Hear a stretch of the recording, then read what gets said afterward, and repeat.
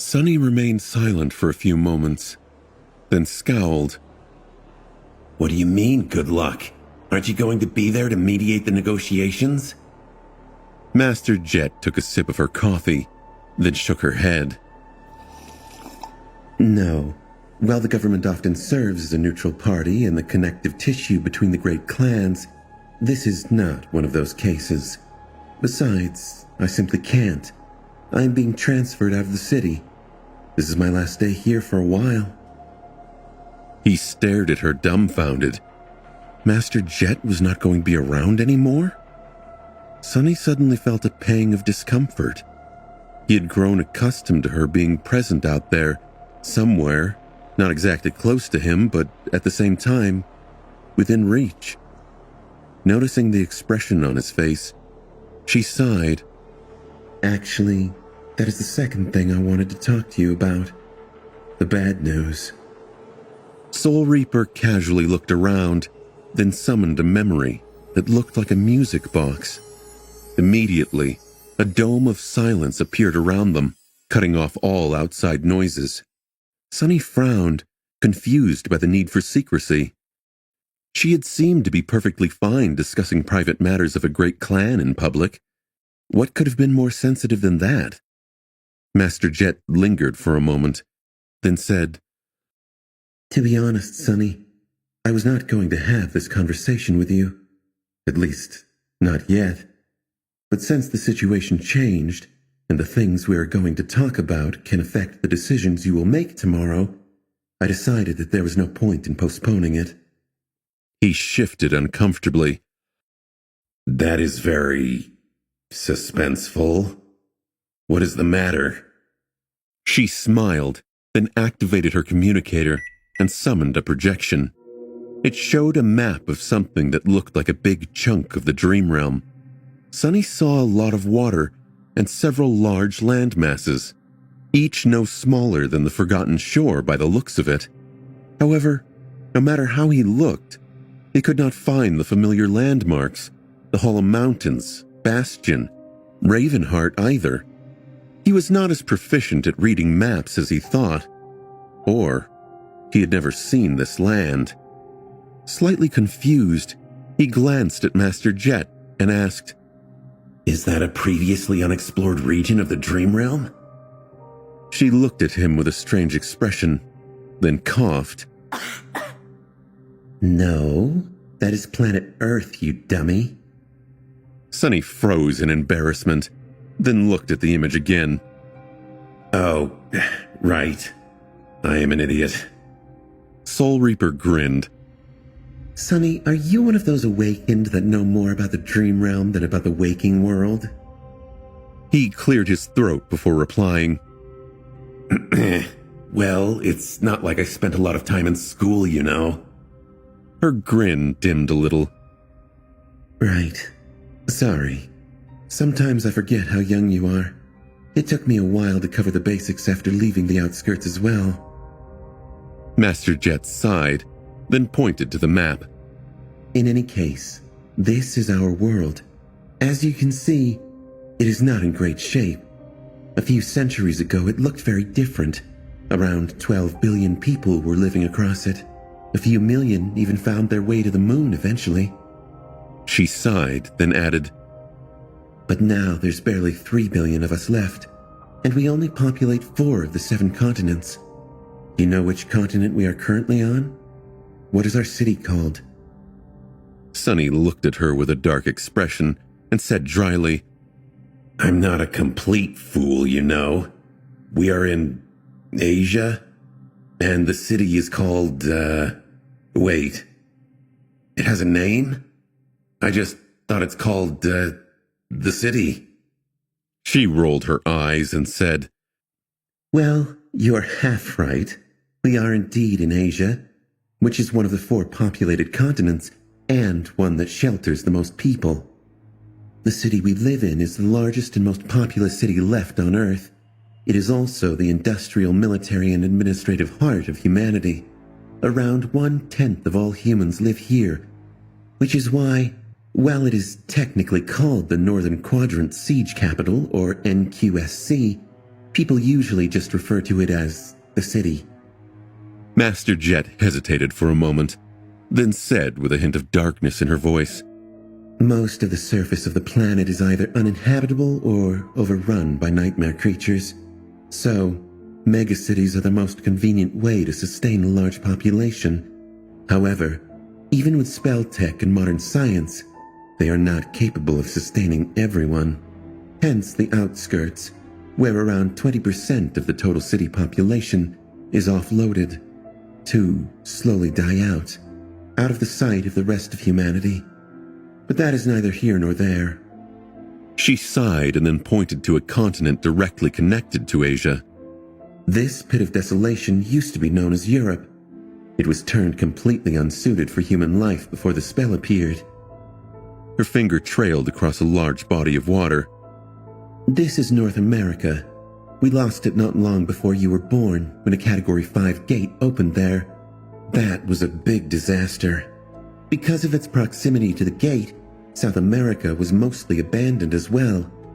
Now, we only maintain a small presence in its southernmost part. Those settlements are incredibly important, however, because that is where most of our food is produced. Master Jet hesitated for a bit, and then gestured to a large archipelago situated below South America. This is Antarctica, the second most populated continent after Asia, and the logistical link between the rest of the continents, connecting both hemispheres together. Believe it or not, before the Dark Times, it was covered in ice. Actually, the melting of all that ice was one of the reasons that caused the Dark Times. The sea levels across the planet rose, drowning many cities and displacing billions of people.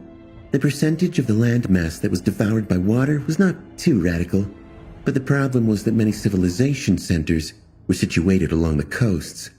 With all of them gone and billions of refugees seeking shelter, the global infrastructure collapsed. It did not happen in an instant, of course, but quite fast. That is the danger of building a deeply interconnected society. Lack of self-sufficiency is perfectly fine and even beneficial during the good times, but makes civilizations vulnerable to cascade failure. Soul Reaper looked at him with a grim expression and continued. Which was exactly what happened. The worse things got, the more chaos there was, and the more chaos there was, the worse things got. Endless natural disasters, destruction of global infrastructure, and the resource starvation led to an escalating series of wars. Orbital kinetic strikes, nuclear warfare, chemical warfare, bio-warfare. In the end, everything was being used. The planet was already in bad shape, and this was almost the last straw. In the end, the reduced population achieved some form of stability, and that was when the nightmare spell appeared. Master Jet shook her head before saying, Nah, but I'm getting off topic. The point is that almost all of humanity resides around the Indian Ocean today. Asia, Antarctica, Africa, and Australia are the 4 remaining bastions of our civilization, forming the northern, southern, western, and eastern quadrants. Sonny listened to the impromptu lecture with interest. He knew bits and pieces of human history, of course, but mostly from them being referenced in popular culture and government propaganda, which were more often than not the same. Out there in the outskirts, people did not need to know a lot about the world, because their world started and ended in the outskirts. Even the city proper seemed like a distant land. He would have had more general knowledge, of course, if he had attended school, but Sonny's formal education more or less ended when he was 7. Honestly, the fact that he knew that people lived on the outside of the planet as opposed to on the inside was already an achievement. He had managed to become a teacher despite all that, had he not? He then said uncomfortably, Still, I probably should start educating myself on matters not having to do with the nightmare spell, now that I have the chance. There are plenty of people as ignorant as me, of course, but still, this is kind of embarrassing. Sonny looked at Jet and shifted slightly. Thanks for the history lesson, Master Jet. But what does it have to do with anything? She leaned back, smiled calmly, and answered in a relaxed tone. Oh, it's very simple, really. These 4 bastions of humanity I mentioned, they're about to become 3.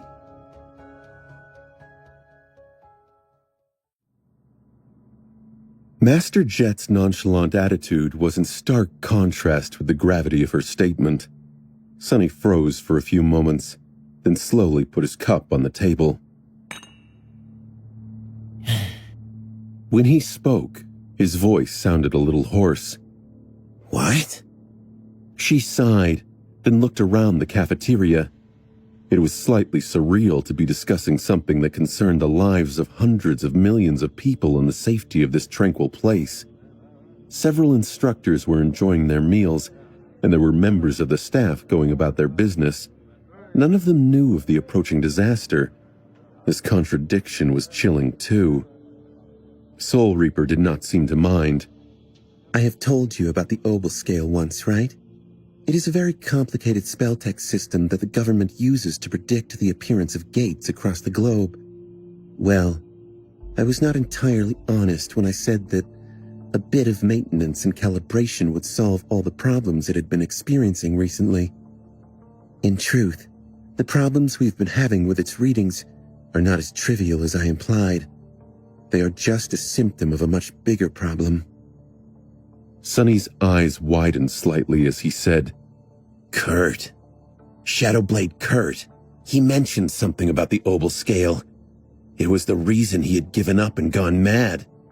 One of them, at least. Master Jet nodded, an expression of mild contempt appearing on her face. Yes, however, Kurt was broken and weak. He really blew the issue out of proportion. The corner of Sonny's mouth twitched as he said, I wouldn't call losing an entire continent a small issue. She shrugged. Neither would I, but it is not the end of the world either.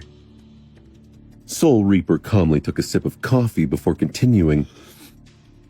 Back when we lost North America, something similar happened. The Obel scale went out of alignment, making its detection scope unreliable.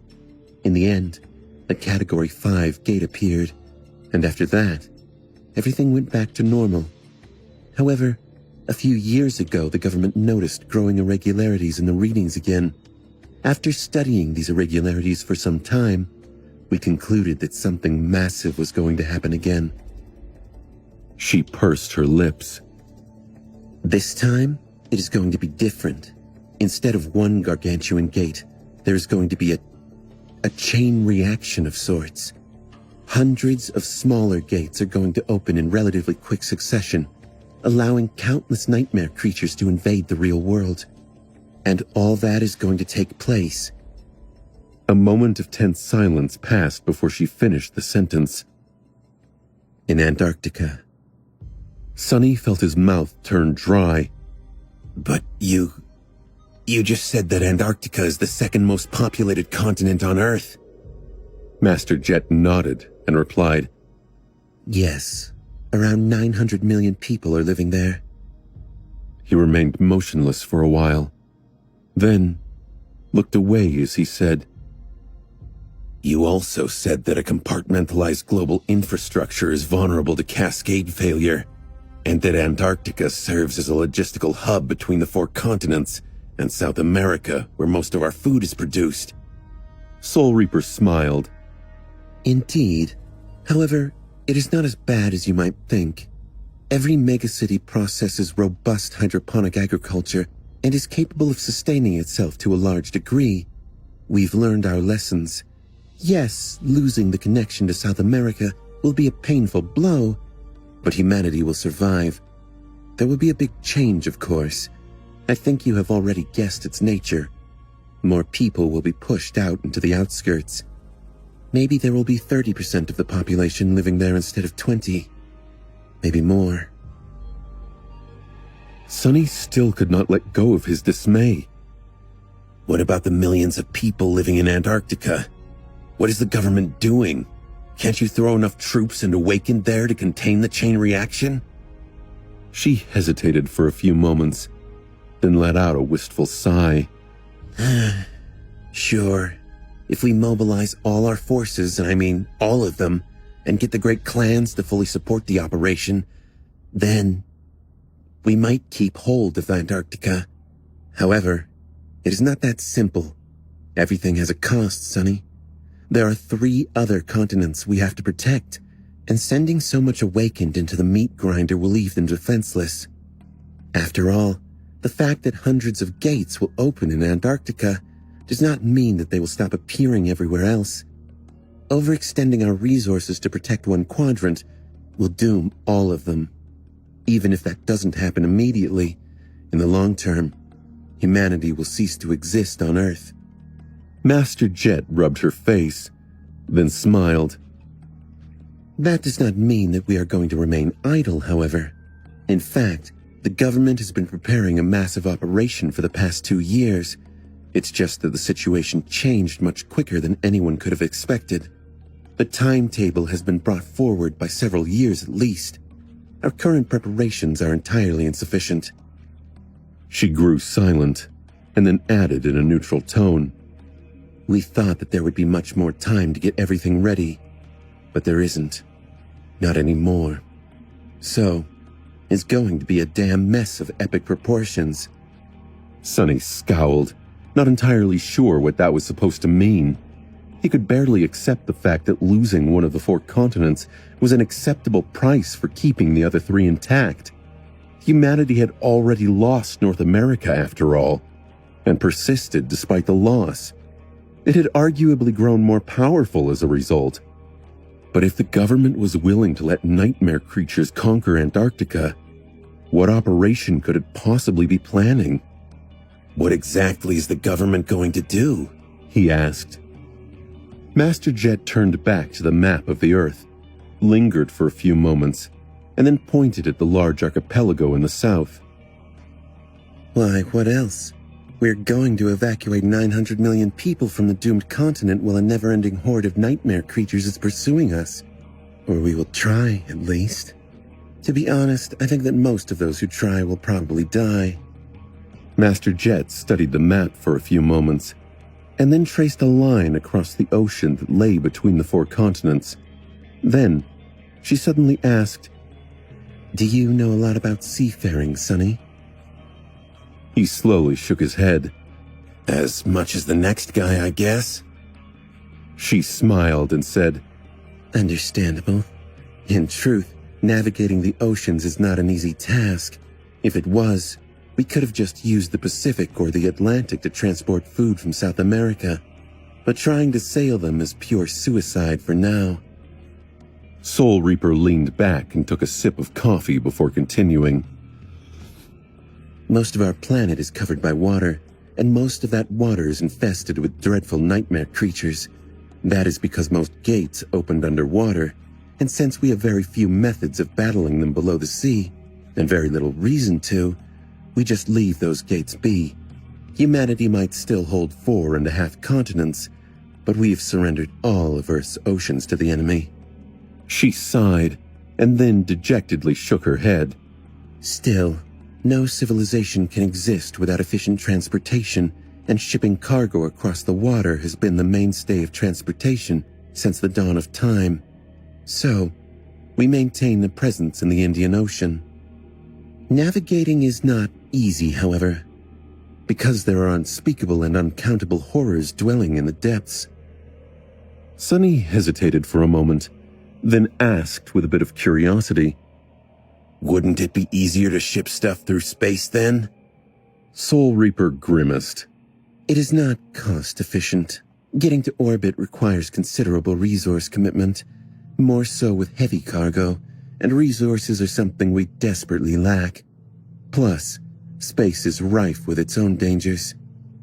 Sonny raised an eyebrow in question. What dangers? She simply shrugged and said, That is above even my pay grade, so I don't know. Suffice to say that simply maintaining a scattering of satellites that support the network and the Obel scale is already a dire challenge. Whether you like it or not, water is the only way. He frowned and asked, So, How do we manage to make use of the ocean if it's so dangerous? Master Jet smiled. Well, the answer is pretty simple.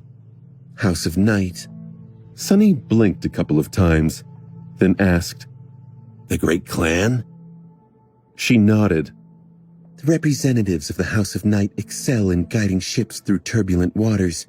They are not called Night Walkers just to honor the clan founder, after all. To move across the ocean, convoys that consist of massive, heavily armored ships employ the services of Night Walker navigators. Sunny leaned back, thinking. He knew a bit about the third and the least prominent Great Clan, but not too much. Unlike Valor and Song, which resembled most legacy clans and had originated from a single family, House of Night was born from an alliance of several prominent clans. They resided in a dire region of the Dream Realm, known as Stormsea, and controlled one of the 3 great citadels, which, as far as he knew, resembled a giant ship and was most likely left behind by one of the 7 daemons. Sunny also knew that the House of Night did not possess a sovereign of their own.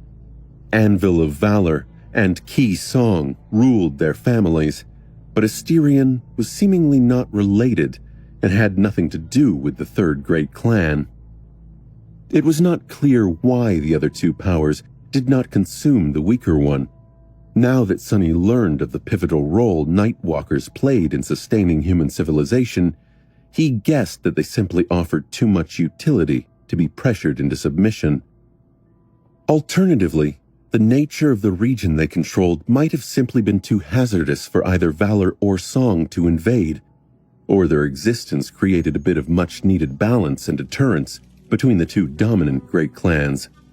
What was clear, however, was that the House of Night was deeply connected to Storm God. There were just too many coincidences between their powers and the deity of the depths, oceans, darkness, stars, travel, guidance, and disaster. Did Night Walkers bear the lineage of Storm God? That would certainly explain a lot, he thought.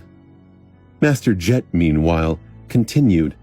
The scions of the House of Night allow naval convoys to reach their destinations, which is both a blessing and a curse. The problem with that situation is that while there are more Night Walkers than there are descendants of the other 2 great clans, their number is still limited. And so, the number of convoys we can operate simultaneously is limited as well. She sighed. We can only evacuate people across water. By our calculations, it will take at least 2 years to evacuate the population of Antarctica that way. That is even if we commit the bulk of our navy to the operation. However, her voice grew dim. The chain reaction is going to start in a few months, at most. It won't be too severe at the beginning, but quickly ramp up, drowning the entire archipelago in nightmare creatures. Sunny remained silent for a bit, then asked, So, what is going to happen? Master Jet finished her coffee and offered him a smile. Well, the government is going to transfer a very substantial part of its forces to Antarctica. Pretty much everyone who can be spared without leaving the rest of humanity completely defenseless will be transferred to the expeditionary force. They will try to stall the nightmare creatures for as long as possible, to allow as many people as we can save to escape. Oh, also, I will be on one of the first ships myself. Sunny looked away, not knowing what to say. Master Jet herself had judged that many of those who were going to take part in the evacuation would not be coming back. Still, she was Soul Reaper Jet, was she not? Surely she, of all people, was going to be okay. Master Jet sighed, then looked around once again. Then, she said calmly, Of course, that will never be enough. In a couple of months, the government will announce a voluntary mobilization, both among the awakened and among mundane humans. Many people will answer the call, while most will not. As I've said, the loss of Antarctica is not a world-ending event. Dying there is not really worth it. Sonny gritted his teeth and asked bitterly, "So why are you going? With your position, I am sure that you could have chosen to stay behind. Did you let the propaganda get to your head? Honor, duty, and sacrifice? Do you actually believe in that crap?" Soul Reaper laughed and said, No, I am as cynical as you, Sonny. However, I have my own reasons. She lingered for a few moments, and then added in a suddenly serious tone, And I think that you might understand my reasoning very well. We've known each other for a while, Sonny, and I always shied away from giving you the recruitment speech. However, times have changed. So, tomorrow, when the representative of Valor tries to invite you into their great and illustrious clan, I want you to refuse. She leaned forward, looked him in the eyes, and added, Instead, I want you to leave everything behind, enlist, and come with me.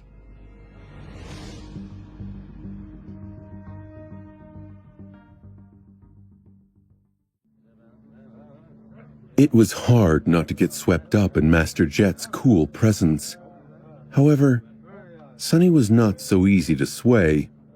He held her gaze for a few moments, then turned away. His expression grew somber as he asked, "You just spent a lot of time convincing me that losing Antarctica would not cause irreparable damage to humanity, and that most of those who go there would end up dead. And now you suddenly want me to go as well? Why would I?" Sure, fighting a noble and glorious war against the nightmare creatures sounded exciting, but Sonny was not an inexperienced kid anymore. He knew the price of glory all too well. To him, war casualties were not an abstract concept, but instead, a very familiar and grim reality. He was not arrogant and ignorant enough to consider himself immune to death. Master Jet leaned back and asked, Don't you want to defend your fellow humans? Sonny shrugged and replied, "Don't get me wrong. I really want all those people in Antarctica to survive. However, none of them helped me when I was starving to death on the outskirts. None of them were there when I was drowning in my own blood on the Forgotten Shore. The government didn't do crap to uplift me either." He frowned and then added, "In fact, one might argue that the government not only abandoned me entirely, but even did everything in its power to make sure that I died swiftly after being used up to bring in a tiny bit of benefit, like my parents did. But despite all that, I survived and managed to build a decent life for myself.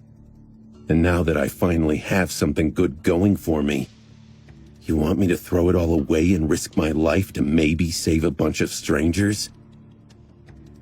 Master Jet sighed and said, I get it. Trust me, I do. But Sonny raised his eyebrows and cut her off. "But what? I do believe that you get it. You are from the outskirts yourself, after all. Maybe your life there was not as bad as mine, but it wouldn't have been too different. So why are you going to Antarctica?" She lingered for a few moments, then looked away. I guess it's hard to explain. Honor, duty, sacrifice. You're right. Those words don't mean much to me. Working for the government is a means to an end. However, I do work for the government, and I take pride in my work. Soul Reaper studied the visitors of the cafeteria with her icy blue eyes, then glanced at Sonny. I might not have a lot of affection for humanity, but maintaining the fragile balance that allows it to exist is something that I choose to make my responsibility, my domain. So, watching Antarctica go up in flames from the sidelines would be against my professional sensibility. Sonny remained silent for a while, thinking about what she said. He felt that, in a sense, Master Jet was very much like him, too stubborn to give up, unwilling to let the world have its way. However, there was a big difference between them. While Sonny aimed all that spite and resentment at surviving and elevating only himself. She had chosen something much grander as her target. Instead of going it alone, Soul Reaper had decided to tie herself down to a much bigger hole. Was it worth it? He did not know for sure, but felt that it wasn't. People like him and her deserved to be selfish. The world had never treated them well, and so they had no obligation to return the favor. Dying for someone you did not care about was utter foolishness. He looked at her and said darkly, "But I am not in the same profession as you." Master Jet smiled and said, True. However, I wasn't finished. My work ethic is only part of the reason why I'm going to Antarctica. The other is the future. Sunny raised an eyebrow and asked, "The future?" She nodded. Yes, the world is changing, Sonny. What happens in Antarctica might not end humanity or even change it too much, but it will change the Awakened. Think about it. With so many of us going, either as part of the initial force or as volunteer reinforcements, the power balance of the Awakened society will shift. Thousands will die, but those who survive will grow stronger. Soul Reaper leaned forward, her voice suddenly intense. How many will fully saturate their cores? How many will achieve a breakthrough in their combat skill? How many will ascend? There are less than 1,000 masters alive in the world right now. How many will there be after the battle for Antarctica? I'd wager much more than that. How many new saints will emerge? Everything will shift, Sonny. You can either be a part of that shift or be left behind.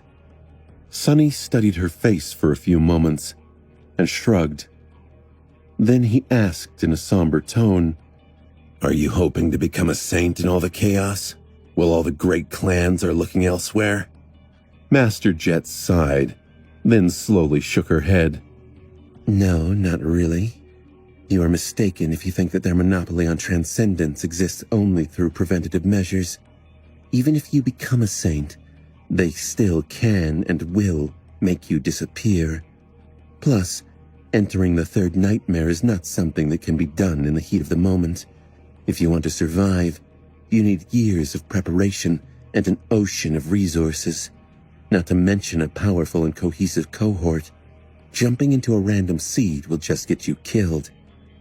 Sunny remained silent for a bit, then scowled as he replied, "What are the great clans doing about the situation anyway?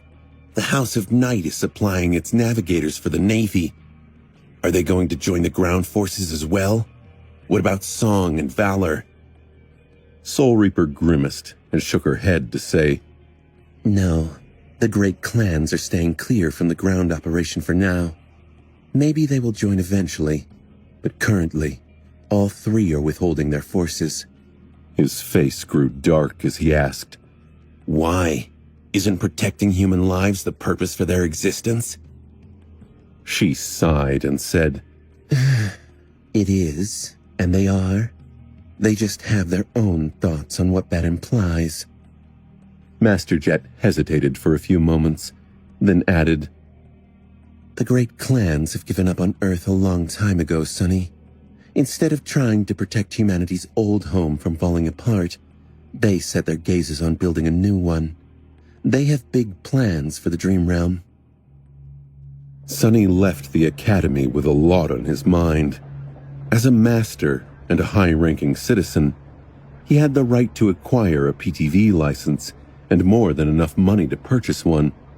However, Sunny had no idea how to control a personal transport vehicle and was too lazy to learn, so he still used public trains to move around the city, around the Northern Quadrant siege capital. Paying no attention to the captivated glances people threw at him, he looked into the window as the train slid forward on its magnetic guideway, flying through district after district with incredible speed. The city was a nice enough place, as long as you were not born in the outskirts. Tall buildings burrowed deep underground and rose high into the sky. connected by tunnels and aerial bridges into a complicated maze of graphene composite and reinforced alloy. Here and there, artificial trees and grass broke the white monotony with vibrant shades of green, yellow, orange, and red. Everything seemed clean and bright, despite the heavy snowstorms that were prevalent this time of year. Not at all like the dirty, dim, poisonous clutter of the outskirts.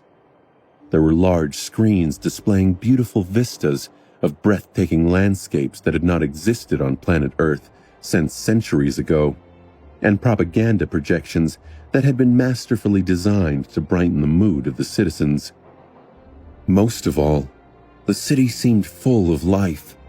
Endless streams of people were crowding the crosswalks, with a rare PTV or two appearing from time to time. Millions of humans called this place their home. Only here, protected by the colossal outer barriers and protective air filtration systems, as well as powerful awakened, could they survive and thrive. It was strange to imagine that many similar human shelters in Antarctica were going to be abandoned and destroyed by the endless tide of nightmare creatures very soon. Sonny had seen the panic and mayhem that an unexpected manifestation of a gate could cause. However, his imagination failed when he tried to envision what the same disaster, but magnified 100-fold, would look like. All he could picture was the horde of abominations that the Dreamer army had faced under the Crimson Spire suddenly appearing on these peaceful streets. Already, that image made him shudder. However, he still stood by his words. He did not owe these people anything. Sure, if a gate opened right in front of him, Sonny would have been inclined to fight and buy the civilians time to run away. This was just human nature. But he was not going to go out of his way and seek death just to fulfill some abstract obligation. No one had helped when he had been desperate for help. He had survived despite humanity, not because of it. And he would continue to put himself first. Most likely. Sonny would have lied if he said that Master Jet did not put a seed of doubt in his heart. Sure, the expedition to Antarctica seemed like a suicidal exercise in futility, but she was right. Those who served that ordeal were going to grow much stronger. Although Sonny would not be getting any shadow fragments from the hordes of dormant and awakened abominations that were going to flood the southern quadrant soon, he could still collect plenty of soul shards and memories, maybe even echoes. There would be more than enough fallen nightmare creatures roaming Antarctica as well. However, he also did not believe in the government's ability to accurately predict what would happen there. They seemed to think that only lower category gates would appear during the chain reaction. But was that assessment right? Who could say with certainty that another Category 5 gate would not manifest itself instead? The last time it happened, the likes of Immortal Flame and Smile of Heaven perished in the fight. Could Sonny guarantee that he would fare any better? No, he definitely could not.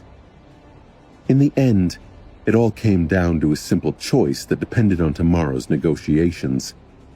If it all went well, Sonny would regain the ability to enter the Dream Realm. There, he would be able to achieve much better results than the expedition to Antarctica could ever provide, and with much less risk. More than that, he could even pledge allegiance to the illustrious Clan Valor. By now, he had more than enough value to negotiate a supremely lucrative deal. With their training, support, and resources, becoming a Titan would not be out of the realm of possibility. The barrier that stood between him and transcendence would instantly disappear too. Instead, he would be in the best position possible to attempt conquering the third nightmare. Perhaps he would even be able to enhance his understanding of sorcery by leaps and bounds. Valor was widely renowned for creating incredible memories, after all. He had also seen how proficient the representatives of the Great Clan were in using runic sorcery back in the Night Temple. There was so much knowledge that they possessed, So much he could learn from them. As for the fact that the great clan seemed to be preparing to abandon Earth in favor of the Dream Realm, were they even wrong? Sonny still remembered the conversation he'd had with Effie in the ruined cathedral of the Dark City. She too believed that the waking world was dying and that the Dream Realm could become humanity's salvation. Her argument was dreadful, but compelling. In any case, if something went wrong, he would always be able to leave Clan Valor behind. Pledges of allegiance did not mean anything to Sonny after all. As a person who abhorred the word honor, he was more than willing to betray any promise he made as long as it suited him. Deserting a great clan would probably not be easy, but by then, he was going to be powerful enough to manage. So, if negotiations went well, he had no reason to do something as stupid as following Master Jet to Antarctica. If they went poorly, however, that would be pretty much his only choice. That was why Sonny had not given Soul Reaper a definitive answer. She did not ask for one anyway. Master Jet had just told him to think about her offer and inform her of his decision during the next 2 months. As the train approached the Terrace district, Sonny sighed and headed for the exit. Damn, my head hurts. Why did all of it have to happen on the day of my first lecture? That's too much excitement for one day. Worse still, tomorrow promised to be even more exciting.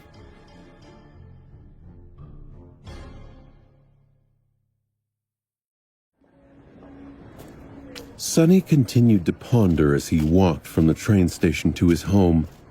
Once there, he opened the door and walked inside, then sat down in the living room and stared at the wall for a while. This is not good.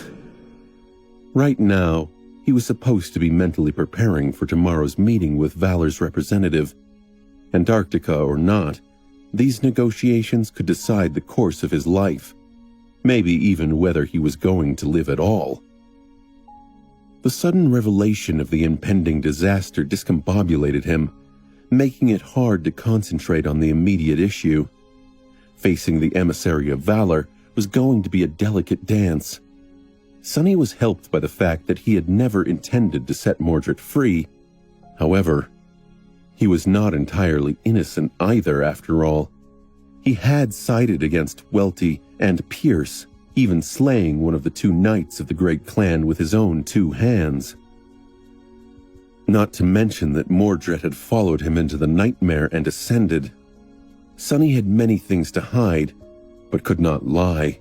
Even though he was confident in his ability to twist the truth with misleading answers, the negotiations could still derail really quickly.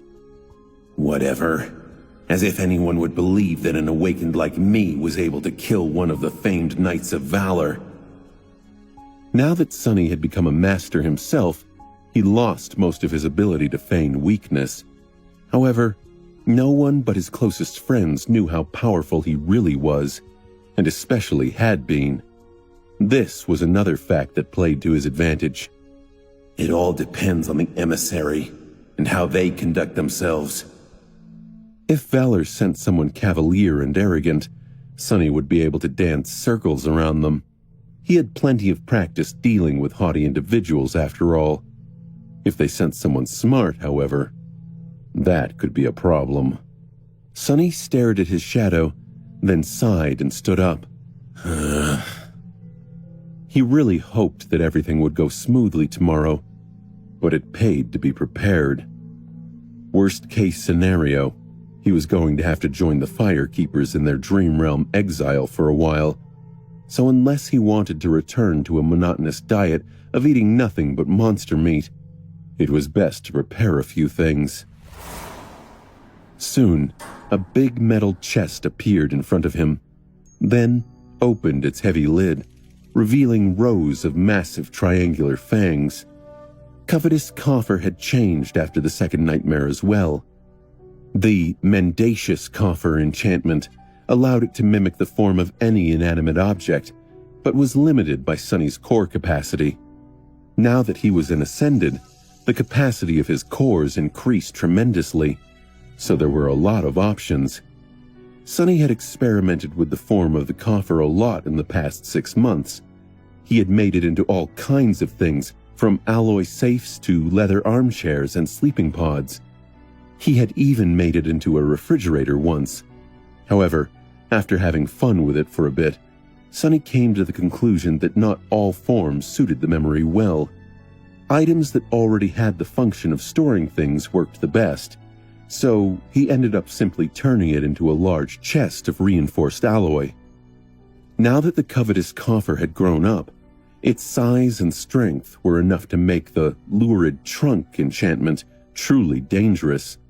If before the small box could only bite off a few fingers, now it could swallow a potential thief whole. The capacious chest enchantment had grown stronger as well, vastly increasing the coffer's storage capacity. Now it could store an entire room's worth of items. The locomotive chiffonier, meanwhile, did not change a lot, but due to its new size, the chest could move around much faster. In fact, the coffer was now large enough for Sonny to sit on top of it, using the memory as a bizarre mount. In that regard, it was not too different from the original Mordant Mimic, whom Sonny had ridden all the way down to the Ebony Tower once. Not that he wanted to repeat the experience. And speaking of mounts, if there was one thing that had really frustrated Sonny in the past few months, it was that he had no opportunity to learn how to properly ride Nightmare. He had even ordered a custom-made saddle from an exclusive leatherwork boutique. The mundane professionals working there often received commissions to create various harnesses for echoes of all shapes, so they were used to strange requests, and since only wealthy awakened possessed echoes, their prices weren't cheap. The cost only ballooned when Sonny had to sacrifice a precious soul shard to turn the saddle into a memory. And yet, it had all been to no avail. Sonny was unable to travel to the Dream Realm, and summoning the dreadful steed to move around the city would not have been too convenient. Even if he did not mind attracting the wrong kinds of attention, there surely were laws and regulations in place to prevent exactly that. It was not all bad, though. As a terror, Nightmare possessed an ability similar to that of a tyrant. In his case, the stallion accumulated literal nightmares instead of corporeal minions, and the more of them he ruled, the more his power grew.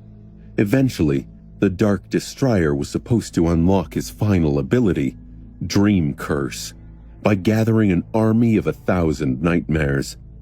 Sonny had not known where to find these phantasms or how to create them, but the 6 months of idleness allowed him to figure it out. There were 2 ways. Nightmare could either create his dream minions or subjugate them. Creating one was not easy.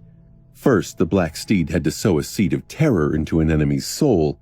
If the enemy escaped and the seed took root, they would be haunted by the memories of the dreadful Destroyer and see him in their dreams.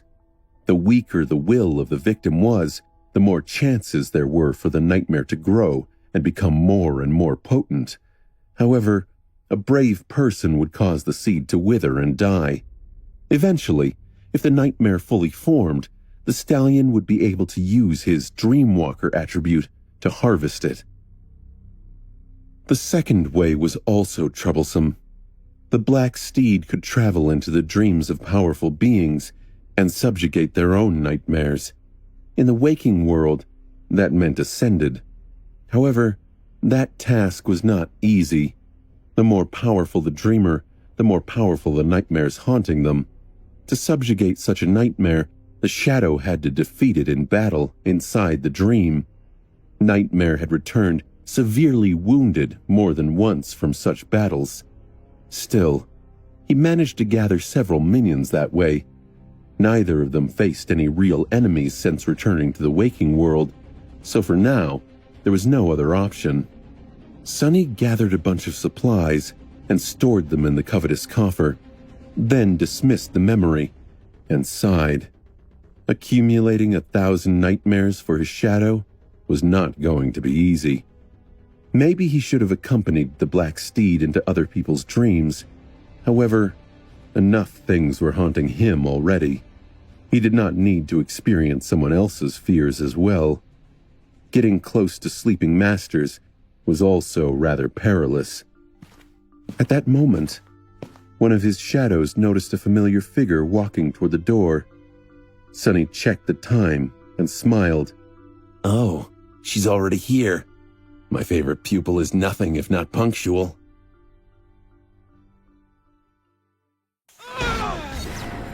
In the underground dojo beneath Sonny's home, steel was ringing against steel. Rain was moving with a speed and precision unusual for a mundane girl of her age. Her nascent battle style was grounded, calculated, and sharp, merging steady defense with unexpected and explosive attacks.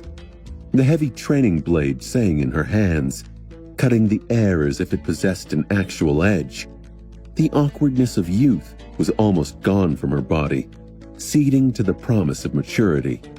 She was much more fit and in charge of her physicality as well, fighting with confidence and poise that would have left most of her privileged classmates consumed by envy. As much as Sonny wanted to, he could not boast that her progress was all thanks to him. Currently, he was facing his little sister, deflecting her blows with one hand while keeping another in his pocket. No matter what Rain did, the soft alloy stick he was holding seemed to be impenetrable, inevitable, and unbreakable. All her attacks crashed and shattered against it, and all her defenses seemed useless against her tutor's lazy movements. Time after time, the stick suddenly shot forward and hit her on the shoulder, bounced off of her forehead, or stung her hands. Nevertheless, the girl did not allow herself to get frustrated and continued to exert herself without losing concentration. It was that will, cool mind, and meticulous discipline that had allowed Rain to advance so fast. Not bad. Sonny deflected another swift attack, stepped forward, and poked the girl in the chest with the tip of the stick. Here, you're dead. Again. Nah, I'm tired of fighting a corpse. Let's stop.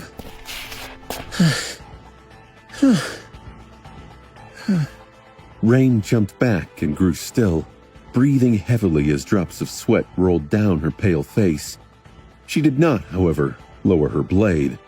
Sonny had taught her the peril of lowering one's guard a long time ago. Those bruises took a long time to heal.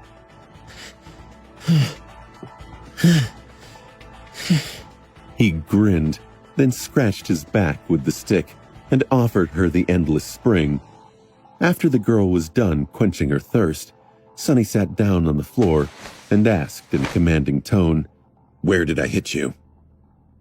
Rain sat down too and answered steadily, "Head, right shoulder, right hand, left forearm, chest, right thigh, left shoulder, head, neck, left shoulder, left hand, chest, head, chest." He smiled with satisfaction. "When did I put my hand in the pocket?" She frowned and said, "After hitting me on the thigh for the first time." Sonny nodded and asked again, "In which direction was I looking 2 hits before that?" Rain gritted her teeth before replying, "Up. You were rolling your eyes." He chuckled and said, "Good. Your awareness is sufficient for that stage." The young girl threw a menacing look at him, then glanced away. After a few moments, she sighed and suddenly asked, "Sonny, am I any good?" Sonny hesitated, then shrugged. "You doing all right?" Rain remained silent for a while before asking, "But not as good as you were, right?" That caused Sonny to laugh. "What? No, you're way better than I was. I had not even seen a sword before my first nightmare, let alone held one. In fact, when I got a chance to arm myself with a sword there, I chose to drop it because it was too heavy. Rain turned to him with surprise and questioned, What? Then how did you survive? Sonny thought for a bit, then shrugged. Well, I strangled one enemy with a chain, poisoned two more, fed the last one to a nightmare creature, and then simply got lucky. I guess you could say that I just survived out of spite. He hesitated and then added, Actually, that is a very important lesson. I've told you before, sure. Knowing how to wield a weapon is important, but having a mind that is more dangerous than a weapon is paramount. The world is a vicious place, Rain. You have to be vicious too, to survive. Rain was going to turn 16 in a few months. In fact, she would probably celebrate her birthday not long after the first gates started opening in Antarctica. After that, his little sister would be vulnerable to the nightmare spell as well. That was another factor he had to consider. Leaving with Master Jet meant leaving Rain too. Granted, he had already taught her most of what he could without resorting to more drastic measures. Rain was more prepared to face the first nightmare than he had ever been, or most people even. Very few kids ever received the chance to be trained by an Ascended, let alone one with as much battle experience as Sonny, or possessed as much talent as Rain. He glanced at her, lingered for a moment, and then asked, Do you want to be an Awakened? The girl hesitated for a long time, then slowly shook her head, surprising him. No, I don't know. I really want to be able to protect my family, but I don't want to be away from them. Or die. I had an older brother, you know. Sonny almost flinched, but forced himself to remain still. An expression of mild curiosity appeared on his face. Oh? Rain remained silent for a bit, then sighed before answering. My mom and dad had a son before adopting me. He got infected by the spell and died. I don't think they'll be able to bear it if I die too. Sonny looked away. A few moments later, he said, Sorry to hear that. The girl shrugged, then looked at him with a frown. What is up with you today anyway? You're all serious. Sonny smiled. Really? Well, I have an important day tomorrow. Besides, I gave my first lecture today. Shaping young minds is a very serious matter. Rain giggled with vindication. Aha, so more people are going to suffer just like me. That makes me feel better. She smiled, then patted him on the shoulder and continued. That's good. I thought you were still moping around because Effie is not around that much anymore. Sonny looked at her with outrage. Moping around? I never moped around. To be honest, he did feel a bit sad that his friends were out and about living their lives. The house seemed awfully quiet now that the boisterous huntress was gone most days. After the four of them had returned from the second nightmare, Effie got a bit drunk on having a healthy body. She greedily dove into all the things she never had a chance to do growing up as a disabled person. Since Cassia was indisposed and Sonny did not want to show his face in public, the government was very clingy in making her attend all kinds of events as well. Now, the huntress only returned home once every week or two and then disappeared the next day again. Kai got it even worse. Due to the nature of his new ability, he could not perform music anymore. It would have been strange to sing to crowds of people, knowing that his voice could literally mesmerize them. The famous idol group Night and Gale announced their retirement, with Gale launching a very successful solo career and Kai transitioning to acting for the betterment of humanity as an Ascended. At least that was how his agency spun his sudden decision. Now the government paraded Kai around like a paragon of the human race. Cassia, Effie, and he had already been venerated as heroes after the Forgotten Shore, but after becoming masters at such a young age, their celebrity rose to a whole new level. So he did not have a lot of free time either. Both Effie and Kai were in a strange position. They had nothing to do with the events of the Night Temple, but also could not, and would not, move on with their lives until Sunny and Cassia resolved their issues with Clan Valor. In truth, Sunny himself had told them to stay away from him for now. Still, he missed their company. That is all right.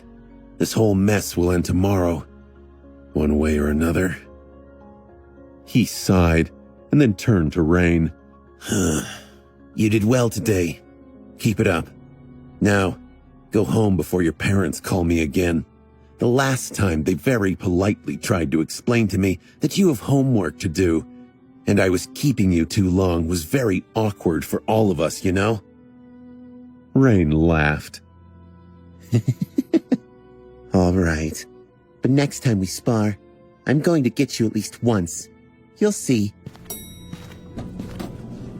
Soon, she was gone, leaving him alone in the dimly lit dojo. Sunny sighed and looked at his shadows.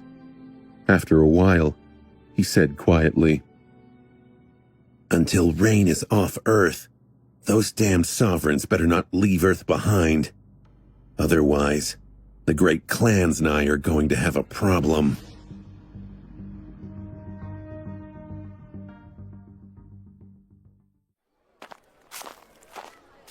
The next morning, Sunny approached the massive red gates of the academy and stood there for a few moments, looking at the countless thousands of candles that burned in front of the deep moat surrounding it.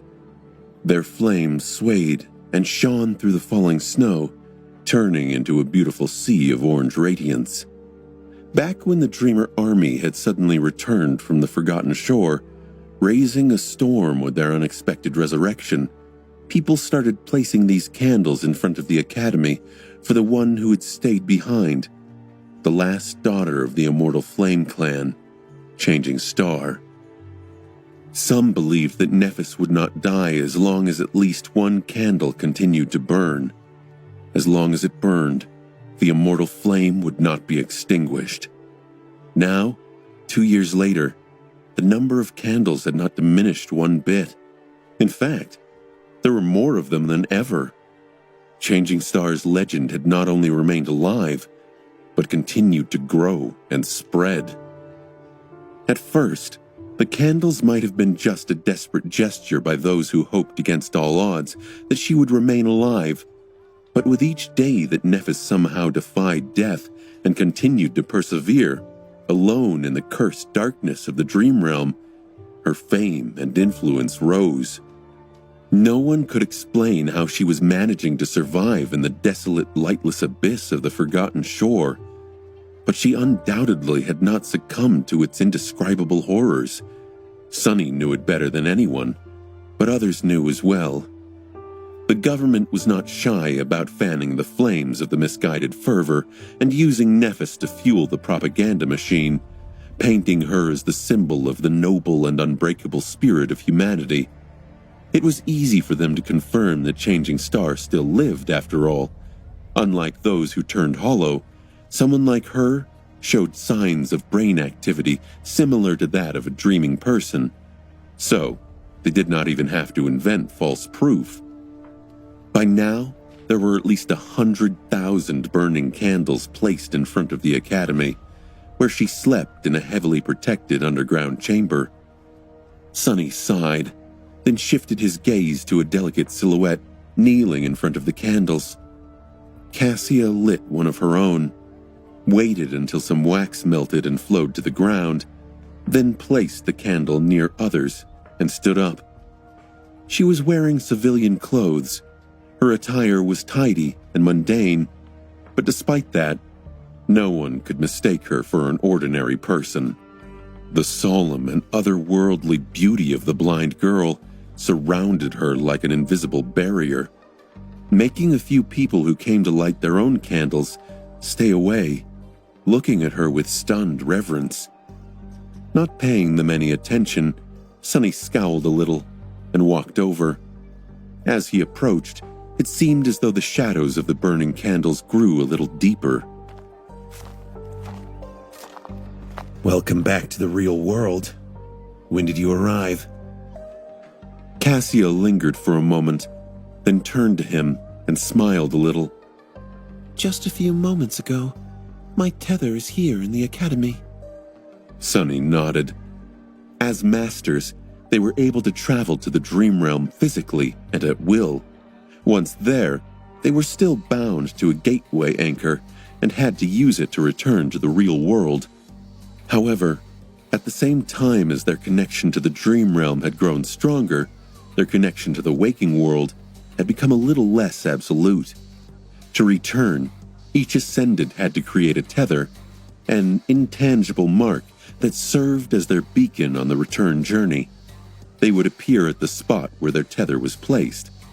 Creating or moving a tether was not too hard, but required some time. Sunny's own was situated in the dojo below his home, but Cassia had to choose where to place hers more carefully. Ambushing a master at the moment of their return was the best way to catch them in their weakest state. So, the supremely defended academy was a good choice. He looked at Cassia with some concern, then asked, How have you been? The young woman smiled and replied, Not too bad. We've been busy these last 6 months, exploring the ivory tower, restoring the flying ship to its true glory, now that I had studied it at its prime. There is a lot more we can do. Sunny knew that Cassia had spent a lot of time learning from Noctis about his remarkable ship. It seemed that she was putting these lessons to good use. His face darkened a little. Are you still planning to take it over the Hollow Mountains? The blind girl sighed. Yes, maybe. The Firekeepers are still too weak to make that journey, but perhaps today's negotiations will change things. Clan Valor knows much more about the Hollow Mountains than anyone else, after all. Sunny scoffed and asked, And you think they will just share that knowledge with you? Cassia lingered for a second, then weakly shrugged. Why not? Now that Saint Cormac is dead, someone has to continue his mission. She hesitated for a bit and asked, If we do go, will you come with us? Sunny laughed and replied, I don't know. Gods, why does everyone suddenly want me to come with them these days? Cassia faced him and remained silent for a few moments. Then she simply said, Because you are strong. Sunny looked at her with a faint smile, then turned away. I guess I am. Anyway, are you ready for the negotiations? Things can go really bad for us, you know. The girl nodded and turned her back to the sea of glowing candles. I know.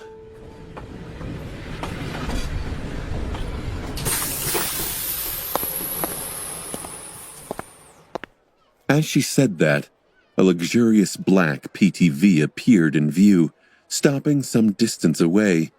Its door slid open, and the representative of the great clan Valor stepped out onto the pavement. When Sunny saw who it was, his face fell. He gritted his teeth. Crap. Of all people, why did it have to be her? The young woman who exited the PTV looked sharp in a perfectly tailored, elegant business suit. It was entirely black, with buttons and cufflinks forged out of silver steel. Her hands were protected from the cold by leather gloves, and her raven black hair moved slightly in the wind. With alabaster skin and a slender figure, the young woman looked both beautiful and daunting. She resembled a lethal blade, and that impression was only exacerbated by the cold gaze of her striking, strange vermilion eyes. Morgan of Valor had come to represent her clan herself. Sunny silently cursed. This was more or less the worst-case scenario. Now that a direct descendant of Anvil of Valor appeared to conduct the negotiations in person, his chances of fooling anyone dropped significantly. not to mention that his heart suddenly ached as if remembering the pain of being ripped out of his chest by Morgan's slender hand. Even though that unfortunate incident had happened in the illusory dreamscape, the memory of pain was very real. Much worse than that, Sunny couldn't help but shiver when he realized how strongly Morgan resembled her older brother. The resemblance was almost uncanny. It was as though he was staring at a slightly younger female version of Mordred. That made him deeply uncomfortable. Morgan looked up at the crushing mass of the Academy's gates, then glanced at the sea of candles with curiosity and walked forward, stopping in front of Sunny and Cassia. She offered them a polite smile and said in her low, raspy voice, Master Sunless, you look familiar. Have we met before? If Sunny was in a bad mood before, now it had turned really vile. Of all the questions out there, why did she have to ask that one? He hesitated for a moment, then answered indifferently, Not face to face. I once saw you from afar during one of the dream tournaments. I doubt you got a good look at me, though. He also saw her up close, but she did not need to know that. Morgan seemingly lost interest and turned to Cassia. Song of the Fallen, it's an honor to meet you. Although her tone was not too deferential, she was treating the girl with a bit of respect. Anyone with a true name deserved acknowledgement, even from a scion of a great clan. Cassia nodded. Master Morgan? The daughter of Valor smiled. So I don't need to introduce myself.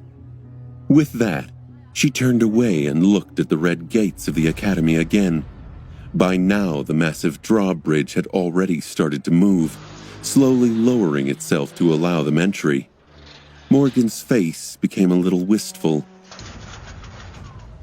This is the Awakened Academy, which I've always wanted to attend. Sadly, that was never in the cards for me. Sunny glanced at her with a bit of confusion. Why not? The young woman lingered for a moment, then looked at him with a disturbingly familiar, pleasant smile. I've been trained by the best of the best since I was a child. There was nothing the Academy could offer me that I did not already have.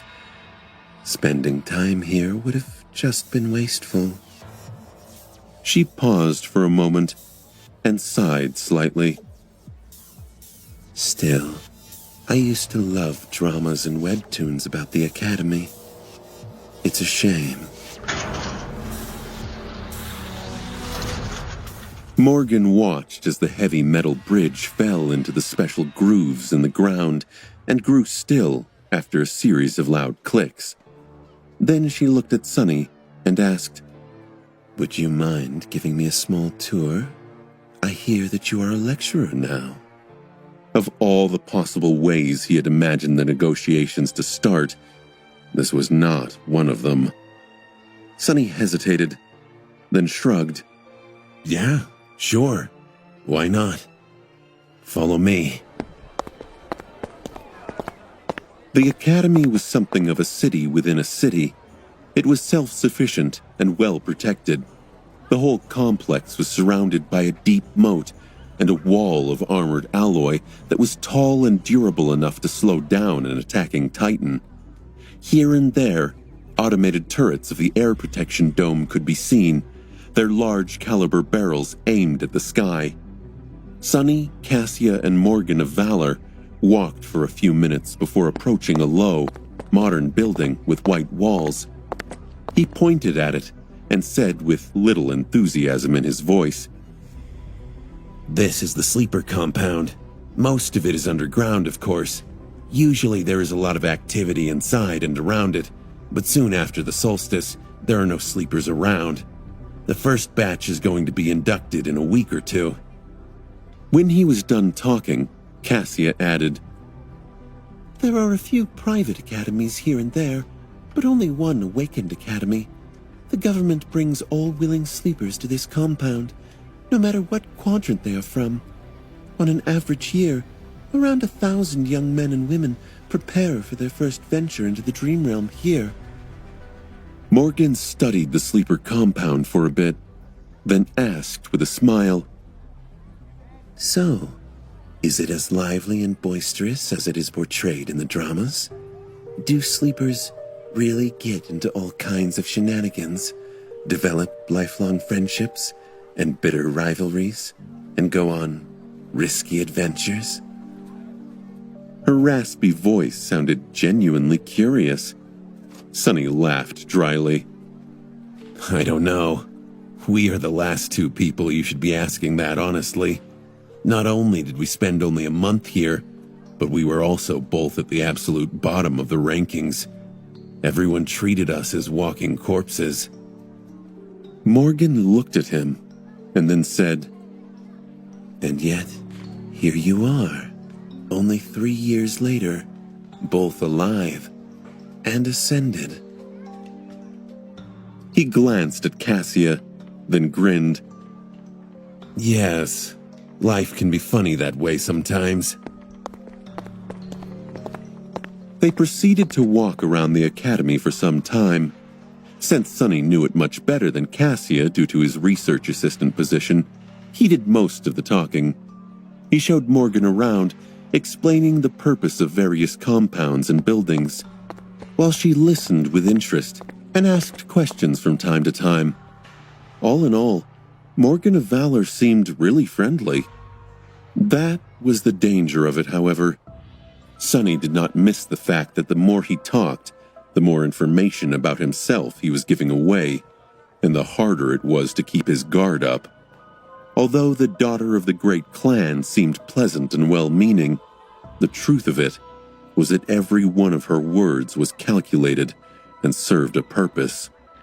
His worst fears were coming true. The emissary Clan Valor sent was not some arrogant cavalier fool. Instead, they sent a lethal princess with eyes so sharp that her gaze could almost cut skin. Although Morgan had not made it apparent, the negotiations had already started.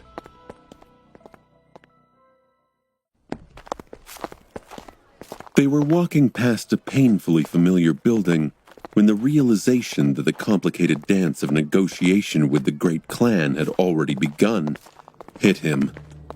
As his face grew a little dim, Sunny lingered for a moment and then gestured at the building. This is the hospital complex of the Academy.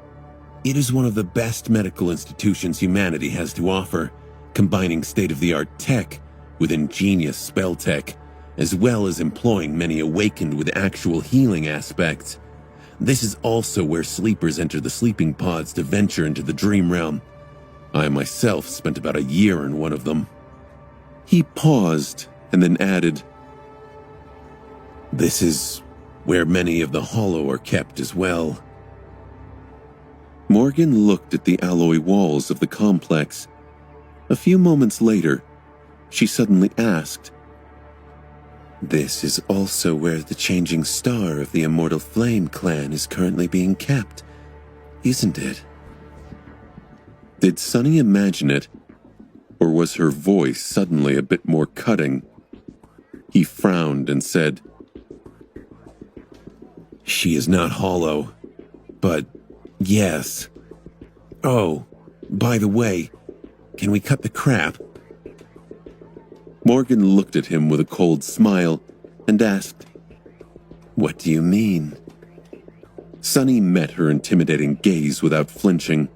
If he wanted, his dark eyes could be as cold and oppressive as hers. In fact, the complete absence of fear or apprehension in the black depths was perhaps more frightening. I doubt that you are really interested in sightseeing. Let's not waste time, he snarled. Morgan studied him for a moment, then chuckled. As you wish, Master Sunless. Let us get the formalities out of the way first, then. She pierced him with a sharp gaze and asked, Did you come to the Night Temple with the intent to set its prisoner free? Sunny knew that the Daughter of Valor had to have plenty of memories on her to discern whether the answers provided to her were true or not. Not that he could lie even if he wanted to. He looked at her with a deep scowl and uttered through gritted teeth, Of course not. If I knew, I would have stayed as far away from your damned citadel as possible.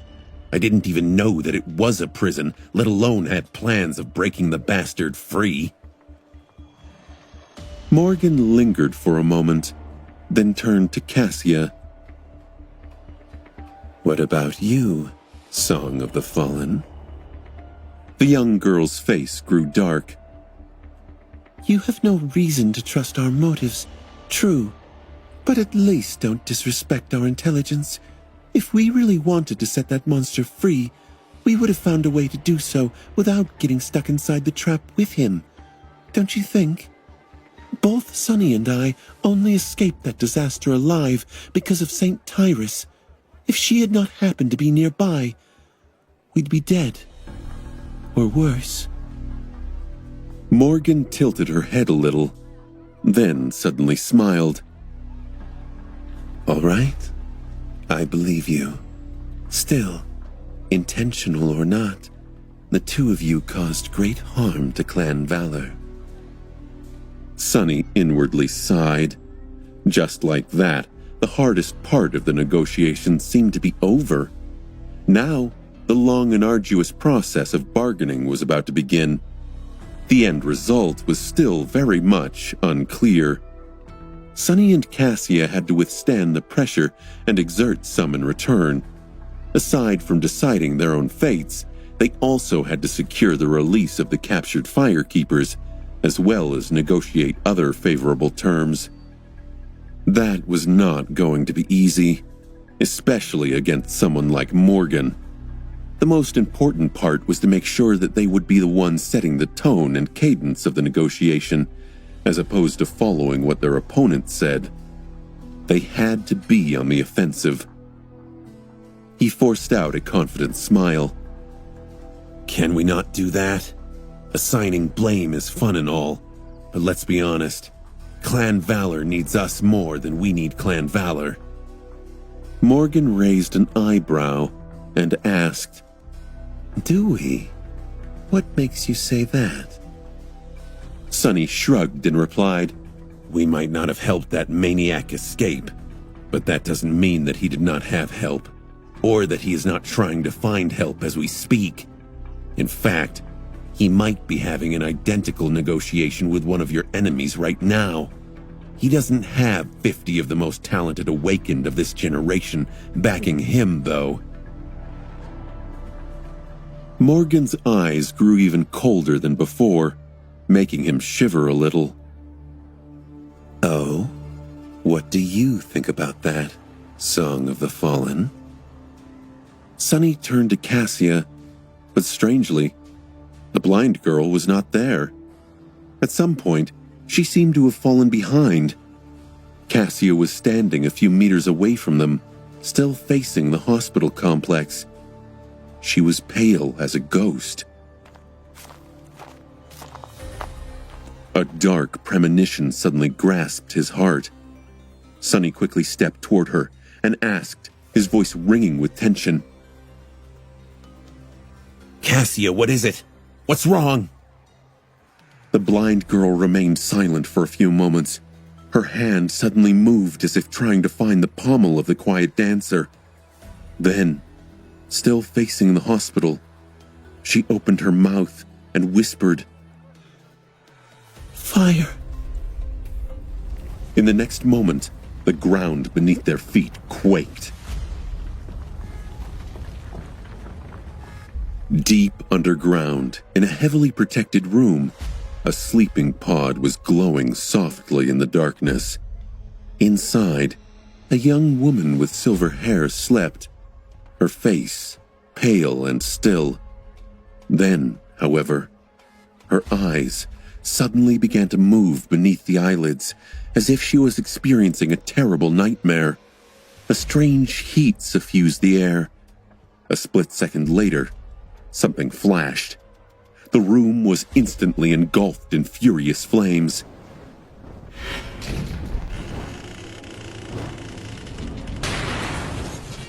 The armored door flew off its hinges and melted in the air, turning into a spray of liquid metal.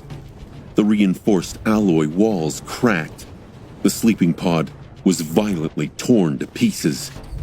The force of the explosion was so dreadful that a destructive shockwave rolled through the whole level, causing incredible damage. Loud alarms screamed, and as the lights went off, emergency lamps ignited, drowning the burning corridors in a dim red glare. That light was almost instantly outshined by the angry glow of the spreading fire, however. In just a couple of seconds, the most protected level of the hospital complex was utterly devastated. A sea of white flame was spreading across the devastated underground level, hungrily devouring everything it could touch. Darkness, the red glare of the emergency lamps, and the searing white radiance mixed together, creating a hectic atmosphere of chaos and mayhem. Dust and smoke suffused the scorching air. Soon, the fire suppression systems came online, drowning the burning corridors in water and film-forming foam. The flames slowed down, but did not retreat. Instead, clouds of boiling steam flooded the underground level, reducing the already abysmal visibility even further. Alarms continued to scream, summoning the security forces of the Academy to the site of the explosion. And at the center of it all, a radiant figure slowly rose from the white flames. Wreathed in blinding light, the flame ghost, or whatever it was, seemed beautiful and pure, as if untouched by the imperfections of the world. It possessed the graceful silhouette of a slender young woman, but also seemed completely, utterly inhuman. As fire swirled around the figure, without causing it any harm, the radiant creature slowly looked around, as if disoriented. Then, it took an unsteady step forward.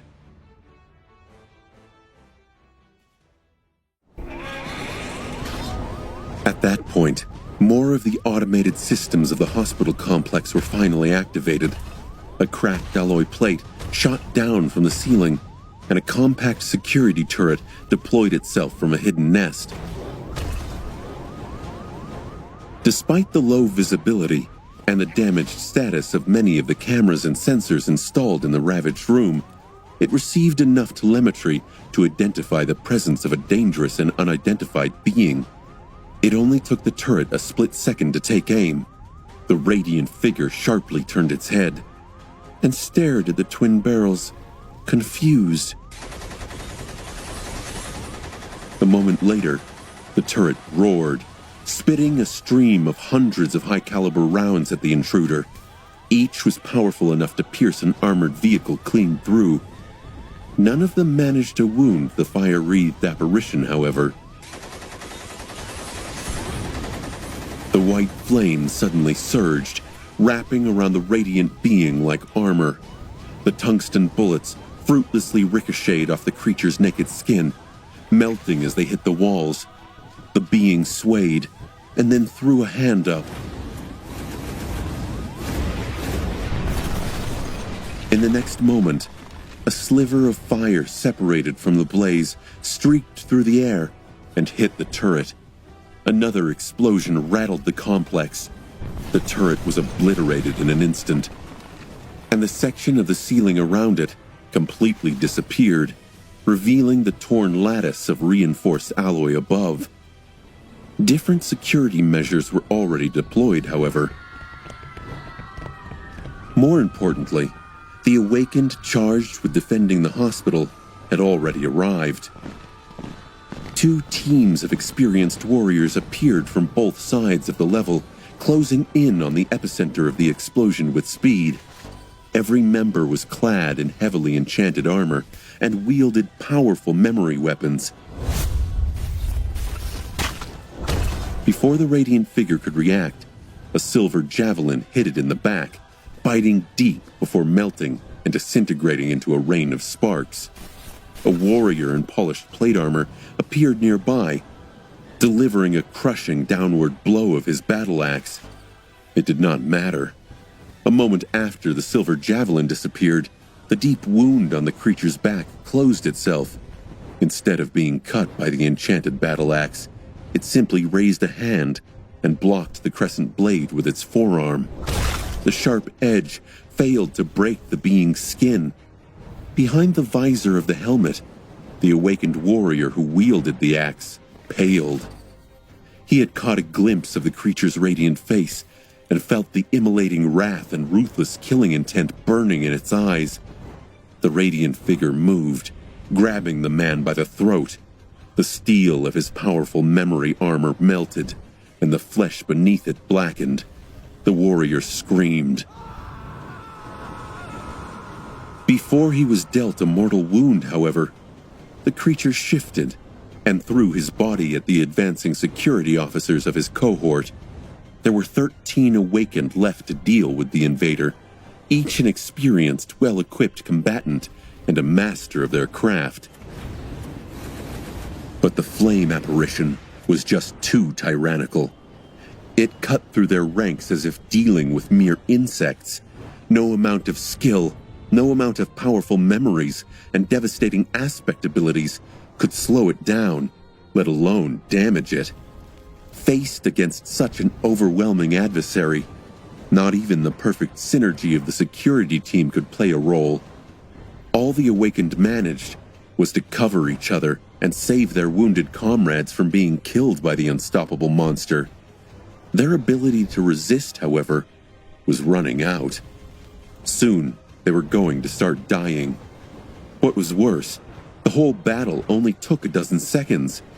That was not nearly enough time for reinforcements to arrive. Or so the desperate awakened thought, before a swift shadow suddenly appeared in their midst.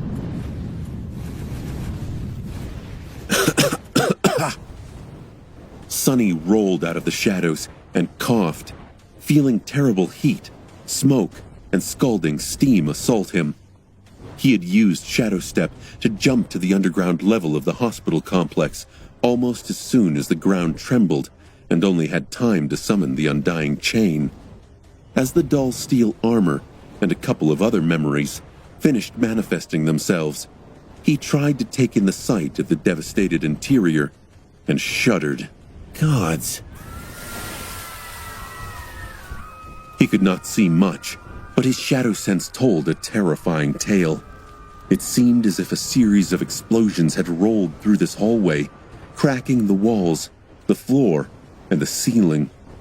Fires were burning all around, despite the streams of water and foam being discharged by a few parts of the fire suppression systems that remained intact. White fire. He also saw the sorry state of the awakened security team and the radiant figure rampaging between them. From the looks of it, the officers were not going to last long. Back! Retreat! I'll handle it! Enhanced by the sonorous enchantment of the extraordinary rock, his voice boomed in the scorching fire-infused darkness. Not daring to disobey the authority in his order, the awakened did not make him ask twice. Grabbing their wounded, they hastily disengaged from the combat and ran. At the same time, Sonny dashed forward. His heart was beating like crazy. Can't be. Can't. Because of all the fire and the damage done to the ventilation system, there was not a lot of oxygen left in the air. It was hard to breathe. Following his will, the shadows suddenly moved and rose from the ground. Instead of touching the incandescent flesh of the radiant being and turning to ash, they swiftly formed a sphere around it and then solidified, turning into a large black orb. That orb was durable enough to hold on to itself. White cracks appeared on the surface of the shadow cage, which then exploded into charred pieces. Sonny's eyes widened. How? That was an ascended cage. He closed in on the radiant being, allowing the shadow lantern to devour all the light around and submerge the hallway in absolute darkness. For a moment, everything became black. And then, two furious white eyes ignited in the blackness. A moment later, a white silhouette became visible again, surrounded by a blinding glow. That glow pushed against the darkness, on the verge of vanquishing it. However, Sonny was already near the radiant figure. He could attack it freely, but he did not. An incandescent hand shot forward, aimed at his throat. Sonny allowed it to grab his forearm instead. A terrible pressure and heat descended on his arm, slowly turning the steel of the undying chain bright orange.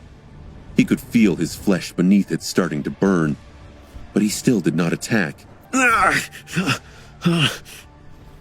Instead, Sonny dismissed his helmet and looked straight at the flame apparition. Stop!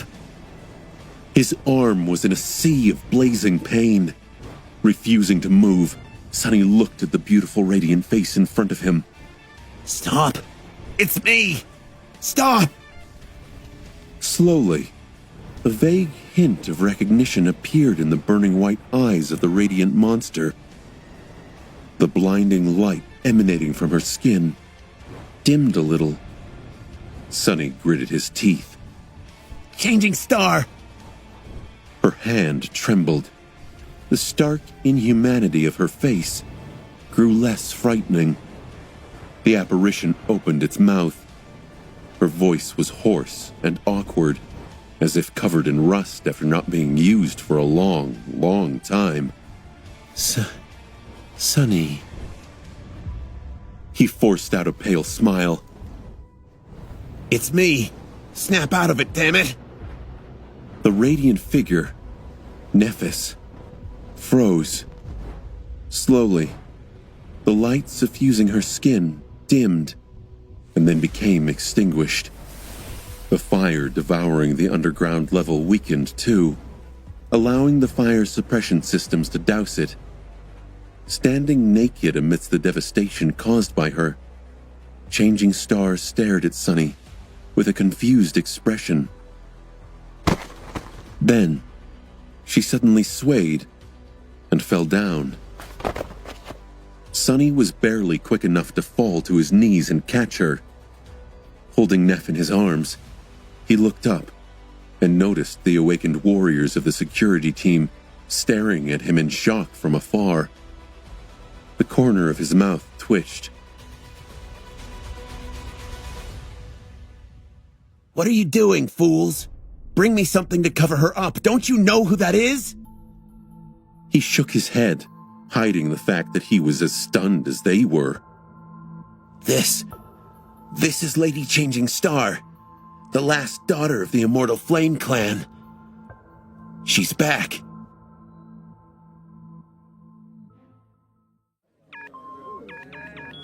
Shock, confusion, joy, reprieve, peace, fear. Sonny sat on a flimsy chair in the waiting area in front of an armored door, shell-shocked by what had happened. What was happening? Failing to envision what was going to happen. His mind was thoroughly scrambled. The waiting area was situated on a different level of the hospital complex. By now, the one devastated by the recent events was already put off. The fires were gone. Teams of the Academy staff were sifting through the wreckage, trying to determine the amount of damage done to the structure of the building and various equipment. Those wounded by the explosion and the members of the security team were being hastily treated. It seemed that no lives were in danger, mostly because Sonny had gotten there in time. What exactly had transpired? He had a good idea. Back when Sonny had awakened, he had unconsciously activated his aspect ability before fully regaining his consciousness.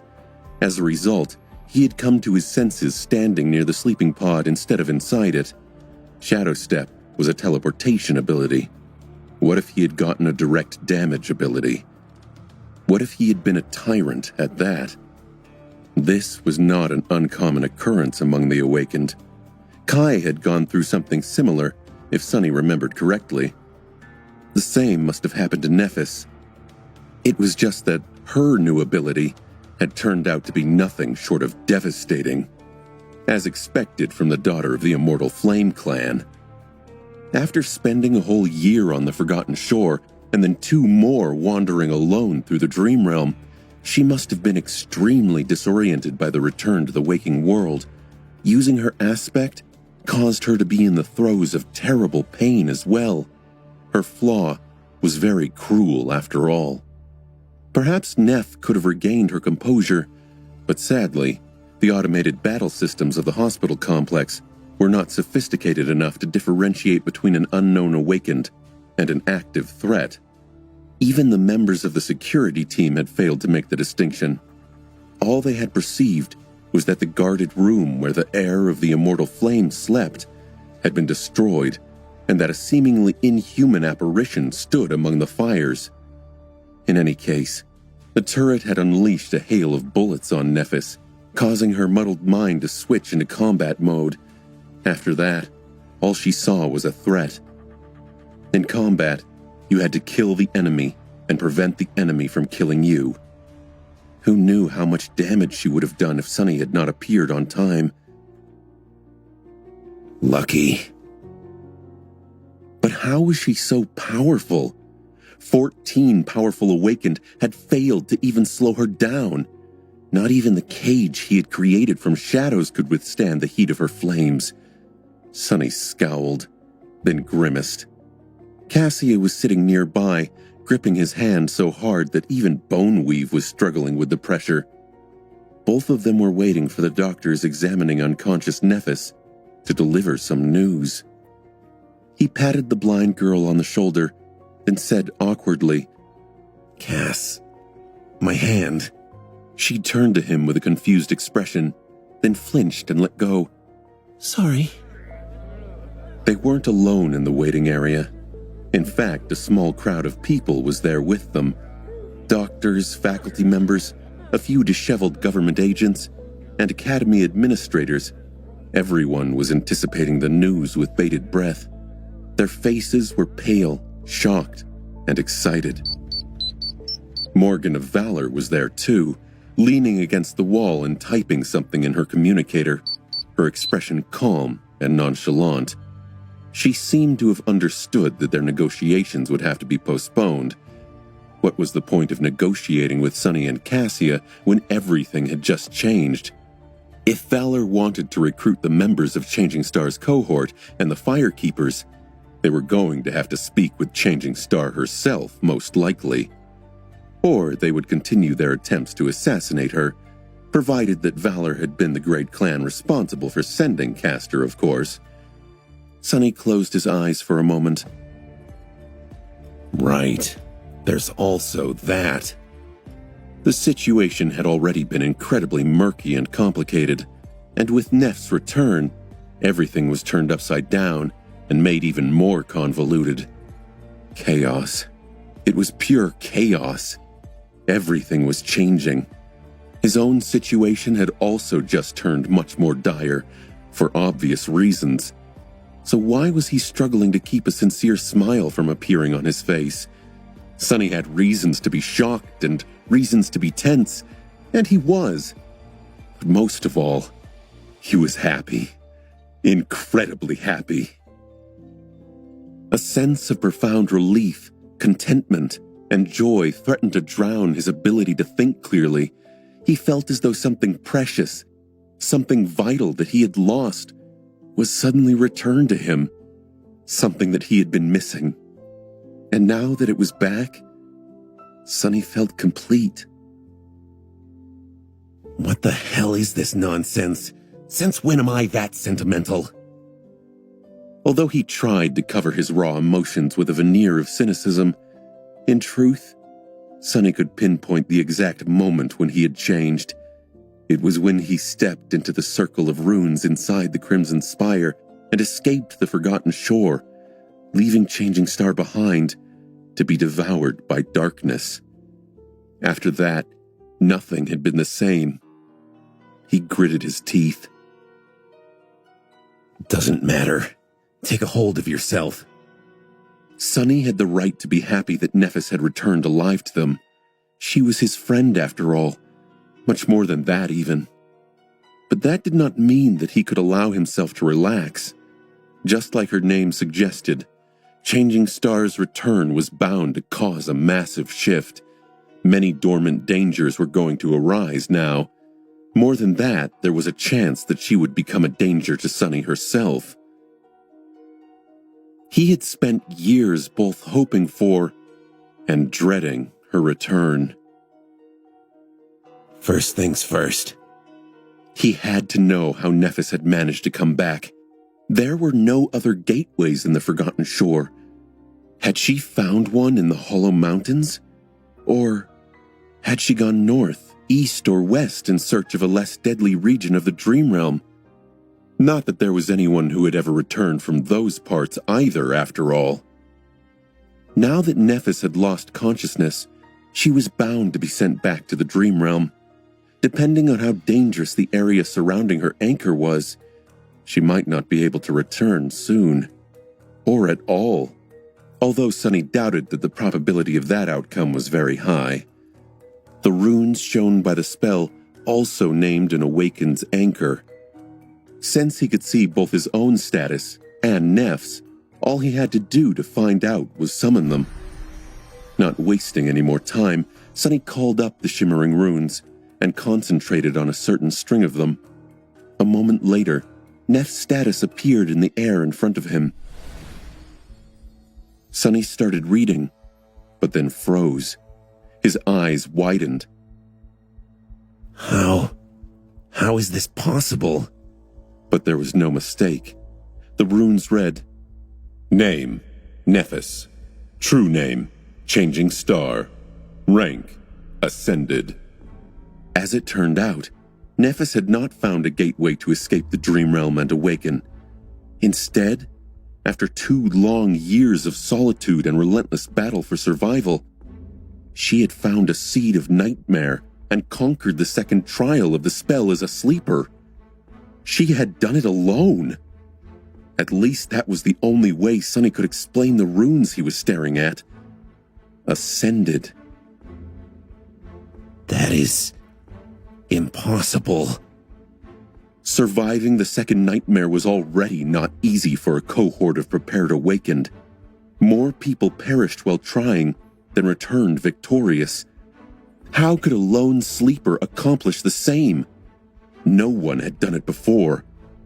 However, no sleeper had been a tyrant before.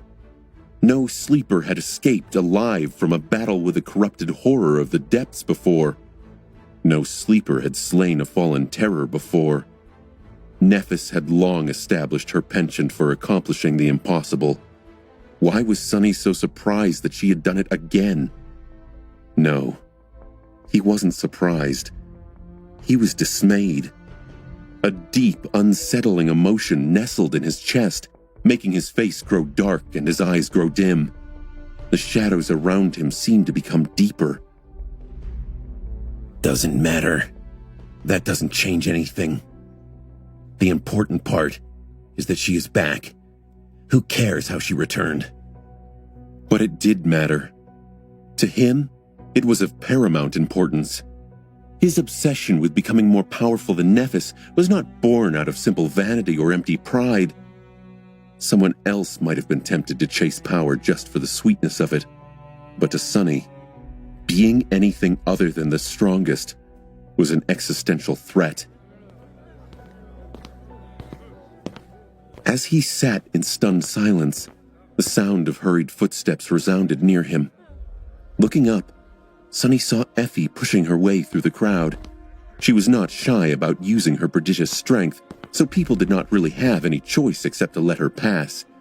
Even Instructor Rock, who had appeared 10 minutes earlier, had to politely make way. The big man had been the person to send Nephis into the dream realm. It was no wonder that he dropped everything to come and wait with the rest of them. Sunny felt a bit touched. The huntress finally reached them and froze for a moment, then asked hoarsely, Sunny, Cassia, is it true? Princess is back? Sunny looked at her for a bit, then simply nodded. Yes, I passed her to the healers with my own 2 hands. Effie did not move for several seconds. Then a wide grin split her face. It looked as if she was on the verge of starting to howl again. Hell yes, I never had a doubt. No nightmare creature exists that can keep that pampered psycho down. Sunny couldn't help but smile a little, infected by her jubilation. Before too long, Kai arrived as well. Usually his appearance would have caused a stir, but right now, no one paid the former idol any attention. When he received the confirmation, an expression of profound relief appeared on the young man's beautiful face. Kai swayed a little and then leaned on the wall to keep himself upright. Gods, thank the gods. Sunny had not realized it, but his friend must have been blaming himself for leaving Nephis behind all that time. He was truly too decent of a person for this vile world, and infected by a misguided sense of nobility to boot. Knowing that he had escaped the hell of the Forgotten Shore because of someone else's sacrifice must have pressed down upon him a lot. The 4 of them huddled together and waited. Sunny silently observed the faces of his friends, seeing sincere happiness and relief written all over them. Kai especially looked on the verge of getting emotional. Unlike him, they had no reason to feel a strange ambivalence about Changing Star's return, and looking at them, Sunny decided to ignore the darker part of his mind for a bit too. Whatever happened, he would have to deal with it then. If he had to die to avoid becoming a slave, he would. If he had to kill to remain free, that was not out of the question as well. But for now, he chose to just share this rare moment of joy with his friends. The founder of their cohort was back after all. Soon, the armored doors finally opened, and one of the awakened healers in the employ of the academy appeared from them. Everyone gathered in the waiting area held their breaths. Even Morgan of Valor looked up from her communicator, strange sparks igniting in her vermilion eyes. One of the government agents couldn't contain herself and asked, How is she? Lady Changing Star is back? The healer lingered for a moment, and then nodded. She is. Her physical condition is better than fine, even. Perfect. As for her mental condition, we will know when she wakes up. Lady Nephis is currently sleeping. Someone from the crowd immediately spoke. Sleeping? Do you mean that she is back in the dream realm? The healer hesitated, then slowly shook her head. No, Lady Nephis seems to have ascended, so she is simply asleep. For a moment, the crowd seemed to have lost the ability to speak, and then all hell broke loose. Despite the government's attempts to stall for time and control the narrative, just in a few minutes, the incredible news of Changing Star's return spread across the network. Not long after that, another explosive rumor appeared, claiming that she was now a master. Just like that, all of humanity learned that Nephis of the Immortal Flame Clan, the descendant of the 2 legendary pioneers and the famed hero of the Forgotten Shore, had become the first human in history to conquer the second nightmare as a sleeper, thus jumping ranks, and returned to the waking world unscathed. Her already prolific fame and exalted status instantly soared as high as the sun. While Nephis slept, Her arrival was already creating titanic waves in the mindset of millions of people. In front of the awakened academy, 100,000 candles continued to burn, despite the falling snow, and cast by their flames, 100,000 shadows danced on the ground. The news of Changing Star's return spread across the world like wildfire. The network practically exploded with an endless amount of discussions. Everyone wanted to share their excitement and celebrate the homecoming of the young hero who, without a doubt, was going to become one of the most powerful champions of humanity soon. Well exaggerated, the reaction of both mundane humans and awakened alike was easy to understand. In this dark and fragile world that was on the verge of destruction, everyone longed for something to illuminate their lives and chase their fears away. Everyone desperately searched for hope. Thinking about it, Sunny couldn't help but remember the description of Neff's aspect, Lightbringer. You are a creature of light that was banished and doomed to exist in the darkness. You bring radiance and warmth to wherever you go, but with it comes indescribable longing. Was hope the longing it talked about? The longing was just another word for desire after all.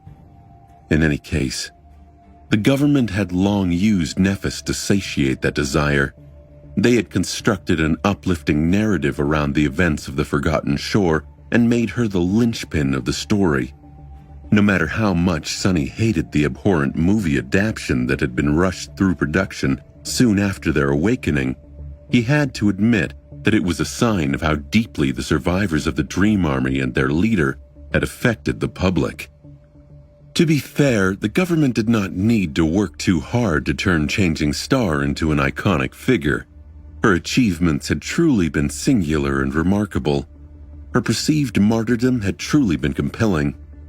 What was more, Nephis had inherited an already established and powerful legend simply on account of her birthright. Her grandfather was the first human to conquer the second nightmare and become a master. Her father was the first to conquer the third and become a saint. Both of them were great warriors, pioneers, and revered heroes of humanity. Now, she had joined their ranks by becoming the first human to ascend directly from being a sleeper. Considering all that, he was not surprised to see how intensely people reacted to the news. Already, there were a lot of discussions on the network predicting that Changing Star would inevitably become the first to conquer the fourth nightmare and push humanity one step closer to salvation, as her parents and grandfather had done. If only they knew. If only they knew that sovereigns had already given up on their world, and that very soon, hundreds of millions of people would probably die for it. And that the hero they were praising had much grander ambitions. Conquer the fourth nightmare? No. That was too trivial for Changing Star of the Immortal Flame Clan. She was going to conquer all nightmares. She was going to destroy the spell itself. Or at least try to. Even if the waking world had to burn as a consequence.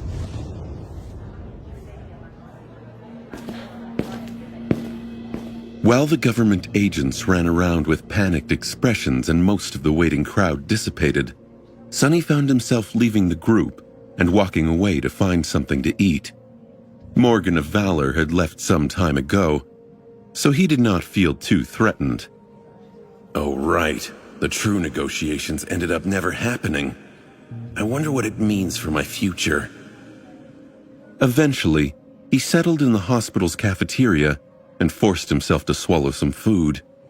A few years ago, he would have been ecstatic to be able to feast on high-quality food like that. But now, he did not even feel the taste of various dishes. They might as well have been mimic meat or synth paste. Sunny sat quietly, consumed by thoughts, when Effie suddenly appeared nearby and landed on a chair near him. There was a mountain of food on her own tray. The huntress looked at him with a smile. Great minds think alike, huh? She took a bite out of a small cake, then swallowed it entirely, and said with satisfaction, The healers want us four to come help them when Nephis wakes up. You know, in case she becomes agitated again. Sunny silently nodded. Effie sighed. I can't believe that she just went and ascended. Well, I can, actually. It is still amazing, though. Neph must have one hell of a crazy story to tell. It might even be more unbelievable than our own. He shrugged, then put a spoonful of something mildly spicy in his mouth. The huntress studied him for a while, then suddenly said, You know, for someone who is just reunited with their first and best friend, you don't look too happy, doofus. Sunny glanced at her. Who said that we were friends? Effie scoffed. Don't lie to me, Sunny. I know how you feel about Nephis, and how much of it you feel. What's up with you? He grimaced. Lie? How can I lie? He thought to himself. Sunny lowered his eyes, hesitated for a while, and then said quietly, Stronger. I wanted to be stronger than her. I really tried. And to be honest, I'm very annoyed that all of it was for nothing.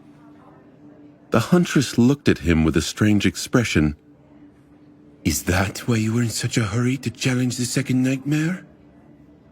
He leaned back and turned away. Yeah, that was a big part of it. Effie lingered for a bit, then slowly shook her head. Listen, Sunny, I am really sorry to say this, but you will never be stronger than Nephis. He looked at her sharply, sparks of anger igniting in his eyes.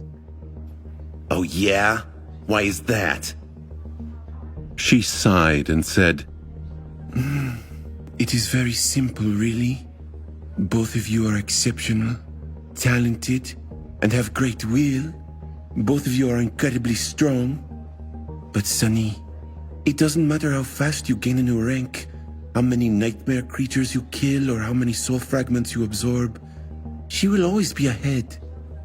She looked him in the eyes and said somberly, It's because she has something that you lack. Nephis, she has conviction, Sunny, and you don't. As long as that doesn't change, you will always be behind. As he stared at her with resentment, Effie suddenly grinned and shrugged before continuing. But hey, who cares? I have even less conviction than you, and I'm doing great. Who needs it? Anyway, I would much rather have a full belly than something like that. With that, she laughed and returned to her food, not paying the conversation any more attention. Sunny, however, remained still for some time. A somber expression appeared on his face. After a while, he sighed and silently resumed eating his meal. Conviction. Conviction. Who needs it indeed? He thought.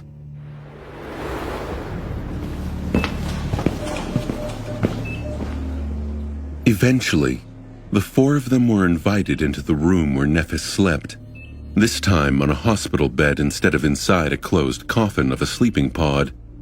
The administrators of the academy wanted to avoid any more damage, so asking the members of Changing Star's cohort for help was a logical step. Seeing familiar faces first after waking up would probably calm her down, and if not, having four masters at hand would be enough to deal with any unforeseen complications. Most likely. Sunny stood in the corner, looking at Nephis with a somber expression. Her pale face, her silver hair. For the past 2 years, he had often seen her through the transparent lid of the sleeping pod, bathed in its ghostly light. Now that she was out and returned to the real world, Changing Star seemed much more material and strangely vulnerable. She was truly back. He sighed. Cassia was sitting on a chair beside the bed, while Effie and Kai were resting on a sofa.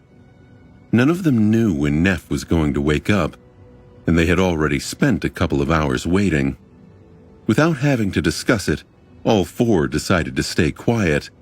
So, by now, they were pretty bored. Sonny, on the other hand, was filled with more and more tension. The corner of his mouth twitched. This anticipation is killing me. It's pure torture, he thought to himself.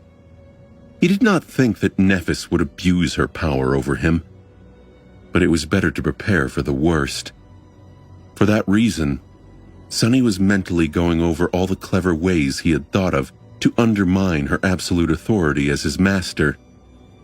There were always ways owning an unwilling slave was not an easy endeavor, especially one as powerful and resourceful as him. That had been one of the reasons why he had chosen to kill the Mirror Beast instead of subjugating it all that time ago. Still, Sonny could not help but feel a hint of fear. After a while, he shook his head and moved slightly. Then, without being noticed by anyone, Sonny silently merged with the shadows. Hidden in their dark embrace, he hesitated for a few moments and then called upon Nightmare. A vast shadow appeared near him, all around him.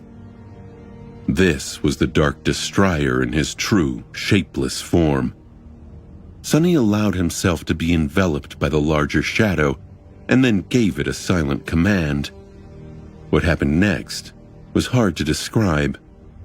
He had only done this a few times in the past, and each time was as strange.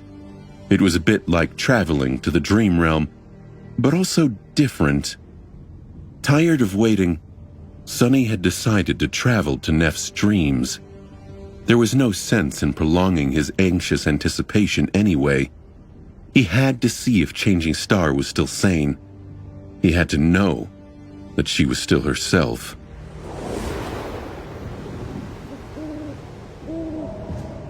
Soon, Sonny found himself on a dark shore. Beneath him was a vertical slope with furious waves crashing against the cliffs far below. Some distance away, a tall and beautiful lighthouse stood, illuminating the absolute darkness with its radiant flame. Sonny studied it for a while, and then nudged Nightmare to walk along the edge of the cliff. Sitting in the saddle, he rode the black steed and tried not to look around too much. Dreams were a strange place. They did not adhere to the logic of the real world and were always flowing, always changing. The more powerful a dreamer was, the more solid they sometimes appeared. They were also dangerous for dreamwalkers such as Nightmare and Sonny. The threats contained within them might not have been real, but by invading this subliminal space, the uninvited guests had to treat them as such. This was why Nightmare often returned wounded from his travels. If an Ascended dreamt of a powerful abomination, the Dark Destroyer had to battle the abomination as if it were real. However, not only dreadful fiends posed a threat, his opponents were empowered by the dream itself, so their strength depended on the strength of the dreamer. Their actual shape did not matter that much. Nephis was very strong, so her nightmares were bound to be terrible as well.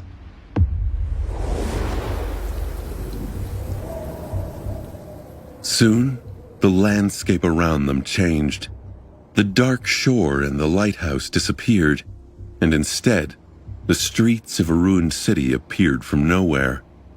With a bit of apprehension, Sonny recognized the familiar shapes of the stone buildings of the dark city. However, they were simultaneously the alloy towers of the siege capital. Their facades were broken, with smoke and fire escaping from the cracks. A wide road was littered with burning debris, and a luxurious PTV lay overturned some distance away, its armored frame bent and riddled with holes. Blood was spilling on the melting asphalt from the shattered windows. Sonny slowly approached the PTV and then jumped off Nightmare's back. After hesitating for a moment, he bent down and looked inside the cabin. There were several corpses inside, all wearing mundane clothes. Most disturbingly, these people lacked faces and instead looked like smooth-faced mannequins. Their flesh, however, was quite real and terribly mangled. With a frown, he looked away and studied the surroundings. It did not take him long to notice a trail of blood leading away from the burning PTV. Leaving Nightmare behind, Sonny followed the trail. He crossed the street and entered the foyer of a business tower through a large hole in its wall. Looking around, Sonny noticed that the foyer strangely resembled the silent shore of the dark river they had crossed once, a long time ago, while searching for the remains of the First Lord. White fog swirled above the water, full of silent whispers. There was only one thing that did not seem to fit. A large reception desk stood not too far away from him, drowning in shadows. Sonny slowly walked to it and then moved around. Behind the desk, leaning on it with her back, a young woman with silver hair sat on the ground. Her face was pale and tired, and her striking gray eyes were devoid of any light. She was wearing mundane clothes, which were marred with blood. Sonny sighed, and then said, Hey, Neff. The young woman slowly looked up, and then smiled. Hey, Sonny.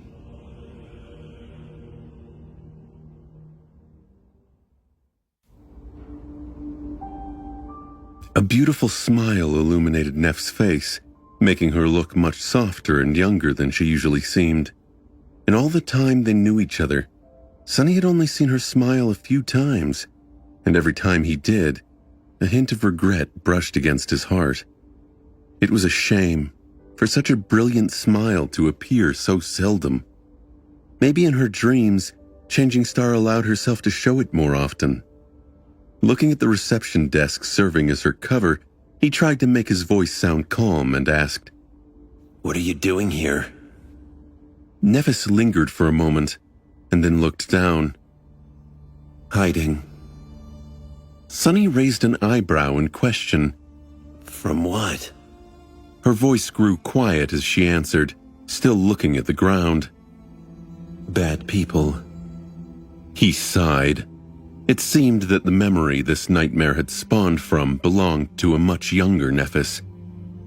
Something similar must have happened to her when she was a kid, and so, although Changing Star looked like her adult self, she was simultaneously a child. That meant that she was not supposed to have any memory of meeting and getting to know Sonny, and yet, she did. Dreams were strange that way. All kinds of contradictions could exist within them, merging things that could not coexist in reality.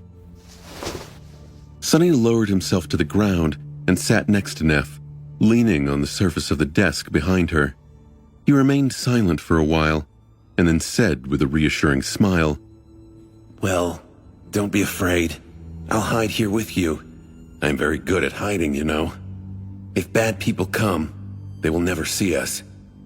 Nephis slowly shook her head and said, I don't know. Sonny crossed his arms and said a bit sternly, And if they do see us, I'll deal with them.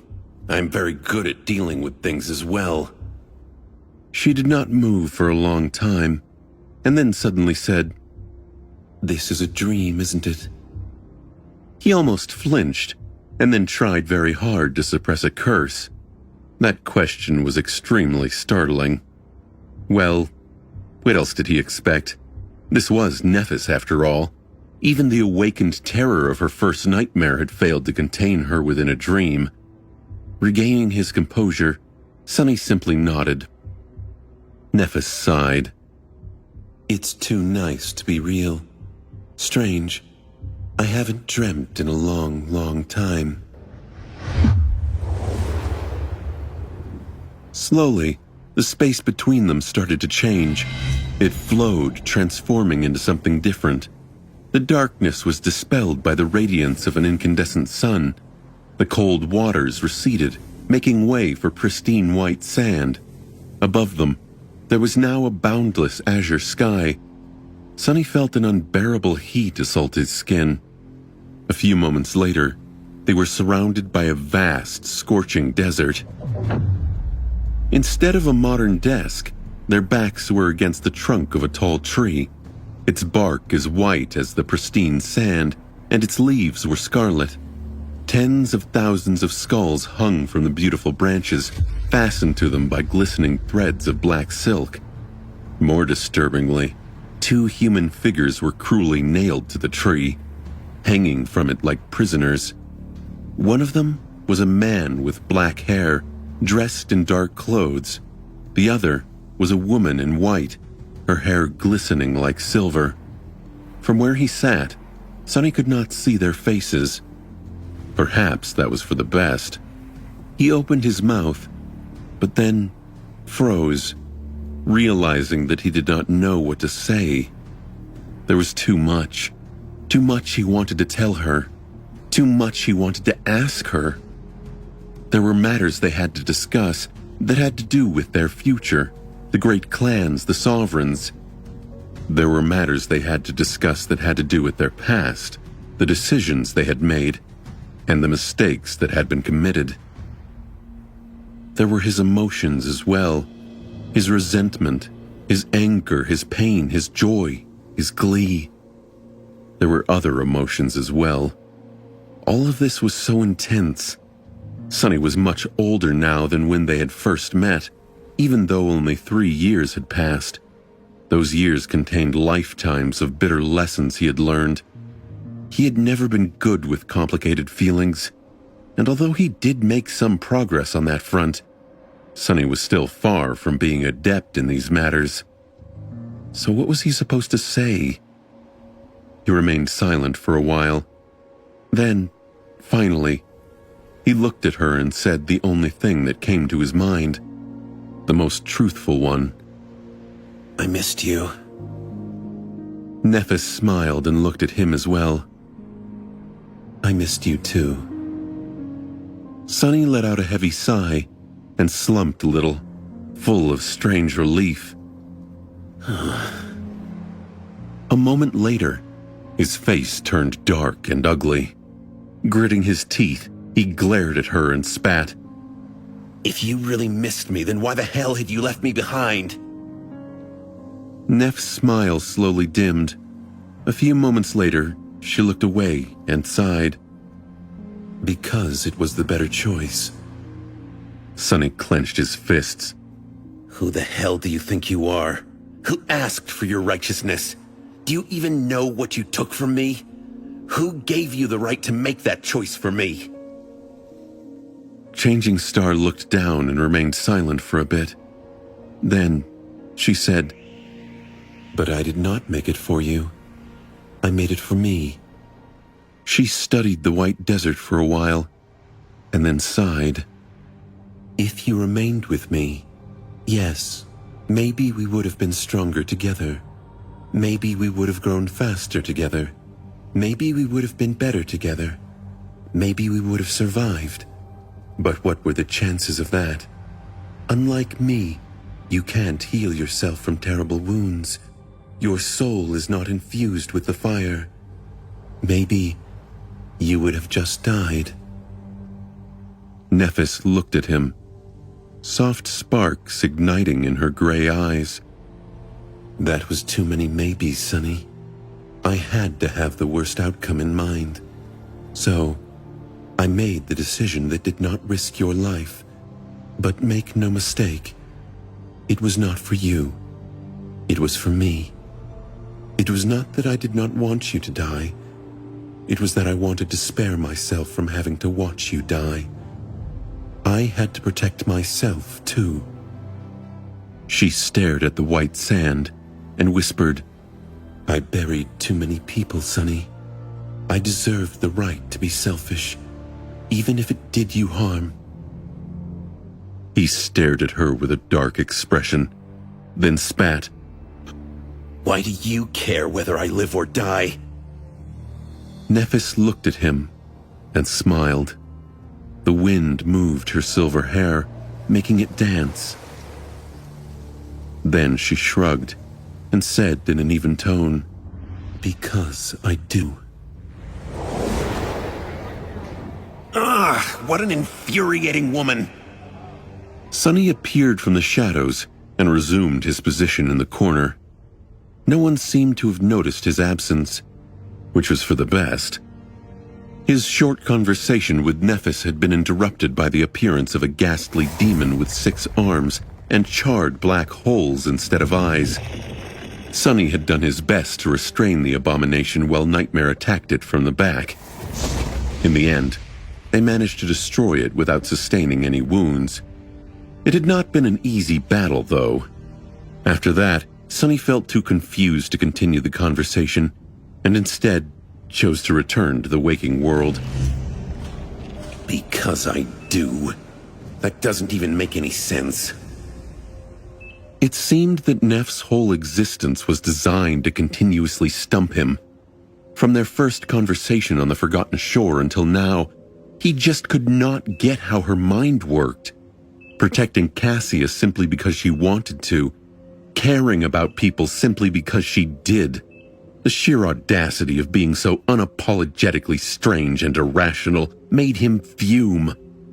Especially so because he suspected that Nephis somehow derived strength from this bizarre attitude. Was that what Effie had meant when she talked about conviction? Sonny did not really understand what exactly it was that she thought he lacked. Was it will or determination? If so, the Huntress was terribly mistaken. He might not have been the most principled of people, but few could boast of having more determination than Sonny. Otherwise, he would not have survived all the terrible trials that life had thrown his way. But maybe conviction was something else.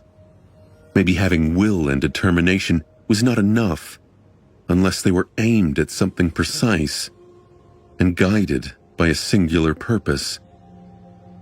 After all, having a sharp sword was useless unless it was brandished against an enemy. Was conviction a guiding principle that shaped formless power and determination into a sharp blade? Was it an unbreakable will to achieve a certain purpose? No, it was not so simple. Sonny was not without a purpose after all. He had his own goals: to have a good life, to be free, to make sure that those he cared about were safe. Why were these values not worthy of being called a conviction? If there was one thing he noticed, it was that all of his desires were centered around him. They were all aimed inside. He did not think that there was anything wrong with that. In fact, he considered it a great virtue. Nephis, on the other hand, disregarded herself to an almost demented degree in pursuit of her goals. All her desires were aimed outside and incredibly ambitious. Was that the meaning of conviction then? Was it not only important to have a purpose, but also for the nature of that purpose to be larger than oneself? For the principles that guided one's determination to be founded in something vast and deep, thus pushing the person to rise higher and strive for more? All that sounded too high and mighty to Sonny. He was more inclined to value his own simple goals over such lofty ambitions. However, he couldn't help but feel a bit uncomfortable at the thought that someone with a greater purpose had an inherent advantage over someone who just wanted to be left alone, as he did. Unfortunately for Sonny, he was fated to compete against exactly this kind of people if he wanted to be free to live his life as he seemed fit. Only if he became greater than all of them would they leave him be. which was bound to result in a very inconvenient paradox. Why am I even thinking about this? Damned Effie and her damned moments of insightfulness. Who says she's even right? In any case, he had other things to consider. His visit to Neff's dream had not turned out how he hoped it would. Sonny did accomplish one of his goals, and, tentatively, made sure that 2 years of lonely and, no doubt, harrowing travels through the dream realm had not driven Changing Star insane. The exact scope of damage done to her mind was yet to be clear, but at least she was not a raving lunatic. In fact, Nephis seemed strangely stable for a person who had gone through something that no one should have ever been forced to endure. Whether it was the result of her stalwart willpower or something else entirely, he did not know. Regardless, a lot of tension Sonny had felt slowly dissipated. Not all of it, however. While he had determined Neff's general mental state, he failed in his 2 other intentions. First, Sonny had not been able to find a bit of closure in dismantling her reasons for invoking his true name. He had expected Changing Star to hide behind a false and misguided veil of having done it for his own good. He had been prepared and wished to obliterate her hypocritical pretense of righteousness. He wanted to express his anger, fury, and resentment. He wanted to cause her to feel at least a small part of the anguish that she had caused him to feel. But Nephis had subverted his expectations by readily admitting that her actions were nothing but selfish, making all the attacks and accusations he had prepared moot. That left Sonny confused and unsatisfied. The fight he had wanted to pick never happened, because the other person did not want to fight. His animosity was not only struggling against his own complicated feelings, but also completely one-sided. Infuriating. Much more importantly, Sonny had failed to learn the most vital information. He had not gathered the courage to ask the question that was bothering him the most. What were Changing Star's intentions toward their strange and inescapable bond? What was she going to do with her power over him?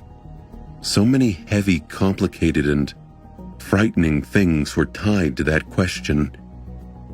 Once he asked, there would be no going back. He could lose so many things that he cherished, and even more that he did not have the opportunity to experience yet. Depending on the answer, the nature of their relationship could forever change. There was a possibility that it would cease to exist even. Although it might have seemed like he was burying his head in the sand, Sonny simply could not bring himself to have that fateful conversation yet. The stakes were too high, and so, for now, he decided to follow the easiest path and simply let some things remain unsaid. He wanted to see how the situation would develop first. There would always be time to act later. At least, that was what he told himself. As time passed, the 4 masters remained silent. They were watching over the young woman who slept peacefully, her nightmare slain by a transient shadow and his steed. After a while, Neff's eyelids quivered, and then, slowly, she opened her eyes.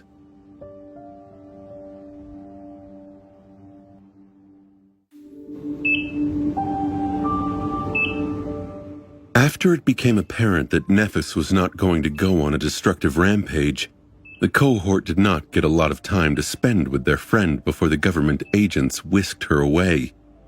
Cassia barely managed to squeeze her hand, while Effie and Kai could only express their joy with words. Sonny remained silent, still preoccupied with his tumultuous thoughts. The corner he was standing in became even darker than it had been before. Neff herself seemed a bit disoriented, so their short reunion had turned out to be somewhat muddled. There were certain procedures involved when a person awakened, and even more once they ascended. All kinds of interviews, evaluations, and tests had to take place All kinds of reports had to be submitted, and all types of permissions had to be granted, and all varieties of procedures had to be enacted. The bureaucratic machine stirred awake to legitimize and integrate a new master into the larger framework of humanity. Sonny knew the process well because he had gone through it himself. It was just that his own experience had been separated into two distinct instances, and made smoother by Master Jet's participation. Nephis, on the other hand, had to go through both sets of procedures at once, which was more or less unprecedented. She also did not enjoy the patronage of a high-ranking government representative yet. Perhaps that would not last long. There were other complications as well. Her situation was unique and abnormal in more than one sense. Just the fact that she had become a master without establishing a gateway anchor in the dream realm alone was enough to make the bureaucracy stutter. The government agents had their work cut out for them. It was not all bad, however. The process, while slightly obnoxious, was there for a reason. It was not only about gathering the necessary information and officially establishing the Ascended's new and elevated status. It was also designed to help the returned deal with the most damaging effects of suddenly coming back to safety after experiencing untold horrors in the nightmare, at least to a certain degree. No matter how strong Changing Star was, no one doubted that her harrowing adventure through the dream realm and the nightmare had left its scars on her mind. The government was well aware of how fragile many powerful awakened truly were.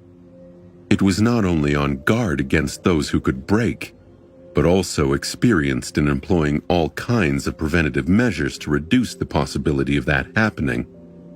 Due to how important Nephis was both to the propaganda machine and the actual defensive efforts of humanity as another special strategic asset, the government threw its best resources into establishing that the initial steps of her rehabilitation went as smoothly as possible.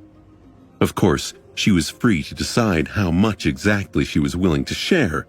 Some basic tests, however, were mandatory, since it was necessary to determine how safe it was to release her into the population.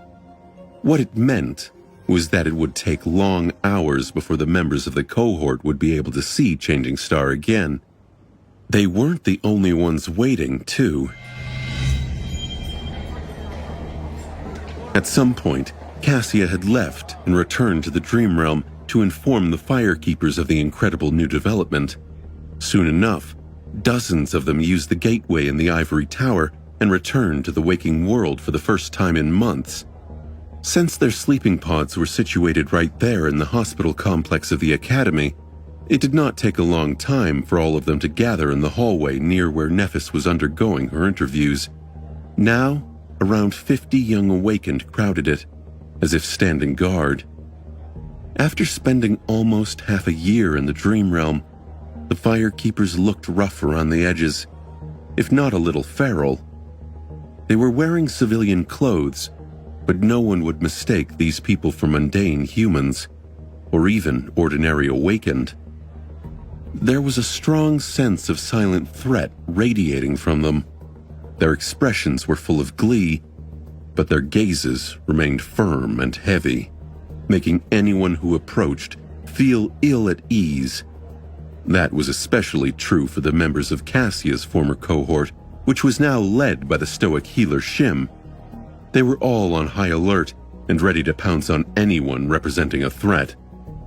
With the Firekeepers standing guard, any potential action by the great clans was bound to end in failure, or at least outright disaster.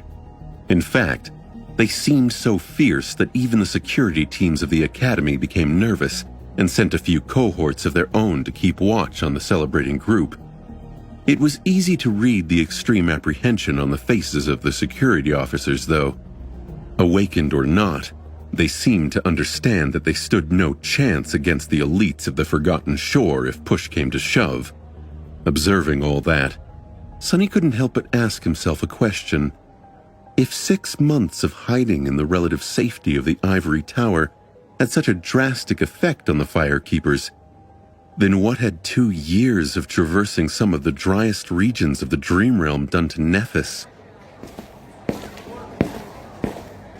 After a while, he approached Cassia and asked quietly, How is it going?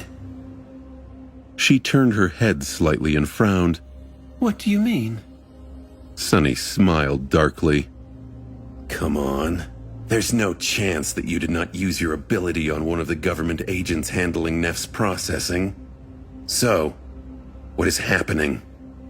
She hesitated for a few moments, then sighed.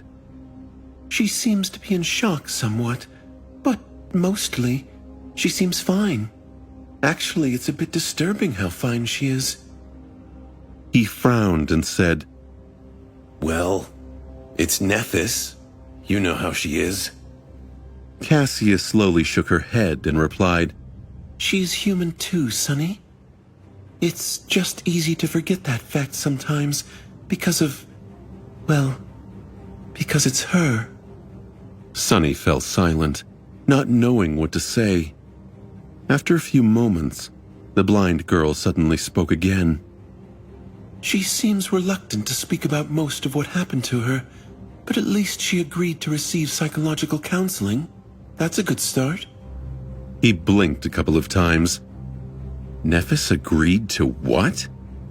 The idea of Changing Star being willing to undergo something like counseling did not fit into his head. It was just too bizarre to imagine. Sunny frowned. Maybe she did change. A little. Finally, after long hours of waiting, the government agents seemed to finish the bulk of their tests. The doors opened, and the familiar figure stepped out of them. Just like on the first day Sunny had met her, Nephis was wearing a simple government-issued tracksuit.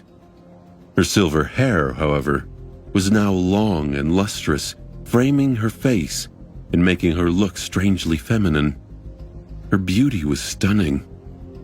When Changing Star appeared, it seemed as though the whole hallway became a little brighter. Looking at the members of her cohort and the firekeepers gathered around them, Nephis hesitated for a moment, and then smiled awkwardly. Hello, everyone.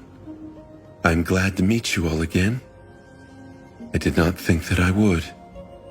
Before she was even done speaking, Cassia stepped forward and enveloped her in a tight hug.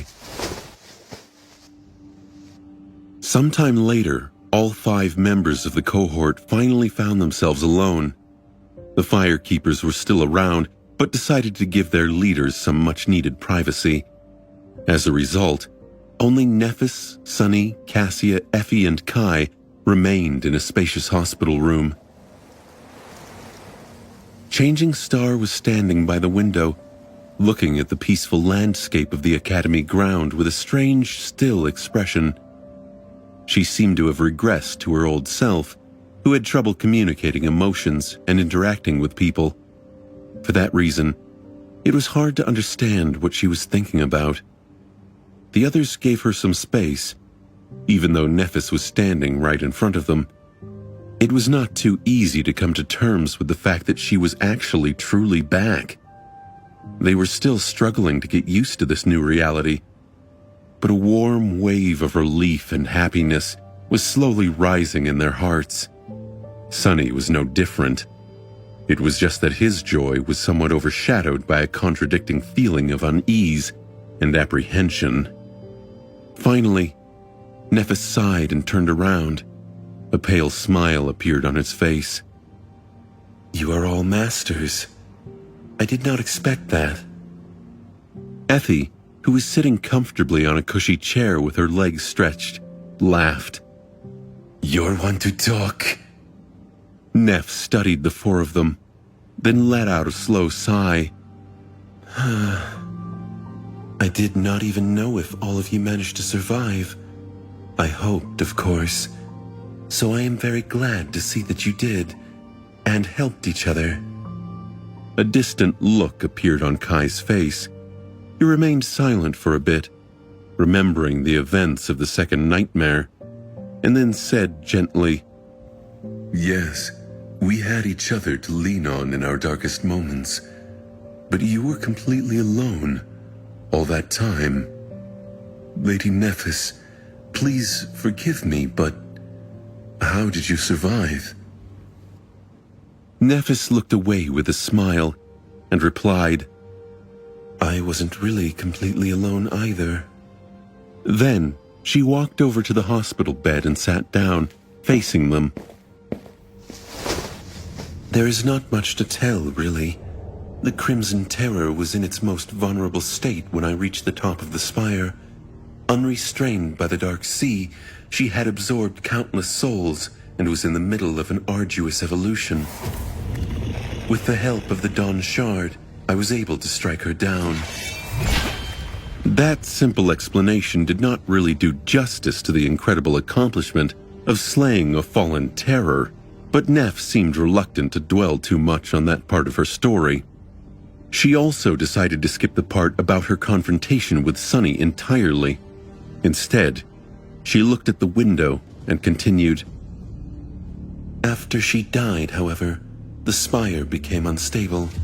The gateway collapsed, and the tower itself soon followed. I barely escaped the debris.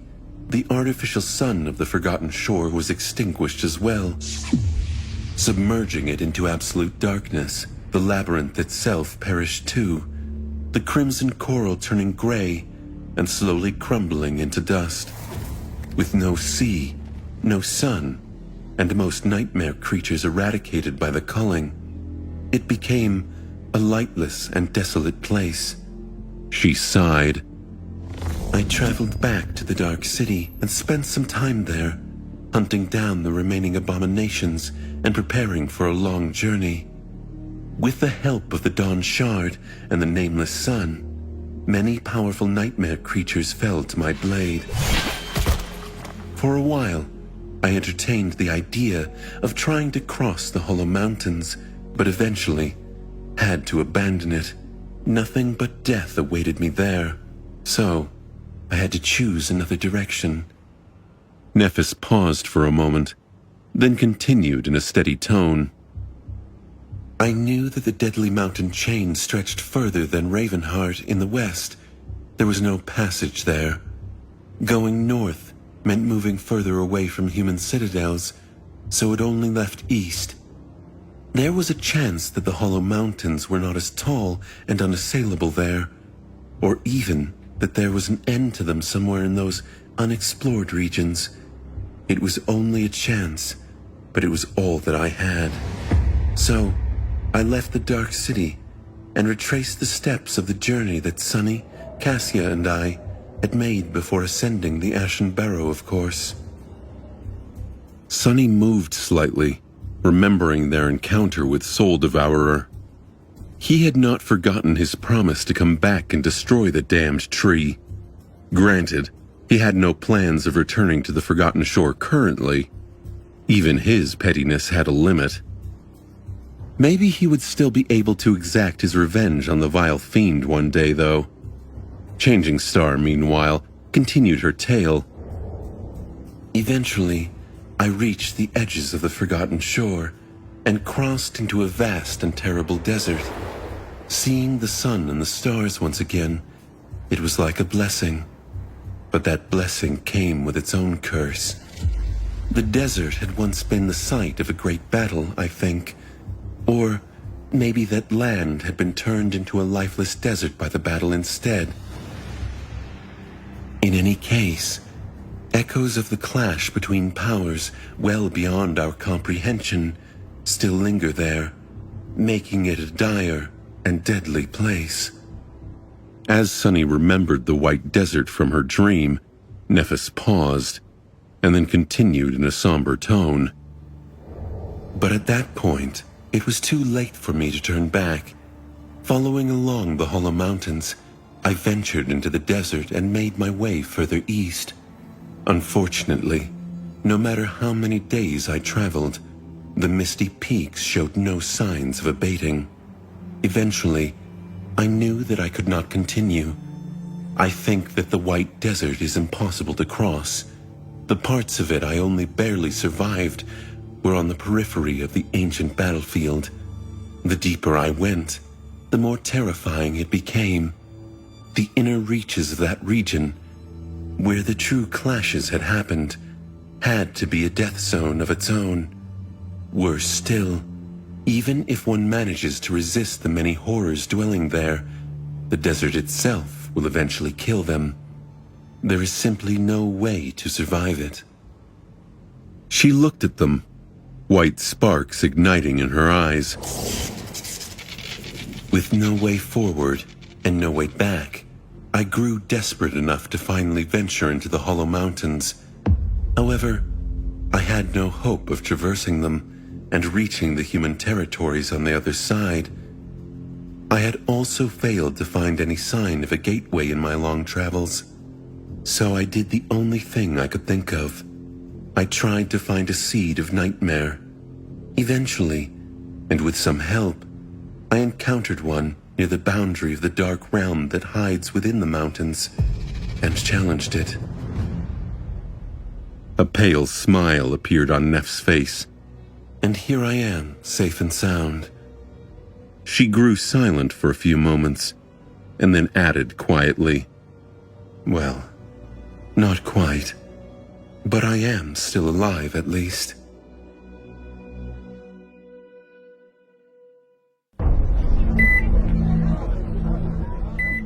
It took some time for the members of the cohort to digest Neff's story. Sunny, especially, felt like she did not tell them even a fraction of what had happened to her. But then again, was it even possible to describe 2 years of never-ending struggle for survival with just a few words? Not even considering the things that Changing Star might have wished to keep to herself, and he was sure that there were plenty, she would have had trouble describing even the things that she wanted to share.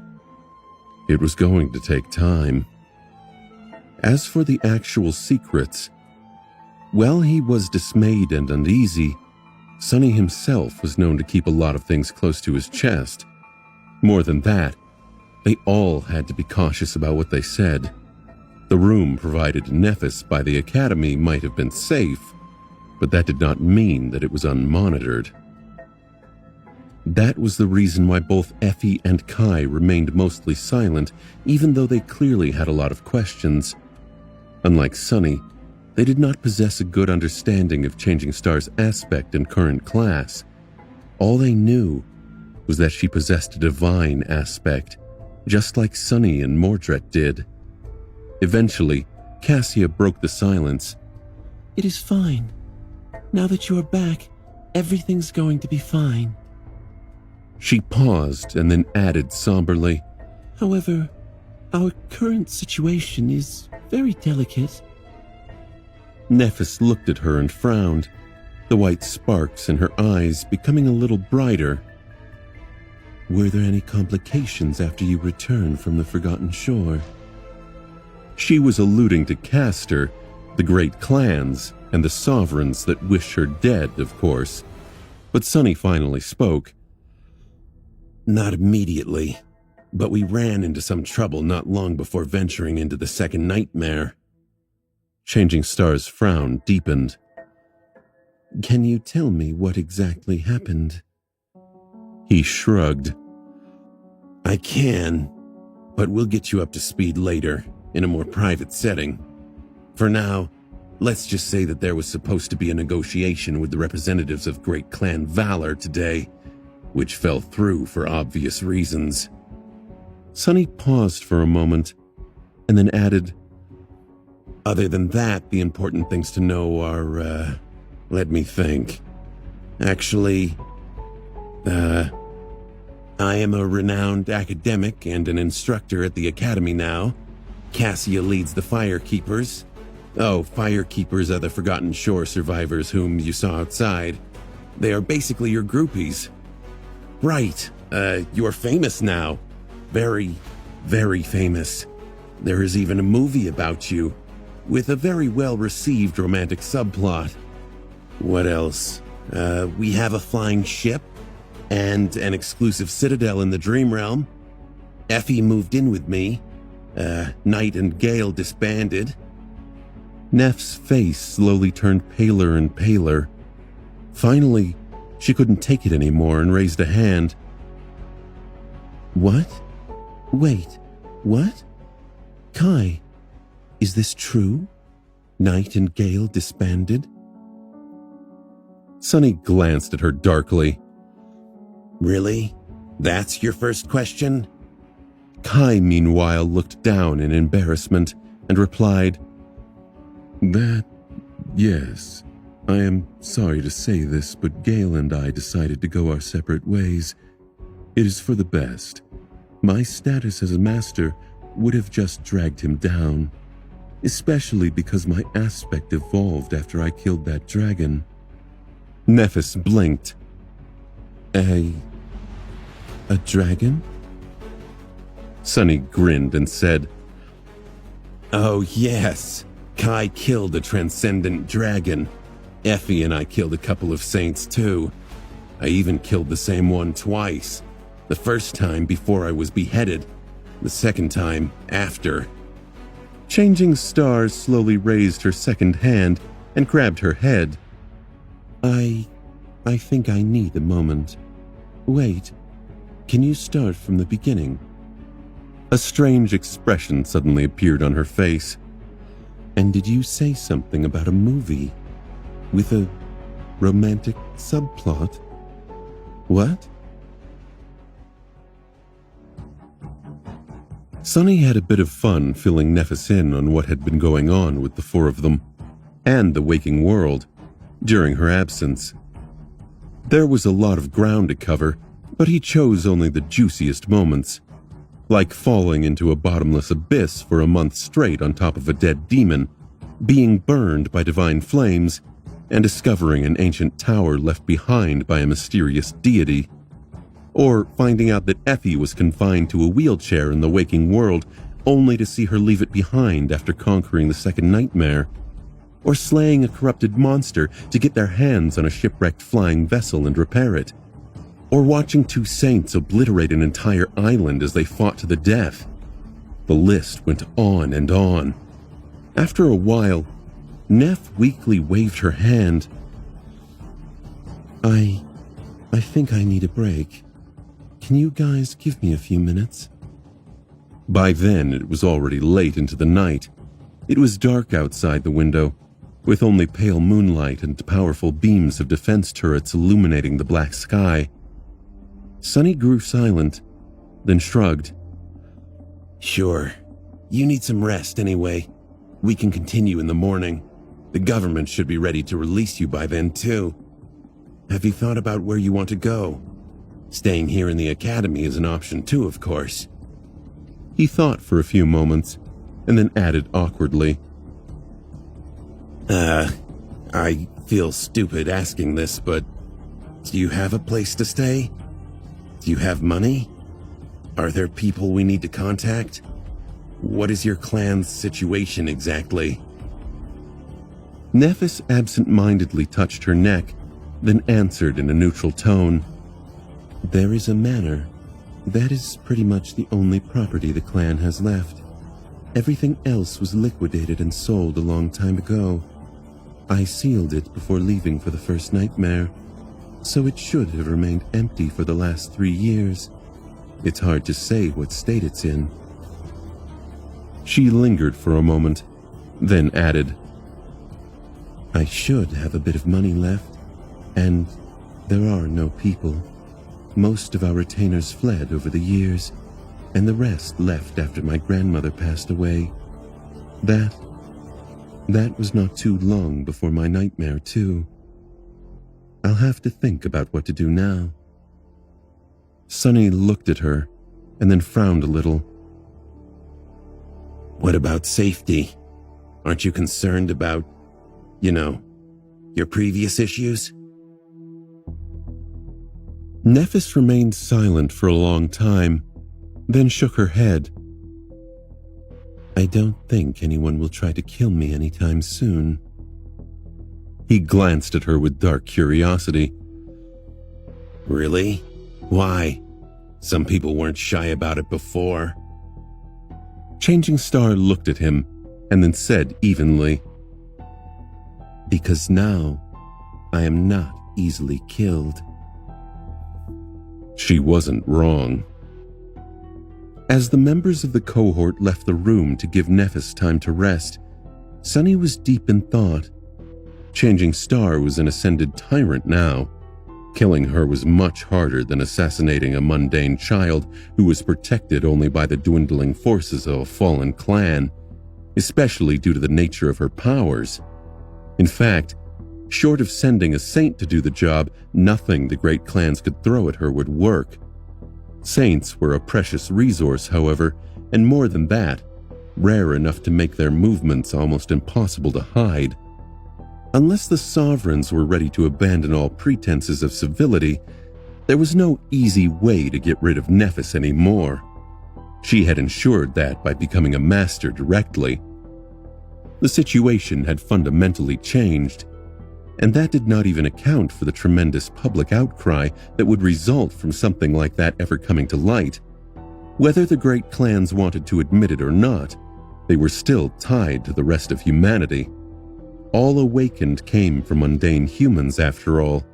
Losing the support of the masses would threaten the very base of the power that the sovereigns enjoyed. Come to think of it, getting rid of Sunny was almost equally as hard. He doubted that any master, with the exception of maybe direct children of Anvil of Valor, would be able to pose a serious threat to him. There were 2 more great clans to consider, of course, but he doubted that any scion of Song or Night was more dangerous than the Princess of War, Morgan.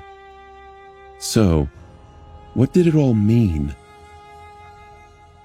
It meant that their position in the negotiations had vastly improved.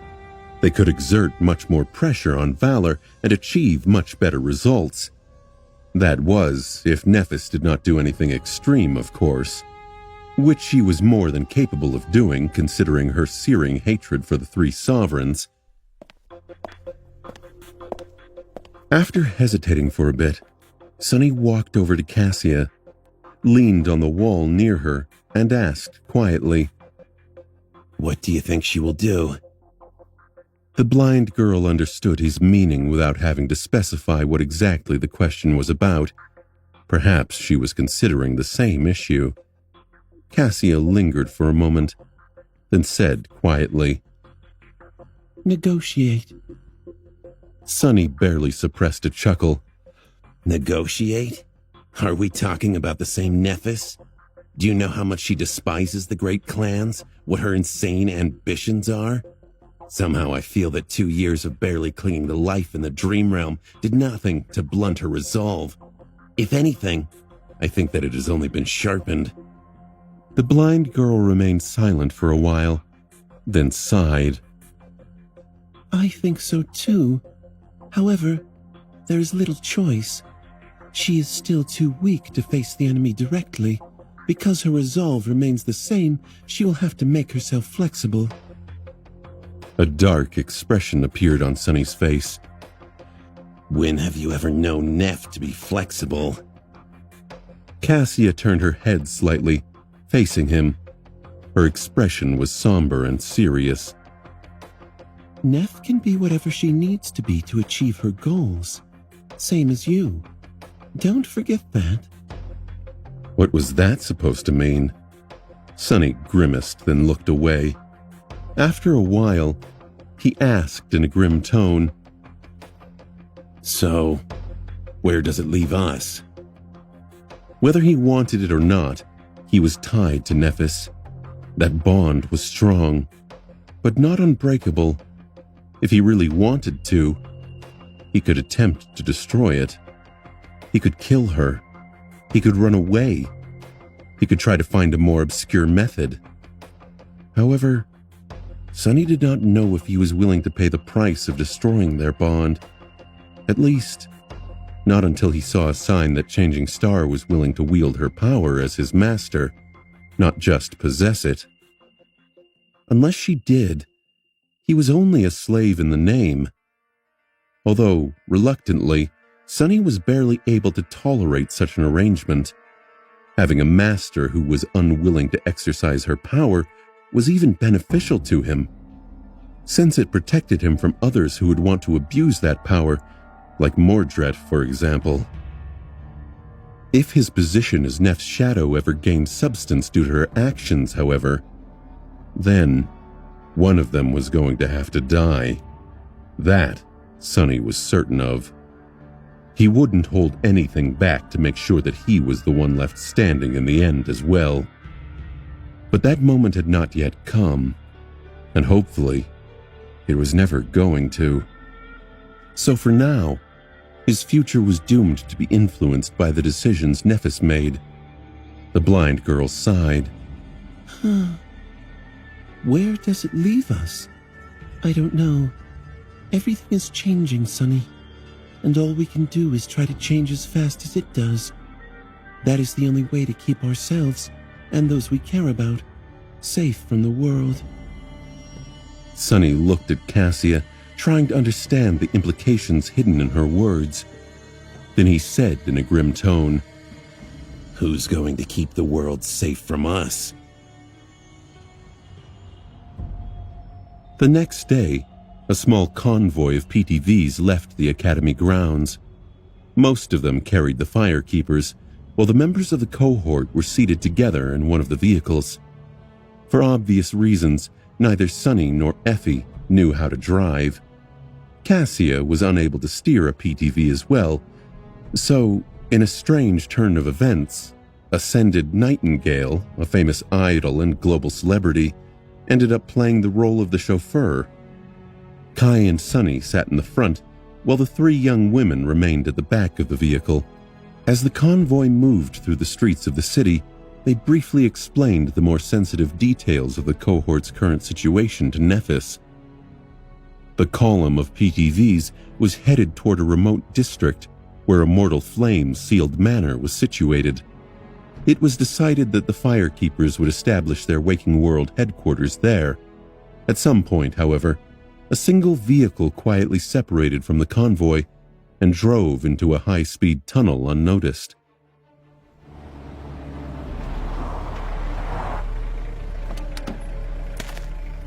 Soon, it appeared in a peaceful neighborhood full of beautiful terraces and parked near a gray two-story house with a cozy synthwood porch. Sonny left the PTV first and then stood silently for a few moments, waiting for others to do the same. Then, he looked at Neffis, cleared his throat, and said awkwardly, Welcome to my humble abode, I guess. It, has designer lamps and a state-of-the-art refrigerator, among other things.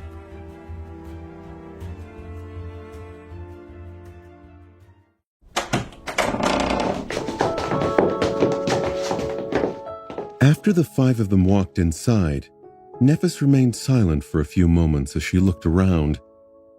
Although her face was still and stoic as ever, Sonny could have sworn that he noticed a hint of curiosity reflected in her cold gray eyes. After a while, she asked, "This is your home?" Due to her sheltered upbringing, Changing Star had probably never been in a normal residence. Strangely, she was someone who had only experienced living in upscale manors and squalid Dreamrealm slums, with nothing in between. Still, Sonny was not discouraged. He grinned and nodded proudly. Yes, bought it fair and square, with the contribution points for my first research paper. I own this place. Neffis hesitated, but asked, "What happened to the walls?" His smile dimmed a little and said, Effie happened. Of course, he had long cleaned the mess that the Huntress created after ascending. However, Sonny had been too preoccupied with other matters to enact proper repairs. As a result, the guest bedroom only had a flimsy curtain covering its irregular-shaped entrance, but no door.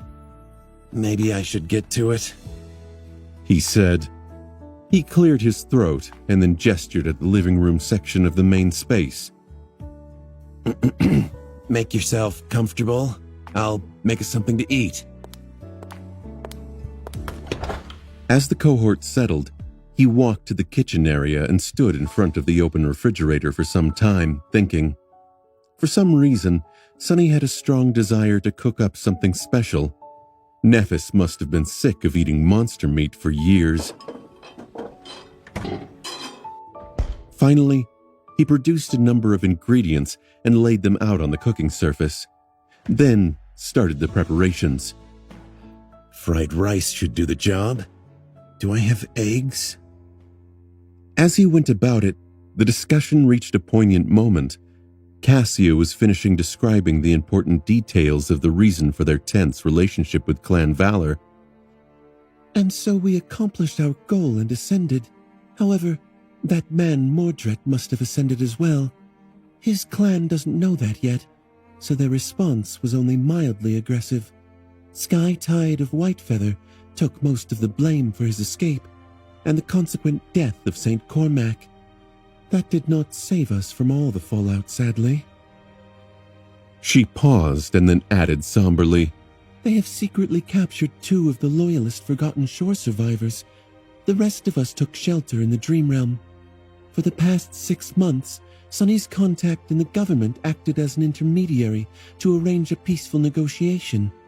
It seems that Valor is finally ready to talk, but they aim to recruit at least one of us into their clan. The girl sighed. The 4 of us are already a very important asset, but with the addition of the Firekeepers, our value is nothing short of tremendous. If they can't get all of us, they are determined to at least make sure that we won't pledge allegiance to their competitors. Of course, now that you are here, the situation has become even more fraught with tension. Valor will be much more motivated. Cassia smiled weakly and then said in an apologetic tone, I'm sorry to have to burden you with all that right after your return. Nephis remained silent for a few moments, then shook her head. No, you were right to inform me. Thank you. A grim and thoughtful look appeared on her face. Sonny, meanwhile, listened to the conversation silently. He was darkly perplexed by the fact that his life had turned out in such a way that encountering words like loyalists, government contact, and allegiance in a casual conversation did not seem out of place. Effie, meanwhile, looked at Changing Star with great curiosity and asked, I get what our problem with the Great Clans is. What's your problem with them? I thought you, of all people, would have been chummy with the Top Legacy's princess. Nephis looked at her without any amusement. They want me dead. The huntress blinked a couple of times. What? Why? Changing Star shrugged. You'll have to ask them. Effie remained silent for a while, thinking. After some time, she frowned and asked, So, was Castor? Nephis simply nodded. He was. Kai looked at them with confusion. He was what? Everyone turned to him, suddenly realizing that the archer was less informed about some of the darker secrets of what had happened on the Forgotten Shore than the rest of them. After a while, Effie shook her head. I mean, aren't you the walking lie detector? What do you think Castor was up to? Kai coughed. Oh, he was indeed a bit dishonest sometimes, but I just assumed that he was trying to hide his feelings for Lady Nephis. At that moment, Sonny walked over carrying 7 plates. He held 2 in his hands, 2 more in shadowy limbs that played the role of a second pair of hands, balanced 2 on his forearms, and the 7th was swaying slightly on top of a tangible shadow that resembled a long tail. Placing a plate of delicious steaming fried rice in front of Kai, he said with a crooked grin, Oh, he had feelings for her for sure. The feelings of wishing to kill her to complete his mission. Sadly, he stumbled on me first.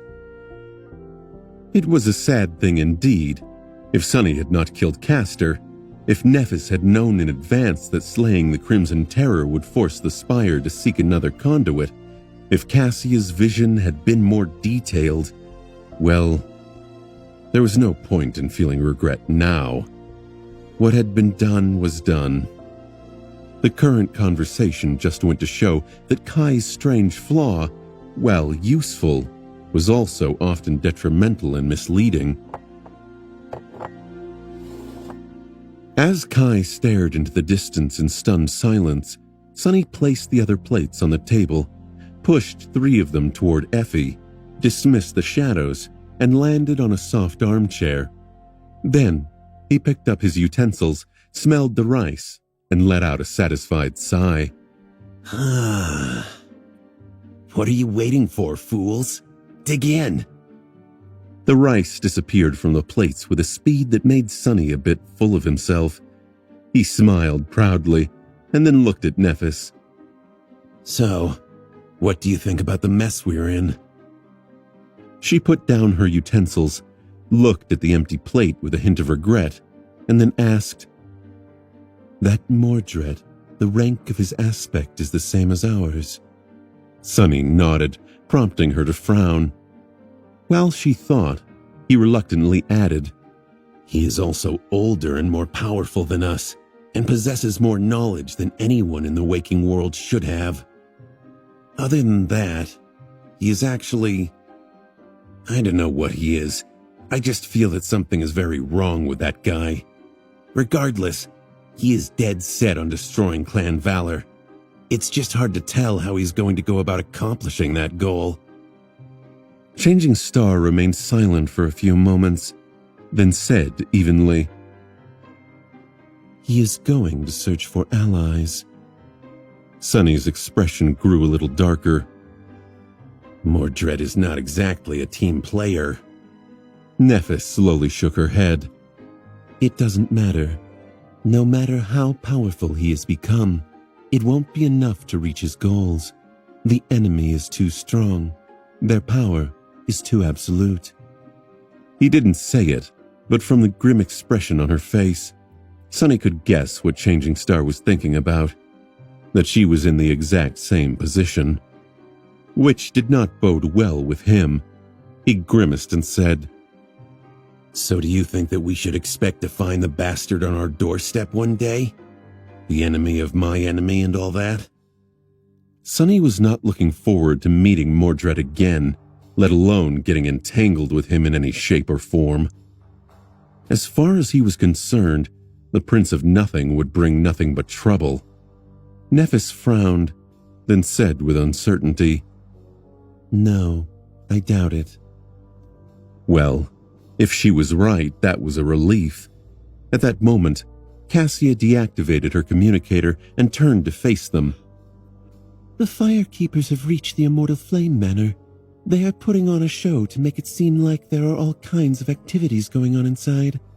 Hopefully, that is going to make most people think that you are there with them. You should not be bothered by anyone here, for a while." She paused for a moment, then sighed. "But that is not going to last long. Maybe a week. The rest of us should not linger as well. It would be strange if Kai, Effie, and I are not seen at the manor. We will leave shortly and join the Firekeepers." Which would leave Sunny and Nephis alone. He did not know how to feel about that. Effie, meanwhile, glanced at the empty plates and said in a petulant tone, "I live here as well, you know." Cassia turned to her with a deadpan expression. "Not for the next week, you don't." As the huntress let out a sigh, Cassia hesitated for a few seconds and then said, "I am also in contact with the government representatives and Clan Valor. They understand the pressure you are facing so soon after your return, so they are willing to be patient. For now, that will buy you a short buffer before they come knocking. Be ready to receive some requests for public appearances and so on in a week or two, as well as demands to resume the negotiations. We can stall for a time, but not forever." Nephis looked at her calmly, then asked, "What about Song and Night?" Cassia frowned. Clan Song might try to get involved in the negotiations, but I don't expect them to be too forceful. They are in a more advantageous position than Valor right now, after all. As for the House of Night, they are remaining strangely passive these days, for some reason. Maybe they just know that they have less to offer than the other two great clans and don't want to bother. Sunny had a different explanation for why the Nightwalkers had less time to participate in the schemes of the two greater clans, but chose to remain silent. The information provided to him by Master Jet had been shared in confidence. Even if he wanted to, he couldn't go around spreading it. The blind girl sighed, then rose from her seat. Try to rest well during this week, Neff. Don't neglect your recovery. We know that you are strong, but no one is truly infallible. Perhaps none of us has experienced as much pain as you had in these past few years, but we faced our share, some more than others. She briefly faced Sunny, then turned away and lowered her head. So we understand how precarious it is to go on as if nothing happened without giving the old wounds a chance to heal. Don't be stubborn, and have some pity on yourself for a change. Nephis looked at her. After a few moments, a pale smile appeared on her face. You don't have to lecture me, Cass. You're overestimating my resolve. I am more than willing to rest for a while. Happy, even. The words rest and happy hardly fit in the image of changing star they were accustomed to. But no one said anything. An ordeal like the one she had gone through was bound to change anyone, even someone as determined and unflinching as Nephis. Cassia smiled, and then addressed Effie and Kai. Let's go then. There's a lot of work to be done at the manor. We need to renovate a little and make some adjustments to convert it into a proper clan headquarters.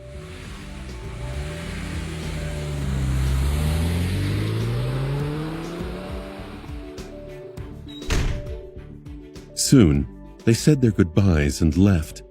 The PTV came online and swiftly disappeared from view. Sunny and Nephis were left alone in the cozy gray house. He hesitated for a bit, and then looked at her with a bit of awkwardness. Well, make yourself at home, I guess. Actually, let me give you a tour.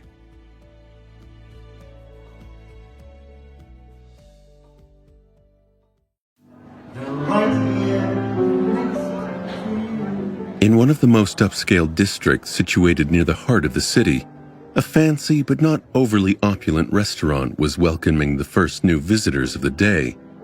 While some owners made a point of following archaic traditions and hired human servers, this particular establishment was aimed at a mostly young audience. For that reason, a lot of things were automated and could be easily accessed through the personal communicators of the patrons. The chefs were still human, of course. They were also true masters of their craft. Every ingredient used by them was natural as well, while some were even imported from other quadrants. The interior design was similarly luxurious, with natural wood visible everywhere. Authentic paintings from centuries past hung on the walls, protected by thick sheets of transparent alloy. Everything was expensive, stylish, and screamed of class. Such a restaurant, of course, was only accessible to citizens of the highest ranks who could afford to dine there. It was especially popular among young heirs of the city elite and had a reputation for being a prime spot for arranged dates and romantic occasions. Currently, a couple of such meetings were taking place inside, with wealthy young men and women going through the awkward motions of attending a blind date arranged for them by their families. Strangely, the most striking visitor of the famed restaurant sat alone, as if her date was running late. The young woman seemed to be in her mid-20s, but possessed elegance and grace that spoke of strange maturity. She was exquisitely beautiful, with a supple figure and flawless skin. The beauty was wearing a stylish red dress and a black leather jacket, A few tasteful pieces of jewelry adorned her fingers and delicate neck. Other female visitors of the restaurant couldn't help but feel exasperated by the fact that their dates seemed to be unable to stop stealing glances at the beautiful woman. The men, meanwhile, were all wondering what kind of a fool would keep such a belle waiting. If only they were in his place, they wouldn't be so tardy.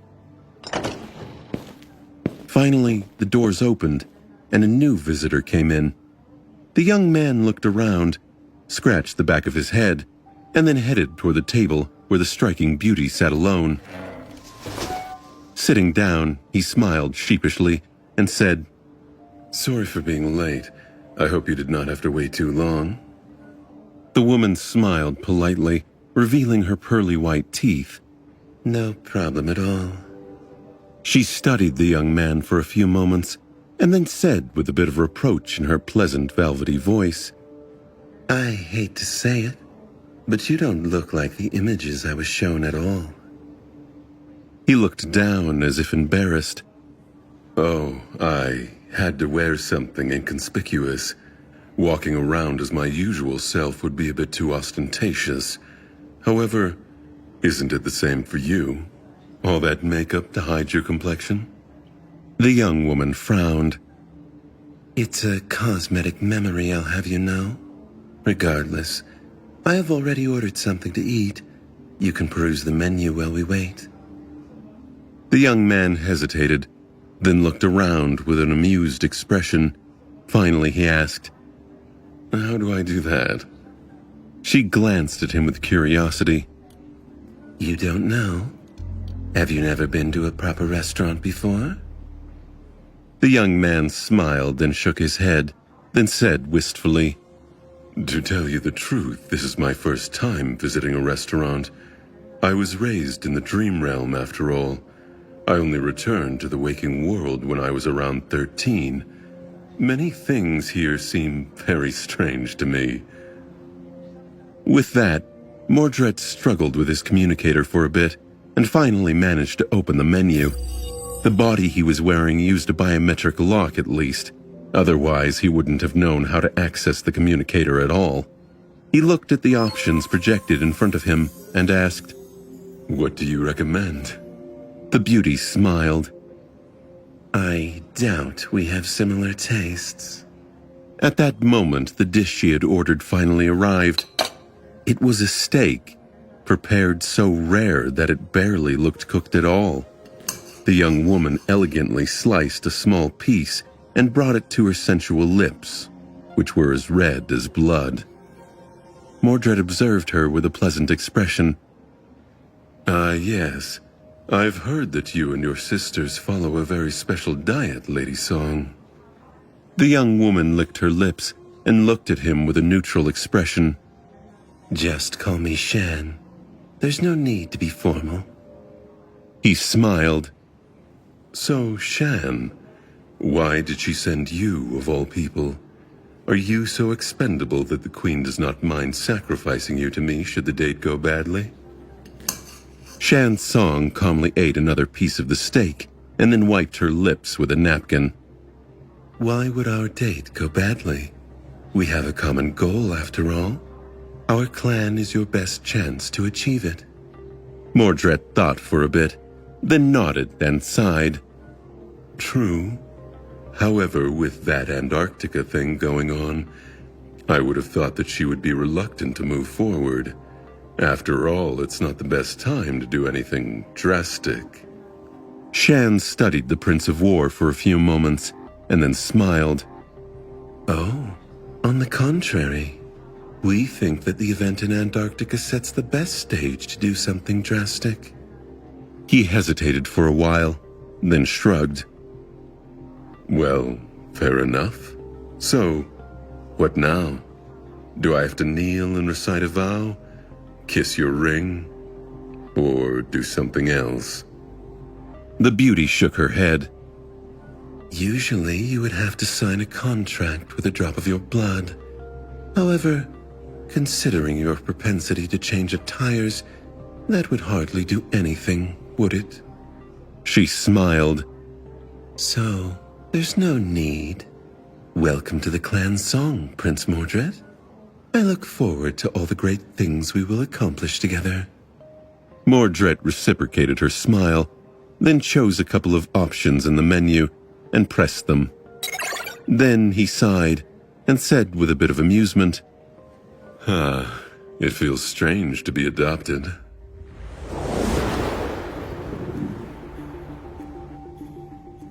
Eventually, Sunny and Nephis ended up in his underground dojo. Changing Star looked around, her gaze lingering on the racks of training weapons and the deactivated sleeping pod that stood forlornly in its alcove, all but forgotten by its former occupant. After a few moments of silence, she asked, "Do you make use of all these weapons?" Sunny glanced at the training equipment, lingered for a moment, then shook his head. Yes and no. In the past 2 years, I did expand my repertoire to include all kinds of sharp implements, but I practice with something better. He was still most confident when wielding swords akin to Azure Blade, Midnight Shard, and his Otochi. His proficiency with spears was also quite high, and he was steadily improving his archery skills.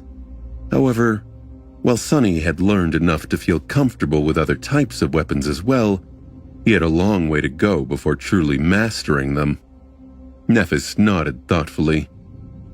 "Do you use the Soul Serpent?" Sunny stared at her for a moment, then looked away. Yes.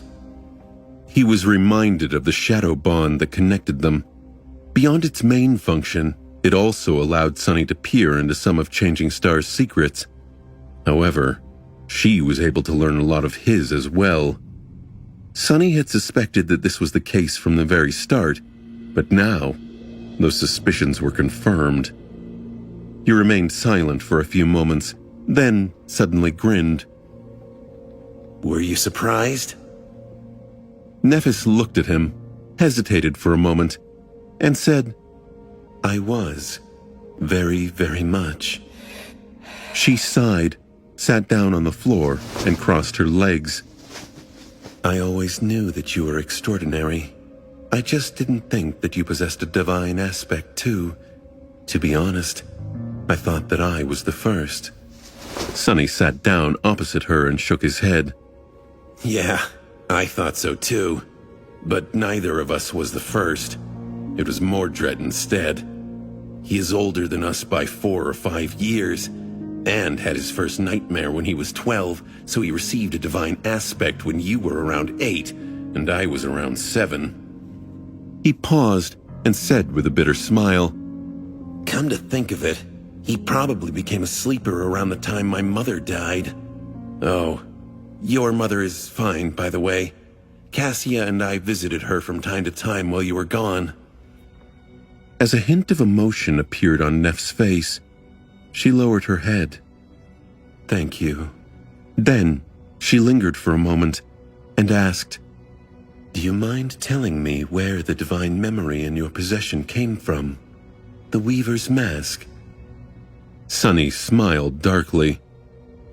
Do I mind? I do, but I'll tell you anyway. I found it below the cathedral in the Dark City, on an ancient corpse that turned to dust as soon as I took the mask from it. Changing Star tilted her head a little. "Do you mind telling me what it does?" He laughed. Why not? I can tell you it can reverse one's flaw. A sudden silence settled in the dark chamber. Nephis looked at him, a hint of longing and pain reflecting in her striking eyes. Sunny grinned. Why? Do you want to take it from me? All you have to do is say the word, it's not like I can refuse. She stared at him for a long time, then silently turned away and did not say anything. Sunny's grin turned somber. Good decision. Did you think that it would save you from the pain? It won't. The mask does not nullify the flaw, it just reverses it. No matter what, the flaw is still a curse. By now, we both should have a good sense about such things. Chances are, the new curse would be more terrible than the old. Right now, you have to burn yourself alive every time you actively use your aspect, With the help of the mask, you would most likely be burning without reprieve forever, unless you were using it. He grew silent and then added, The mask can also kill you in many other ways. It is too powerful to be used lightly, at least by the likes of us. Nephis hesitated for a few moments, then gritted her teeth. It is fine. I don't need to be liberated from my flaw. I don't need a powerful memory to uplift me. I am enough. Sonny stared at her, then shook his head. You are exactly the same. You did not change at all. I thought that 2 years of despair would have made you a little smarter, but you are still clinging to your deranged dreams, aren't you? She looked at him, remained silent for a while, and then smiled with the corner of her mouth. Despite the smile, however, her eyes remained calm and cold. 2 years? No. I've been desperate for much longer than that, Sonny. Why would I change now?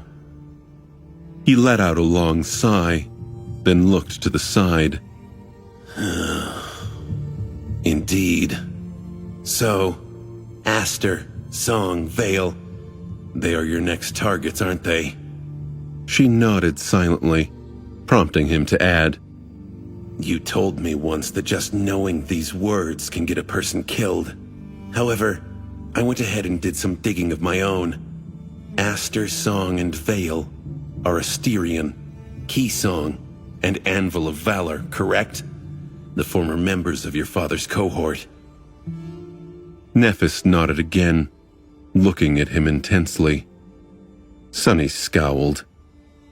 They are also known as the Sovereigns, because they have conquered the fourth nightmare. They are one rank above the Transcendent.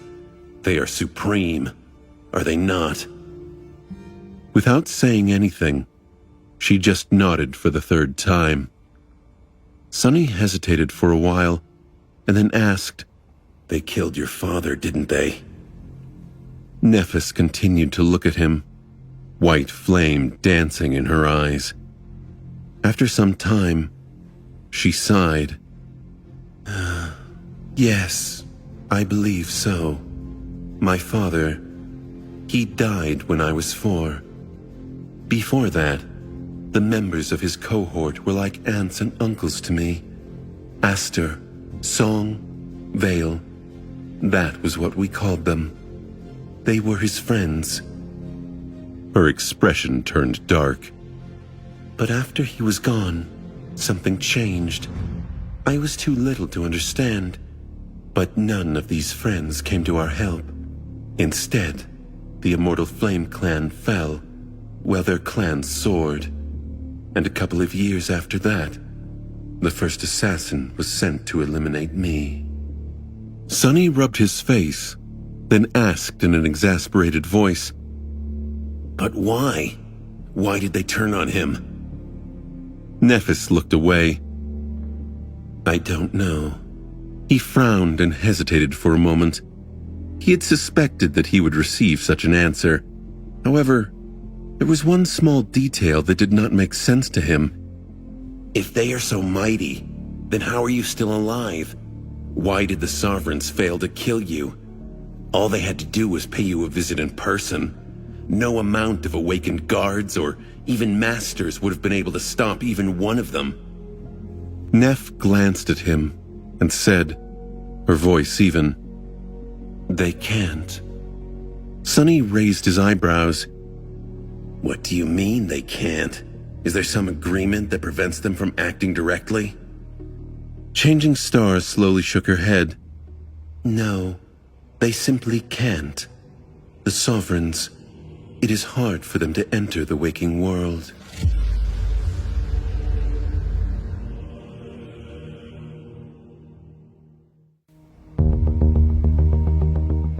Noticing the astonished look on his face, Nephis sighed.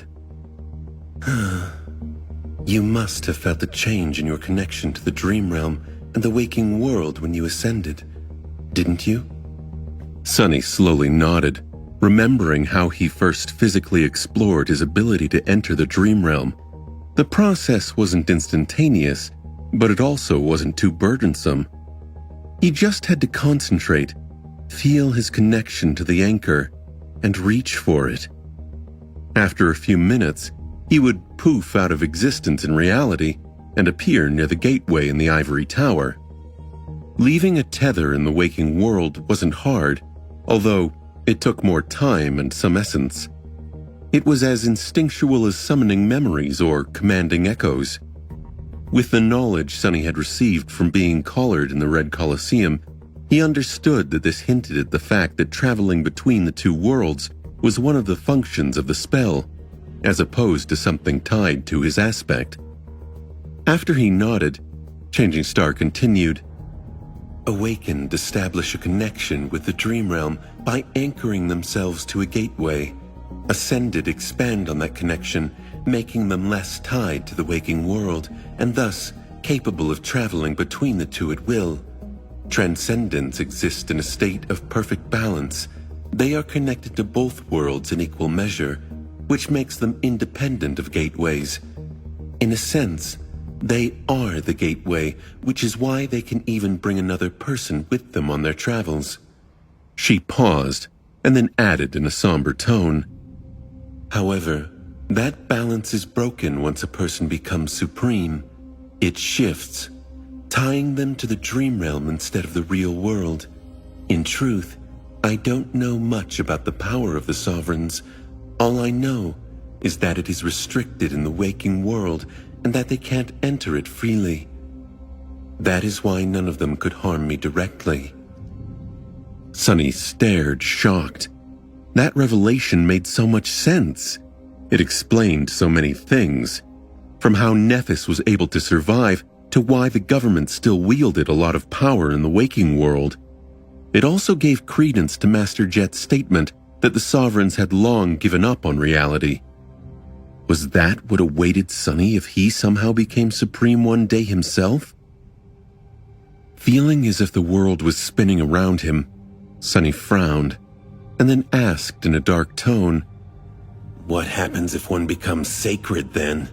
Would they lose their connection to the real world entirely? Nephis shrugged. I don't know. No one knows. No one has ever conquered the fifth nightmare after all. A heavy silence settled between them. After a while, Sonny suddenly asked, What are the domains? He had not forgotten that detail either. Back on the Ashen Barrow, Nephis had asked him which domain he belonged to. He had not known what she meant then, and he did not know now. Neph sighed. That I am not entirely sure of myself. All I know is that each sovereign rules over a domain. It is an expression of a function of the aspect, distinct from abilities, but sharing a lot in common with them. In practice, it is synonymous with their authority and the territories they control, as well as people that serve them. She paused for a few moments and then added grimly, The sovereigns are already intensely powerful, but within their domains, they are practically invincible. Not even saints can hope to challenge them. Sonny let out a stifled laugh. And these are the people you want to destroy? Changing Star smiled. Why not? Nothing is absolute, Sonny. 2 years ago, I would have never challenged a sovereign. Today, I am still too weak to do it. I am still insignificant. But will it still be the case 2 years from now? Will I still be as weak, and will they still be as powerful? What about in 5 years? Things never remain the same. Everything is always changing. Even gods can die. Asterion, Keysong, and Anvil of Valor are no gods, so why should they be spared? Sonny shook his head. I don't know. Forget about 2 years from now, or 5 or 10. How are you going to survive now? How are you going to avoid being squashed by them today? What is your actual plan? Nephis looked at him for a long time. and then sighed. I don't have a plan. She remained silent for a moment, before adding evenly, Yet. Sonny did not know what to say, so he simply shook his head. It was pointless trying to dissuade her from her obsession. Regardless, Nephis wanted to destroy the spell, and the Sovereign stood in her way. It was as simple as that, with an added weight of good old-fashioned vengeance. He was not so sure that she was completely misguided either. Not anymore. Sonny wanted nothing to do with the Sovereigns and the great clans, but was there really a choice? Simply by daring to be someone and possess something, he put himself in their crosshairs. As long as he had something of value, others would want to either take it away or make him serve them. That was the nature of the world. Since the great clans insisted on being in control of humanity, there was no escape from them. Unless Sonny wanted to spend the rest of his life as a hermit in the dream realm, he would have to interact with the domains in one way or another. He would have to allow himself to be controlled as well. A bitter smile appeared on his lips. Isn't that ironic? Why was it so hard to gain even a tiny bit of freedom in this damned world? Sonny wanted to become strong, to be free. But the stronger he became, the more formidable powers wanted to subjugate him. Now it seemed that the only choice he had was to either give up, or become even stronger still, stronger than anyone or anything. Which was more or less exactly what Nephis was trying to achieve, even if for a different reason. He sighed and then waved a hand dismissively. Anyway, I'm tired of this conversation. Want to spar? Sonny and Nephis stood opposite each other, holding training swords. Both felt more than a little disturbed by how much this scene resembled their bitter confrontation at the very top of the Crimson Spire. Of course, today, the situation was completely different. They were just going for a friendly spar, not to battle to the death. There were no stakes in this training fight, no emotional investment, no complicated mixture of regret, fury, and resentment. So why did Sonny feel as though he had to prove something?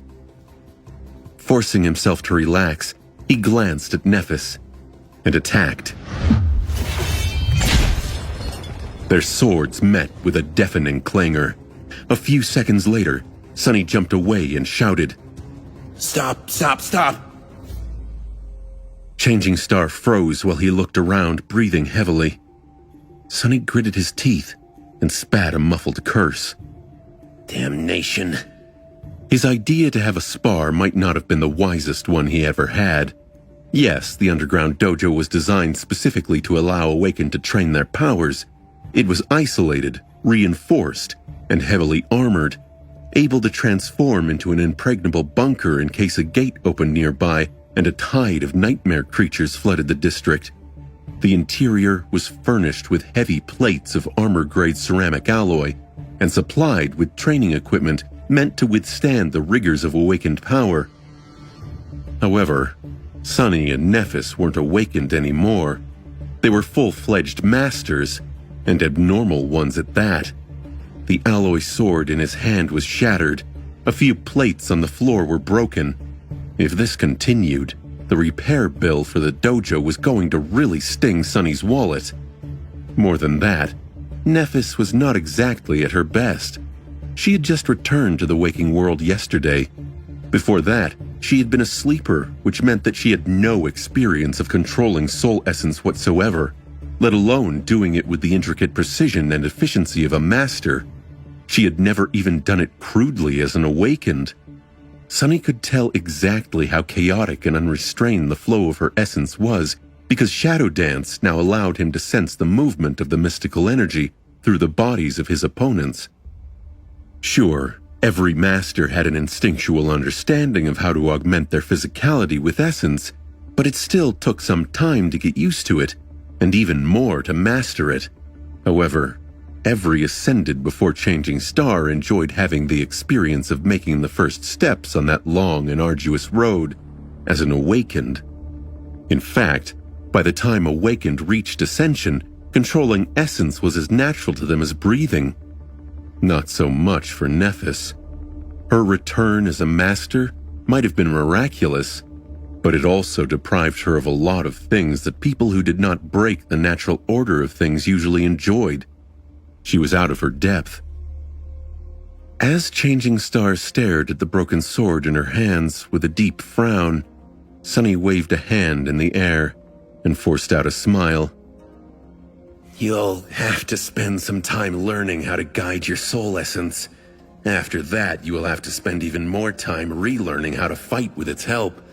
I had years of practice already, so fighting at full force won't do us any good. He thought for a bit and then said, All right, let's try this again, but without using any essence at all. It will be a pure test of skill.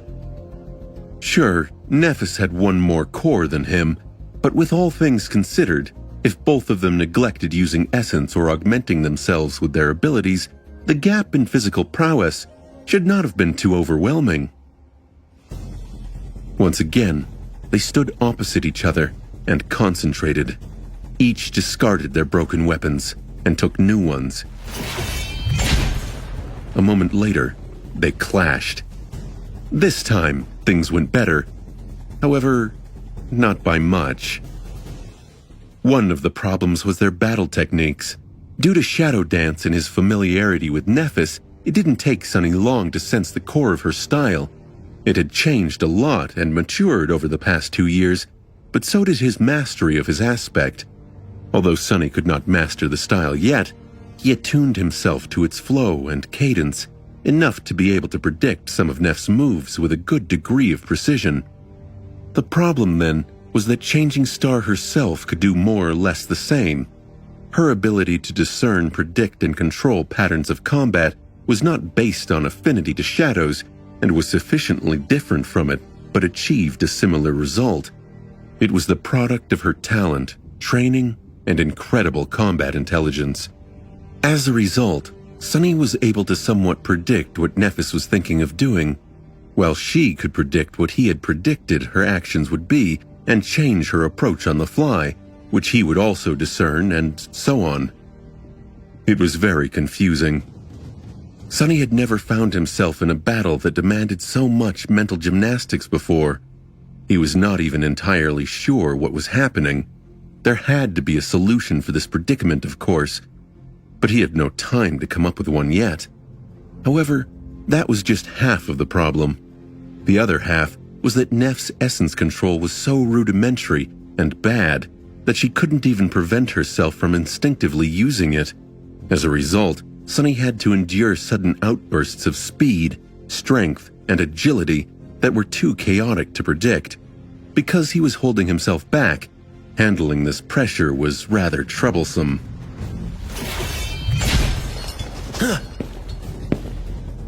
At some point, Changing Star overdid it during one of her strikes, causing her second training sword to shatter as well. The jagged end slid forward and bit into Sunny's cheek. Drops of blood fell to the floor. Sunny jerked back and grimaced, feeling that the left side of his face was seriously torn. The wound was bad enough to cause blood weave to shed a few drops. It was nothing that he wouldn't be able to heal quickly, of course, but it still hurt. Before he could say anything, Nephis suddenly reached forward and placed a cool palm on his torn cheek. In the next moment, a brilliant white radiance illuminated the underground dojo. His pain instantly disappeared, replaced instead by relief and gentle warmth. He felt as though he was being cleansed by something pure, precious, and sacred. A pristine white flame. Standing close to each other, the two of them froze for a moment. Neff's hand rested on Sunny's cheek, which was swiftly healing. The soft radiance emanating from her skin reflected in her calm gray eyes. Beneath that calmness, There was pain and suffering in them. Sunny moved slightly, wishing to say that she didn't have to do this. Before he had time to speak, however, something unexpected happened. The white flames suddenly seeped under his skin and then engulfed him.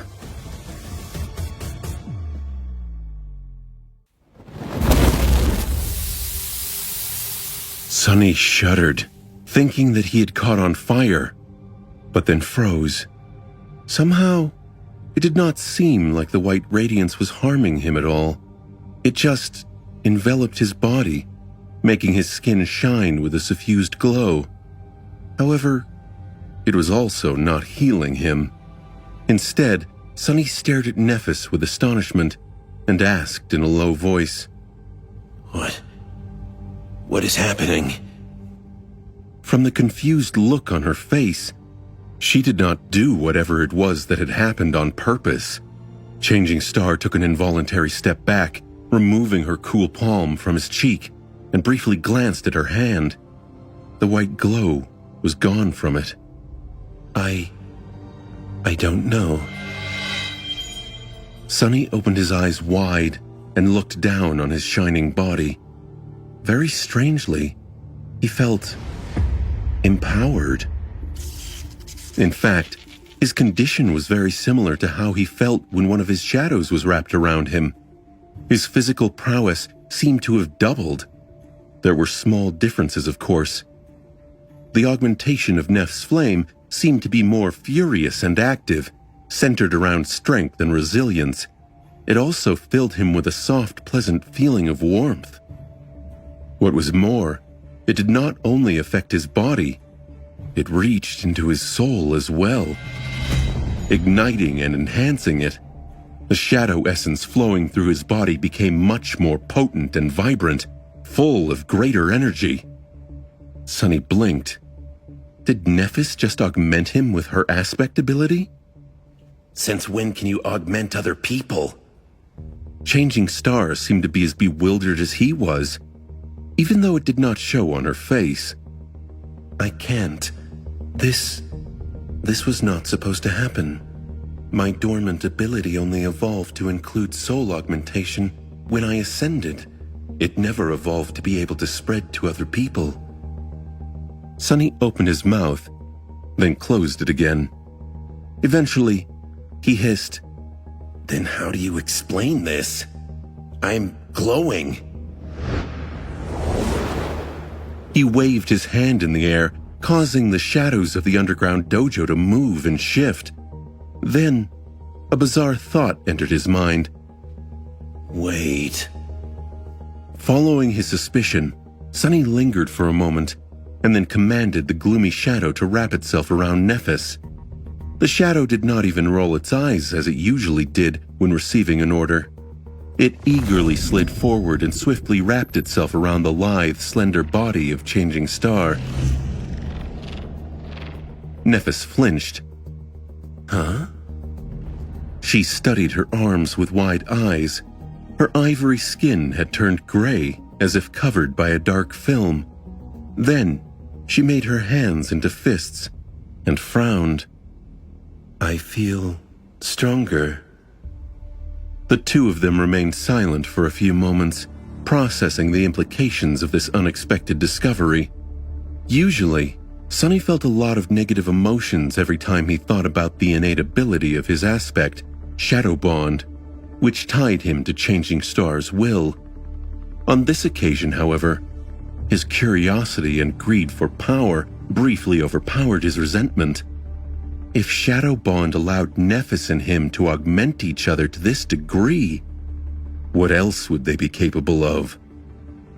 Neph seemed to come to the same conclusion. They glanced at each other, understanding the other's thoughts without having to say anything. Sunny hesitated for a moment, then said, It causes you pain to use your ability. We can stop now. She slowly shook her head. No, not yet.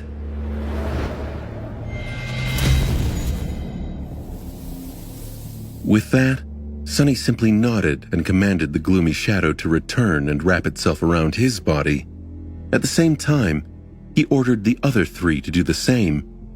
Changing Star, meanwhile, concentrated for a moment, causing the white radiance suffusing his skin to grow many times more intense. Sunny let out an audible gasp. 4 shadows made him 5 times more powerful. That he already knew. Flames, summoned by Nephis, who was a tyrant, were more or less akin to 5 additional shadows. In theory, his physical prowess should have grown tenfold as a result. What a stupendous augmentation! Combined with his might as a master, his 4 cores, and the subtle but consequential physical enhancement he received from Bloodweave, Sunny should have become monstrously strong. But in reality, the effect was even greater. The shadows and the brilliant light seemed to resonate with each other, making the sum greater than its parts. Sunny turned into a silhouette shrouded in broiling darkness. That darkness, however, was permeated with blinding white light. The light made the darkness deeper, while the darkness made the light much more stark and radiant. He looked like an abyssal spirit of the starlit void. He felt powerful, immensely powerful, powerful enough to face a saint in a fight. He looked at the training sword grasped in his hand and easily made the reinforced alloy shatter in his grip. He did not even have to exert a lot of his strength. Deeply stunned, Sunny whispered, "Scary." A few moments later, Nephis sighed and recalled her flames. Sunny allowed his shadow to slide back to the floor. Changing Star looked at him and asked, her voice unsure, "How did it feel?" Sunny remained silent for a while. Eventually, he forced out a pale smile and said, "Like a dream." They stayed in the dojo for the entire night, experimenting with the strange and frighteningly powerful application of their unnatural bond. There were many things they had to explore, even though it was too dangerous to test the limits of this new power here. The last thing Sunny wanted to do was completely wreck the foundation of his home. It wouldn't have been fun if the whole building suddenly collapsed. Still, there were a lot of things that they had discovered. First, both Sunny and Nephis could be enhanced by the white flames and the shadows. All of this could be concentrated on one person or shared between them in any proportion they chose, mixing any light into the shadows or even one shadow into the radiant light made the result more powerful. Secondly, the same could be done to their memories. Pouring all of their power into the cruel sight, for example, made it somewhere around 15 times deadlier. This scale of enhancement went well beyond the confines of its rank, making the somber spear as powerful as a transcendent weapon. Applied to armor, the augmentation was just as strong. However, doing so would have been a bit wasteful. Memories had no souls, and as such, the part of Changing Star's flames that made a person's soul more active and resilient was wasted on them. It did, however, affect shadows and echoes. Sunny and Nephis tested the full augmentation of their combined aspects on Saint first, and then on the echo of a 6-armed ascended demon that Changing Star possessed. The result was as frightening as what Sunny had experienced himself. As the dawn painted the world in shades of pale violet and lilac, the pair was still cooped up in the underground dojo. Although neither spoke, their eyes were full of thought. Both understood what their discovery meant. Each of them bore a divine aspect. Each was immensely powerful when compared to other Ascended. When two bearers of divine aspects combined their power, it could be unpredictable. Imagining what they could do was indeed a bit scary. After a while, Sonny glanced at his communicator and flinched. Ugh, crap. It's morning already. I'm going to be late for my lecture. He looked at Nephis, suddenly realizing how tired and spent she looked. Using her abilities so much must not have been easy. She simply nodded. "You can go if you wish. I'll rest for a while." Sonny hesitated for a moment, then nodded, and used Shadow Step to jump into his closet on the second floor of the house. A few minutes later, he was already running out of the door, wearing civilian clothes that Kai had helped him pick a while ago. Changing Star was left alone.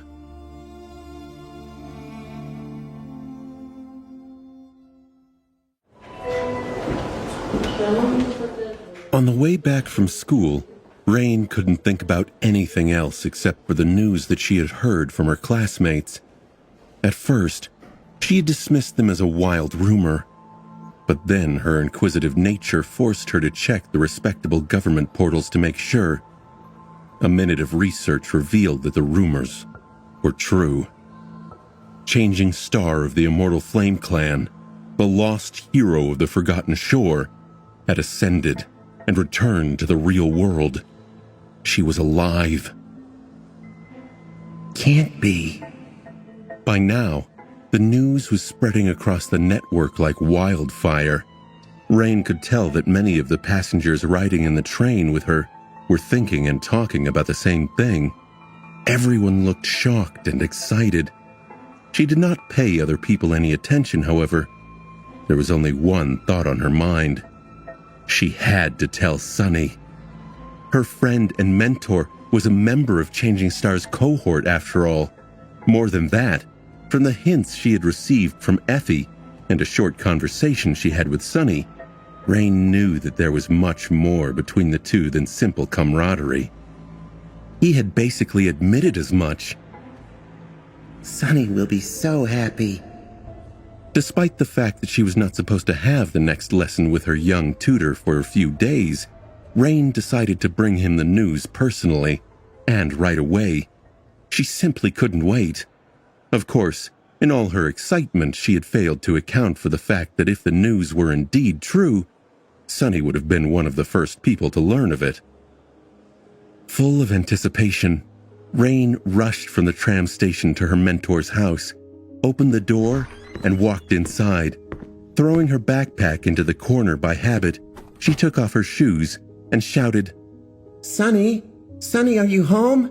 You won't believe. Then, however, the teenage girl froze, with her mouth wide open. As she watched in stunned silence, the curtain hanging over the entrance to the guest bedroom parted, and a tall, incredibly beautiful young woman walked into the living room. Suddenly, it seemed as if sunlight pouring through the windows became a little bit brighter. The young woman was slender and graceful, with flawless ivory skin and striking gray eyes. Her face was calm, aloof, and strangely mesmerizing. What shocked Rain much more, however, was that the beautiful stranger's skin glistened with moisture, as if she had just left the shower. She was wearing nothing but one of Sonny's black shirts, leaving her long legs mostly bare. And her wet hair was of a strange silver-white color. The silver-haired young woman walked toward the kitchen, then stopped and looked at Rain. A hint of confusion appeared on her face. She hesitated for a moment, then said, "Hey." Rain raised a trembling hand and pointed a finger at the stranger's head. Her teeth chattered as she forced out, You're... The beautiful stranger raised an eyebrow and remained silent. Rain finally managed to finish her sentence. You're Changing Star. The last daughter of the Immortal Flame Clan tilted her head a little, then shrugged. Yes, I am. Who are you? Rain swallowed, slowly realizing that she was in the presence of one of the most talented battle commanders and heroes of humanity, a person so renowned that there was hardly anyone in the entire world who did not know her name and Sunny's. Remembering the lessons he had taught her, the teenage girl forced herself to calm down, somewhat, and said weakly, I am Rain. Sunny is my teacher. Changing Star remained silent for a moment, studying the unexpected guest. Then a small hint of a smile appeared on her beautiful face. Really? Well, I used to be your teacher's teacher.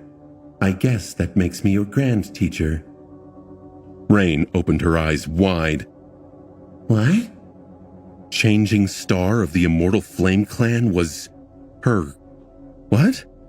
The concept simply failed to register. The supposed grand teacher, meanwhile, walked over to the kitchen counter and poured herself some water. She drank it, then looked at Rain. After a few seconds of silence, she said, I'll be staying here for a few days. You can call me Neff. Rain slowly nodded, not quite sure what she was just told. Was she sleeping? Was the famous lady of the Immortal Flame Clan in front of her wearing Sunny's shirt, telling Rain to call her by her first name? A nickname, even. If that bastard Sunny had not subjected Rain to stumbling into Song of the Fallen, Raised by Wolves, and Nightingale, she would have probably fainted by now.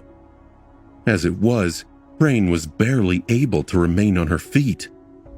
Lady Changing Star, Neff, looked at her attentively, and then suddenly asked a strange question. Rain, does your home have a big window and a lawn? Rain silently nodded. Yes? Why? Neff lingered for a moment, and then turned away. Just wondering. Then she looked toward the living room area and sipped her water. Oh, by the way, do you know how to control the entertainment system of this house? Rain nodded again. Yes, I do. Changing Star smiled with satisfaction. Great. I was told there is a movie about me. Can you put it on the projector? Rain took a deep breath, obediently walked over to the projector, connected it to her communicator, and searched for the Song of Light and Darkness on the network. A few minutes later, she found herself sitting on the sofa, next to Master Changing Star, the legendary heiress of Immortal Flame, as the somber music reverberated all around them. The movie was starting. Am I dreaming? This can't be real. Can it? On the wall in front of them, the interior of a spacious and brightly lit room appeared. A handsome man with dark circles under his eyes was studying a map, while a little girl with silver hair was playing on a carpet near him. The man was speaking. We awakened only raise arms to protect humanity. Sitting next to Rain, Nephis sighed and palmed her face. Projected onto the wall, a languid jade beauty with a slim waist and long eyelashes was traversing a labyrinth of crimson coral, her voluptuous figure barely covered by a flimsy seaweed attire. A teenage boy of about 13 years of age was scurrying along as he shouted, Are you crazy? Sitting on the sofa near the real Changing Star, Rain felt like sinking into the earth. As the movie went by, her cheeks slowly turned bright red. The daughter of the Immortal Flame Clan, on the contrary, became increasingly deadpan and devoid of emotion. By now, her face was so still that it seemed paralyzed. Rain awkwardly cleared her throat. Come to think of it, the actress they chose does not look like you at all. You are much prettier. Nephis shifted and briefly glanced down. Then she said evenly, "Thank you." After a while, she added, Why would they cast a child to play Sonny? What a strange decision. Only a complete fool could mistake him for a young boy. Rain let out a nervous laugh. Yeah, definitely. She looked away in utter embarrassment, and then forced out, And what is up with that stupid catchphrase? That does not sound like something Sonny would say at all. Changing Star moved, suddenly becoming a little more lively. Oh, no. That actually happened. A lot. The movie, meanwhile, continued. The three sleepers braved the wilderness of the Forgotten Shore and eventually reached the Dark City. The brief moment of liveliness passed, and instead, Changing Stars seemed to grow more rigid and cold with each scene. Rain felt so uncomfortable that she could not bring herself to say anything. What kind of idiot directed that stupid movie? Meanwhile, a handsome young man with broad shoulders and a noble bearing appeared on the scene. Rain glanced at Lady Nephis curiously, wondering how much of what was shown about her relationship with the heroic Han Lee Castor was true, and how her apparent relationship with Sonny fit into it. Could it be that there had been an actual love triangle between them? Sadly, she failed to glimpse anything from Changing Star's stoic face. The movie progressed, slowly reaching its culmination. On the wall, the masculine face of the actor playing Sir Castor radiated courage and passion.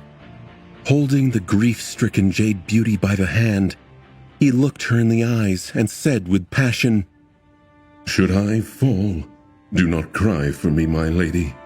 My life does not matter, but yours does.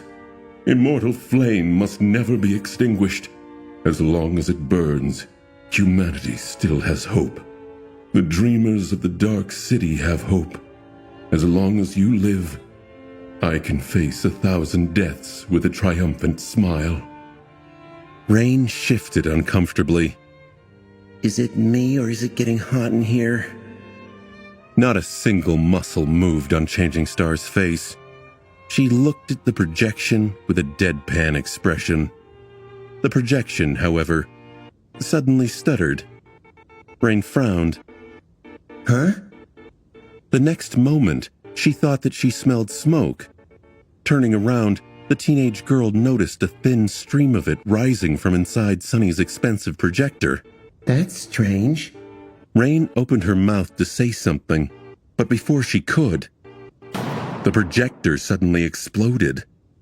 After the movie was suddenly and violently interrupted, Rain only stayed for long enough to help Changing Star clean up the debris of the malfunctioned projector.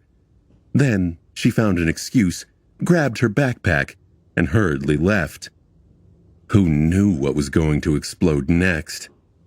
Once the teenage girl was gone, Nephis was once again left alone in the empty house. She lingered for a bit, then went back into the guest bedroom and rummaged through Effie's closet. She had no clothes apart from the tracksuit that the Academy had issued her, which was soaked with sweat after the night she had spent with Sonny underground. There were memories, of course, but she had worn armor for the better part of the last 3 years. Putting on something mundane was strangely comforting. Leaving Sonny's shirt on, she found a pair of gym shorts to match it. Sadly, other articles of Effie's clothing did not fit her too well. She was going to have to do some shopping soon. Considering such matters again felt very strange. Eventually, Nephis found herself back in the living room with nothing to do. She simply sat in silence for a while, trying to deal with the disturbing oddity of not being in danger. Then, she shifted uncomfortably, looked around, and took out the state-of-the-art communicator the government provided to her. She stared at it for some time, then tentatively accessed the network.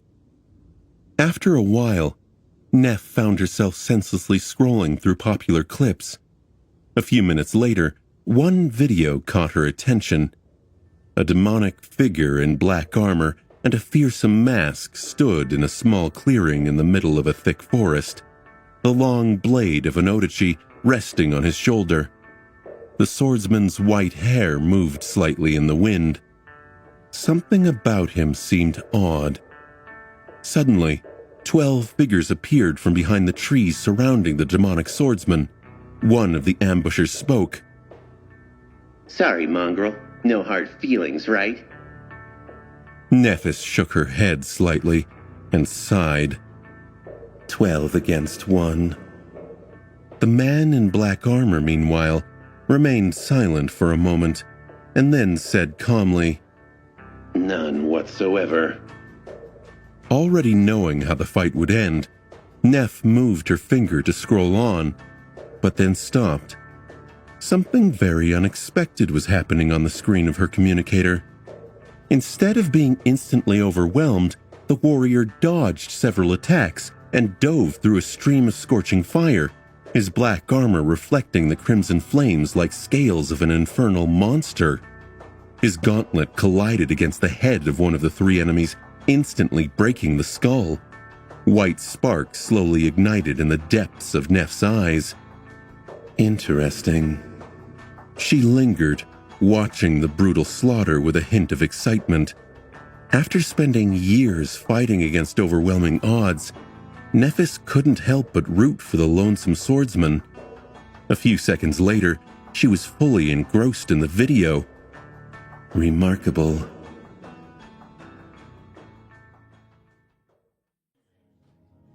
The second lecture turned out to be a challenge for Sunny. Not because he felt unprepared to teach the less experienced awakened, but because all of them were very enthused and full of questions about Changing Star's return. The whole academy was abuzz. Master Sunless, have you met Lady Changing Star? Is it true? Did she ascend? Are you going to join the Immortal Flame Clan now? Can we join too? Normally, that would not have been a problem. Sadly for Sunny, he could not refuse to answer any question due to his flaw, so it took some time and ingenuity to not let anything important slip while reining the students in. Eventually, he forced them to concentrate on the lecture. After the lecture was over, he had to take care of some administrative issues, as well as visit Teacher Julius and assist the old man with a few tasks. Seeing that his assistant was very eager to leave, the elderly instructor did not keep Sunny long, and soon let him go with a knowing smile. Ah, youth. Sunny frowned a little as he hurried to the door. What is that supposed to mean? Throwing the confusion out of his mind, Sunny decided to not waste time and used Shadow Step to reach the train station as fast as possible. On the way home, he was deep in thought.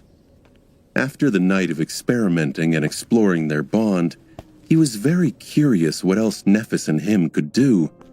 As far as Sunny understood it, Shadow Bond made it so that their souls were strangely considered to be two parts of a single whole, at least when applied to the function of their aspects. So did that mean that he could pull Neff with him through the shadows when using Shadow Step? If he used a charm like Blood Blossom, would its effect be shared with her? If so, would the boost granted to them remain the same or grow twice as weak? He had many questions like that, and answers to them could only be found through further experimentation. Sunny was very excited. Why wouldn't he be? He was always resentful of his weakness and of the fact that stronger awakened or powerful nightmare creatures could snuff out his life without too much trouble. Anything that could grant him more power to defend himself was a boon, and the memory of how powerful he had felt last night was still fresh in his mind. Of course, the reality was not so simple. Firstly, any experiment would demand Neff to go through torturous pain. Secondly, he had not forgotten that this power came at a cost.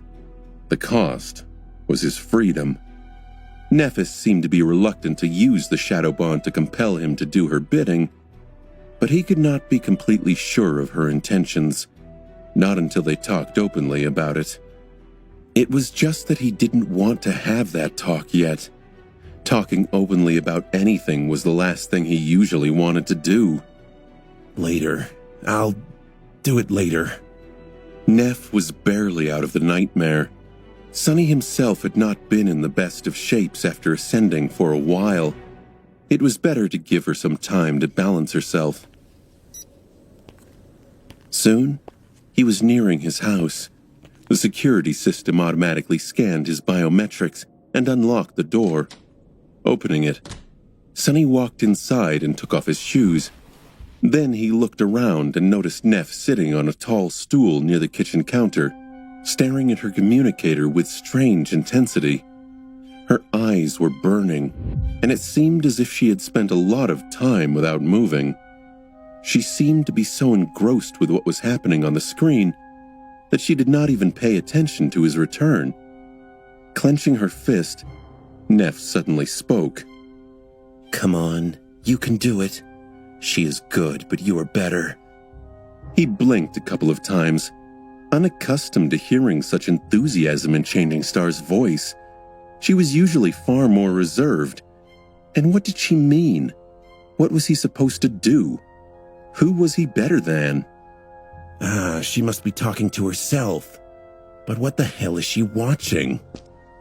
Sonny took a few steps forward and looked over Neff's shoulder. A strange expression appeared on his face. On the screen, a ferocious swordsman in black armor was fighting against a graceful woman who wore light metal armor and an elegant half-mask. Rose petals fell from above, carpeting a grandiose arena.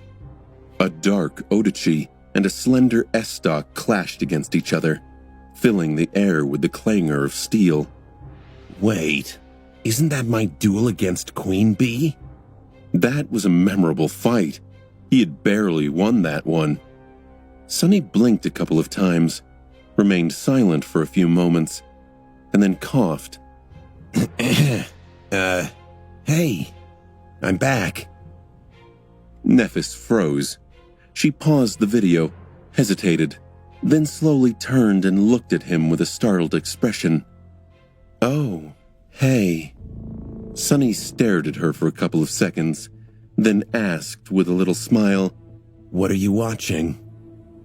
Nephis suddenly livened up and gestured at her communicator. That I stumbled on a video of a very interesting fighter. Have you heard about that guy? Mongrel? He's incredible. I've been watching, studying his fights for a few hours. Sonny scratched the back of his head and then said evenly, Mongrel? Yeah, I've heard a few things about him. Incredible, you say? Do tell. What is so incredible about him in detail? Then he suddenly frowned and sniffed the air. What's this smell? Crap, don't tell me that the filtration system is glitching. Sonny looked around and then froze. His eyes twitched. What? What happened to my projector? A familiar deadpan expression appeared on Neff's face. She glanced in the direction where the expensive model of the projector had used to be, lingered for a moment, and shrugged nonchalantly. Oh, a malfunction, I guess. How strange. As Sonny bitterly explored the damage done to his entertainment system by the strange malfunction, Nephis silently watched him from her stool. Doesn't make sense. The projector is completely gone. It was so expensive. After a while, he turned to Changing Star with a miserable expression and opened his mouth, then frowned in confusion. Wait, is that my shirt? Neff shifted a little and then said, her voice even, I don't have any clothes. Sonny stared at her for a few moments, then waved a hand and looked away, forgetting what he was going to say. Never mind, you can keep it. We can also order a delivery of anything else you need. I am an incredibly rich entrepreneur, you know. He paused, then added with a bit of embarrassment. Well, I used to be rich anyway. These days I pretty much spend everything on research. She tilted her head a little, then suddenly said, "The girl you're tutoring visited." What? Pretending to be nonchalant, Sunny glanced at Nephis and answered in a neutral tone. Oh, strange. We weren't supposed to have any lessons until a few days from now. Neph remained silent for a few moments, then looked away with a smile. "She is a bright kid. I'm glad you are teaching her." He studied her expression with a frown. What's up with that smile? Finally, Sunny shrugged. Well, money is money. My lessons aren't cheap. After that, he sighed, threw the destroyed projector out of his mind, and walked into the kitchen. Are you hungry? I can cook something up. My culinary skills have improved a lot, you know, as you should have already noticed. It was a strange thing. Back on the Forgotten Shore, Nephis had always been the one in charge of feeding the cohort. Now their roles seemed to have reversed, in more ways than one. She deactivated her communicator and said neutrally, "I could eat. Thank you." Then, Changing Star frowned slightly and added, "Oh, but I don't have a lot of time. There is a consultation with the government psychiatrist I need to attend shortly. By remote, of course." Sunny stared at her for a while, then shook his head. That is so weird, he thought. Deciding to prepare something that did not demand a lot of time to make, he took out a pack of ramen, some vegetables, a piece of natural meat, and a pair of eggs. I never thought I would hear something like that from you, of all people. A psychiatrist? Really? He started the process of cooking ramen and added, Was it really that bad? Changing Star sighed and looked down. After a while, she suddenly said, "No, it wasn't too bad." Her voice sounded distant and a bit strange. "In fact, out there in the dream realm, I felt..." Nephis inhaled deeply and then looked at him somberly. "Happy." Sunny almost dropped the cooking pot. Of all the answers out there, he had not expected to hear that one. Looking at Nephis with an incredulous expression, he asked, What? Did you say happy? She sighed and nodded. "I know that it sounds strange, and yes, traveling through that hell alone was excruciating, terrible, and hard. Many times I did not think that I would survive. Other times, I wanted to die. There was so much pain, so much hunger, so much thirst, so much cold, so much unbearable heat, so much silence." A wistful expression slowly settled on her face. But it was also so simple, so liberating. All I had to do was walk, fight, kill, survive. There was no space for unnecessary thoughts, no burdens I had to carry, no complicated feelings, no responsibility. I did not have to remember where I came from and where I was headed. I did not have to be a part of anything. It was just me against the nightmare creatures and the dream realm itself. He listened silently, trying to imagine what living like that would feel like. Well, he didn't have to try too hard. Had he not experienced something similar while living alone in the ruined cathedral of the Dark City? Yes, he had not been entirely himself back then. But he was also the happiest he had ever been, perhaps. There was a bliss in giving up on everything except for the things he needed to survive. even if the things he was giving up on were his sanity, his future, and his very humanity.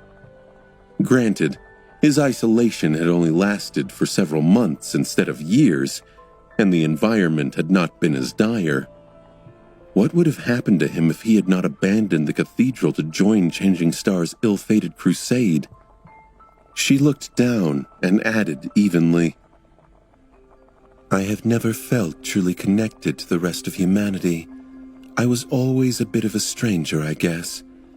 Out there in the dream realm, with only nightmare creatures surrounding me, that connection grew even more ethereal. Sometimes I even felt like everything except for that desolate purgatory had been just a fleeting dream, a strange illusion that I had imagined. The dream realm seemed much more real. It seemed like a place where I belonged, with other monsters like me. She sighed, then looked at him and added, So, that's why I agreed to the offer to receive counseling. It is not because I feel fragile and on the verge of breaking apart. It is just that I am afraid to lose what little humanity I have left. I never had a lot to begin with. After Neff was done speaking, Sonny stared at her for some time, then shook his head.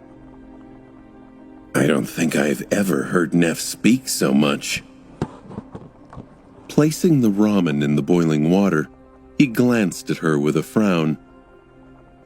Well, if you put it like that, I guess a little counseling would do you good.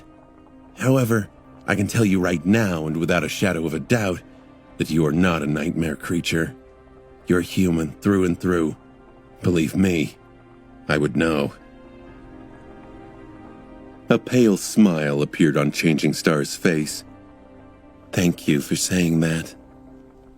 Sonny looked at her with an amused expression and then smiled. I don't think you understand.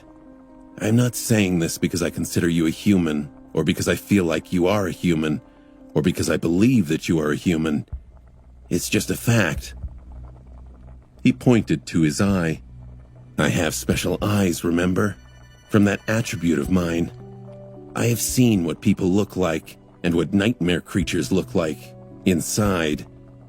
He peered into Neff's soul and grimaced, almost blinded by the brilliant radiance of 5 flaming incandescent suns that burned inside of it.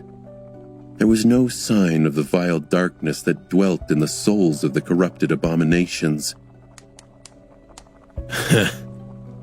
Cracking an egg on the edge of the pan, he looked at her and scoffed. You don't look anything like a nightmare creature. That's all.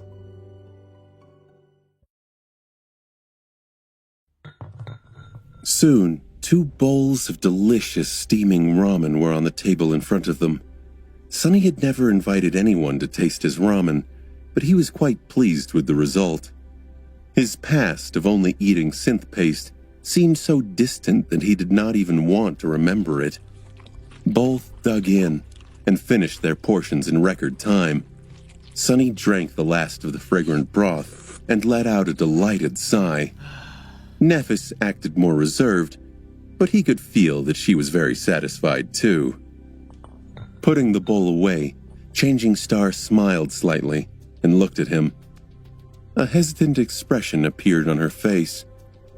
A few moments later, she suddenly said, Be that as it may, while I was lost and wandering the dream realm, slowly forgetting what it felt like to be human, there was one thing I clung to that reminded me that all my prior life had not been just a dream.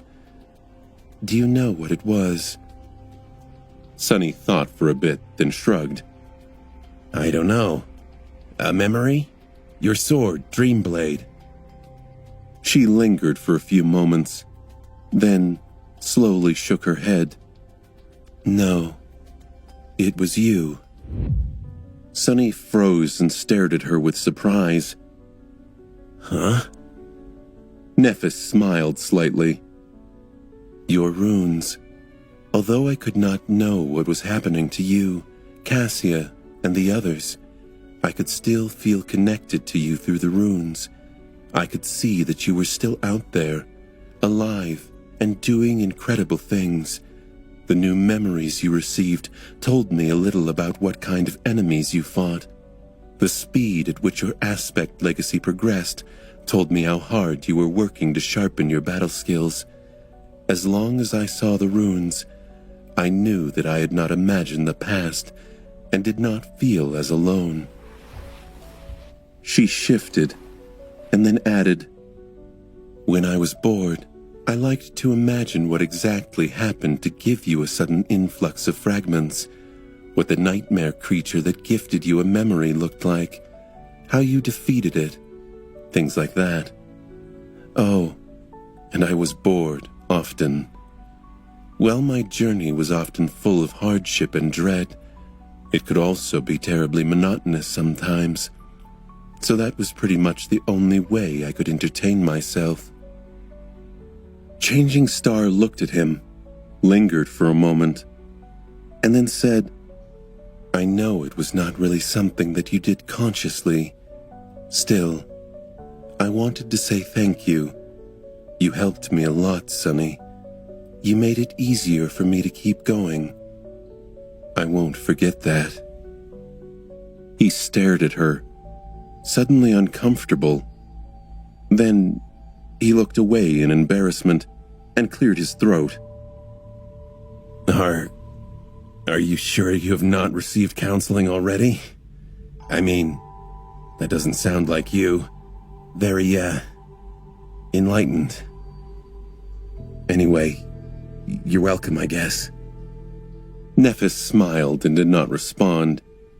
Sonny remained silent for a bit, and then forced himself to say, "Actually, I spent a lot of time staring at your runes as well." He looked at the floor. Granted, I was not exactly going crazy from isolation like you. Well, except for a short stretch of falling into a bottomless abyss all alone, I guess. But the point is, to be honest, I am unsatisfied with the fact that you are so far ahead of me. Every time you gained a soul fragment, it urged me to try to get two. The stronger you grew, the more I wanted to become stronger as well. A large part of those things I gained was because of you. I guess you, too, kept me going in a sense." He fell silent and then glanced at Nephis with a slightly bitter expression. Of course, no matter how hard I tried, I had never managed to catch up to you. Every time I fell short, it did not feel nice at all, but it also forced me to try harder, I guess. She studied his face for a few moments and then shook her head. "It is much easier for me to gain soul fragments, you know that. Even though I am still ahead, I suspect that you have fought and slain many more nightmare creatures than I have. In fact, I know you did." Sonny smiled.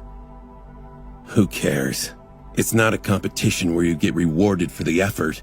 Only the results matter. In the end, a person is either strong or they are weak. The stronger ones will always trample those who are weaker. Isn't that how the world works?" Nephis looked down, then slowly shook her head. "You are wrong, I think. Results matter, yes, but it's not like how you got there, doesn't? Every victory you achieve teaches you a lesson. Every defeat you suffer teaches you even more. I guess it all depends on what you call strength." Sonny grimaced. "Well, let me ask you a question. Can you say that I am stronger than you?" Changing Star stared at him with an even expression. Several seconds passed by, but she remained silent. A dark grin appeared on Sonny's face. He sighed and then collected the empty bowls to clean them. "Effie doesn't seem to think that I am. According to her, I lack conviction. I don't even really know what conviction is and where one finds it. But even I can't honestly say that I am stronger than you. That should tell you something, considering, my clear conscience. Nephis lingered for a few moments, and then suddenly said in a calm tone, "You are stronger than you think you are." Sonny put the bowls into the sink and turned on the water. Standing with his back to her, he stayed quiet for a while. After some time, he started to wash the dishes and said, "Your counseling session is about to start. You should hurry." She looked at his back for a few moments, then silently stood up and went away. Sonny was left alone in the kitchen. He finished washing the bowls, put them on the drying rack, and wiped his hands with a towel. Then, he glanced in the direction of the guest room, shook his head, and scoffed. Who cares? Apparently, I am incredible. A week later, two people sat across from each other on the cold floor of the underground dojo, their eyes closed. With their legs crossed and their hands resting on their laps, it seemed as though they were meditating. Of course, they weren't. While Sonny was calm and relaxed, Nephis was the opposite. There was a furious torrent of soul energy flowing through her body, making it hard for her to remain still. Invisible to anyone except for her partner, radiant streams of ethereal essence rushed through her veins like rivers of flame. Her breathing was uneven, and there were beads of sweat on her face. Sonny observed the changing star through his shadows. After a while, he said, "You are doing much better. While crude, your control is already stable. However, there is no precision to it. A master has to be intricate in how they apply and expend their essence. That is what truly separates us from the awakened. While the soul of an ascended is more potent, the gap is not too large. It is our ability to make better use of this potential that really separates us from the rest of them." Neph was doing well. In fact, her rapid progress in learning how to control her essence was nothing short of exceptional. However, she was facing substantial obstacles in her training. Not only was Changing Star completely new to that aspect of her power, but she also simply had too much soul essence. Compared to a normal master, she had at least 5 times as much of it. If most Ascended contained a tranquil current of essence within their bodies, Nephis contained a furious sea. Her soul essence was also different from anything Sonny had ever faced. It was much more potent, fiery, and vibrant, probably because of the fire attribute she had inherited from her mother. What it effectively meant was that Neph would have to put much more effort into learning to control her essence. However, once she did climb over that steep obstacle, the result was going to be simply terrifying. Showing her the way put Sonny's own experiences in perspective, gifting him a few new insights of his own. Just as it had been with Rain, the role of a mentor allowed him to learn a lot himself. Teaching was truly the best way to learn. Now, Sonny felt that his own essence control was far more precise and nuanced than that of most, even without the help of Soul Serpent. Of course, he had no chance to test it in actual combat yet. He was also growing more and more sour about the fact that both Bloodweave and Boneweave were purely corporeal in nature. Although Shadow Essence was unique, it did not receive any augmentation from his attributes. In fact, the only time its strange nature played a role had been during his encounter with the vile thieving bird Spawn.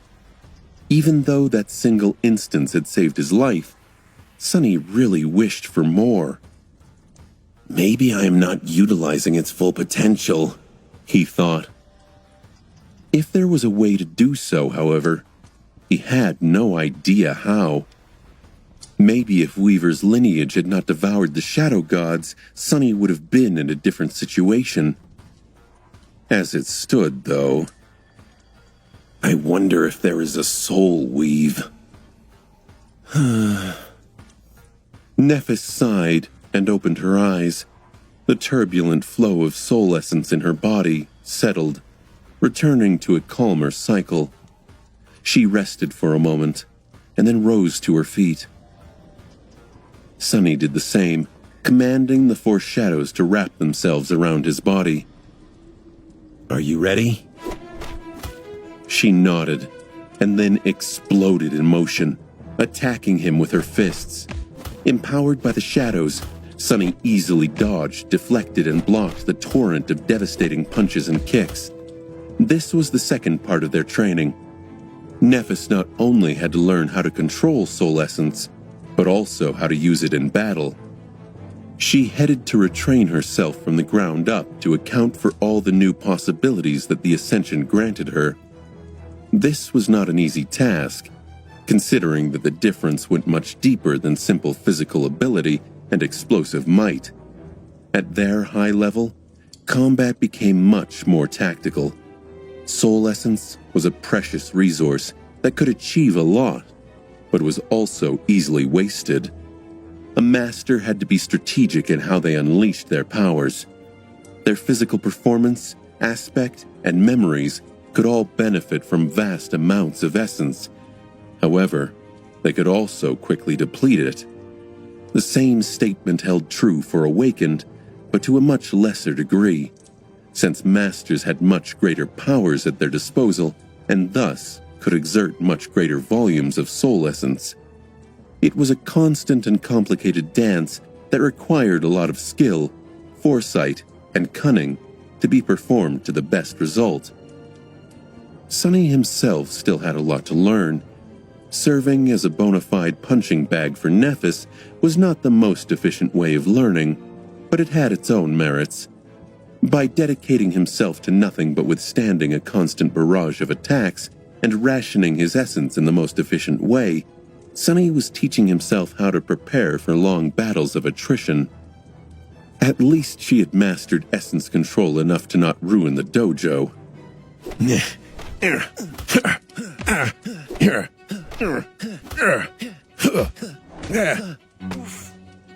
For a while, the underground chamber was filled with nothing but the sounds of heavy breathing and flesh slapping against flesh. Both fighters were exerting themselves to the utmost degree. Sunny had it easier since he was defending, but receiving so many crushing blows in a row was still not for the weak of heart. Each of Neff's essence-empowered strikes could have punched through an armored vehicle after all. If not for the fact that she was not using her flames to augment herself, Sunny would have been suffering from internal bleeding by now. Having nearly indestructible bones was a big advantage, but it did not make him invincible. Their furious clash lasted until Nephis exhausted most of her essence. Determined to launch one last attack, she stepped closer. Her slender leg whipped forward, threatening to crush Sunny's ribcage. He swiftly turned and caught it in the air, then gently placed it on the ground. That's enough for today. Since this had been their routine for the entirety of the last week, neither said another word. Both fell to the floor, spent and utterly exhausted. Their breathing was hoarse, and their clothes were soaked with sweat. Damn, I need a shower. However, the idea of standing up seemed too cruel right now. Sunny turned his head to glance at Nephis and judged that she was in an even more pitiful state. So they simply remained on the floor for a few minutes, laying side by side and trying to catch their breath. After a while, Sunny's communicator suddenly made a sound. Of course, it was not on his person. A clash of such intensity would have quickly destroyed the expensive device, so Sunny had left it on the lid of the Dreamscape pod. Now, he faced the necessity to walk all the way to the alcove to retrieve it. Instead, Sonny commanded the Happy Shadow to glide there, turn tangible, pick up the communicator, and bring it back. The fool was utterly delighted to oblige anyway. As the Shadow gingerly crossed the underground dojo and presented the communicator to Sonny, he glanced at the screen and then sighed. Time to go, Neff. Cassia is on her way.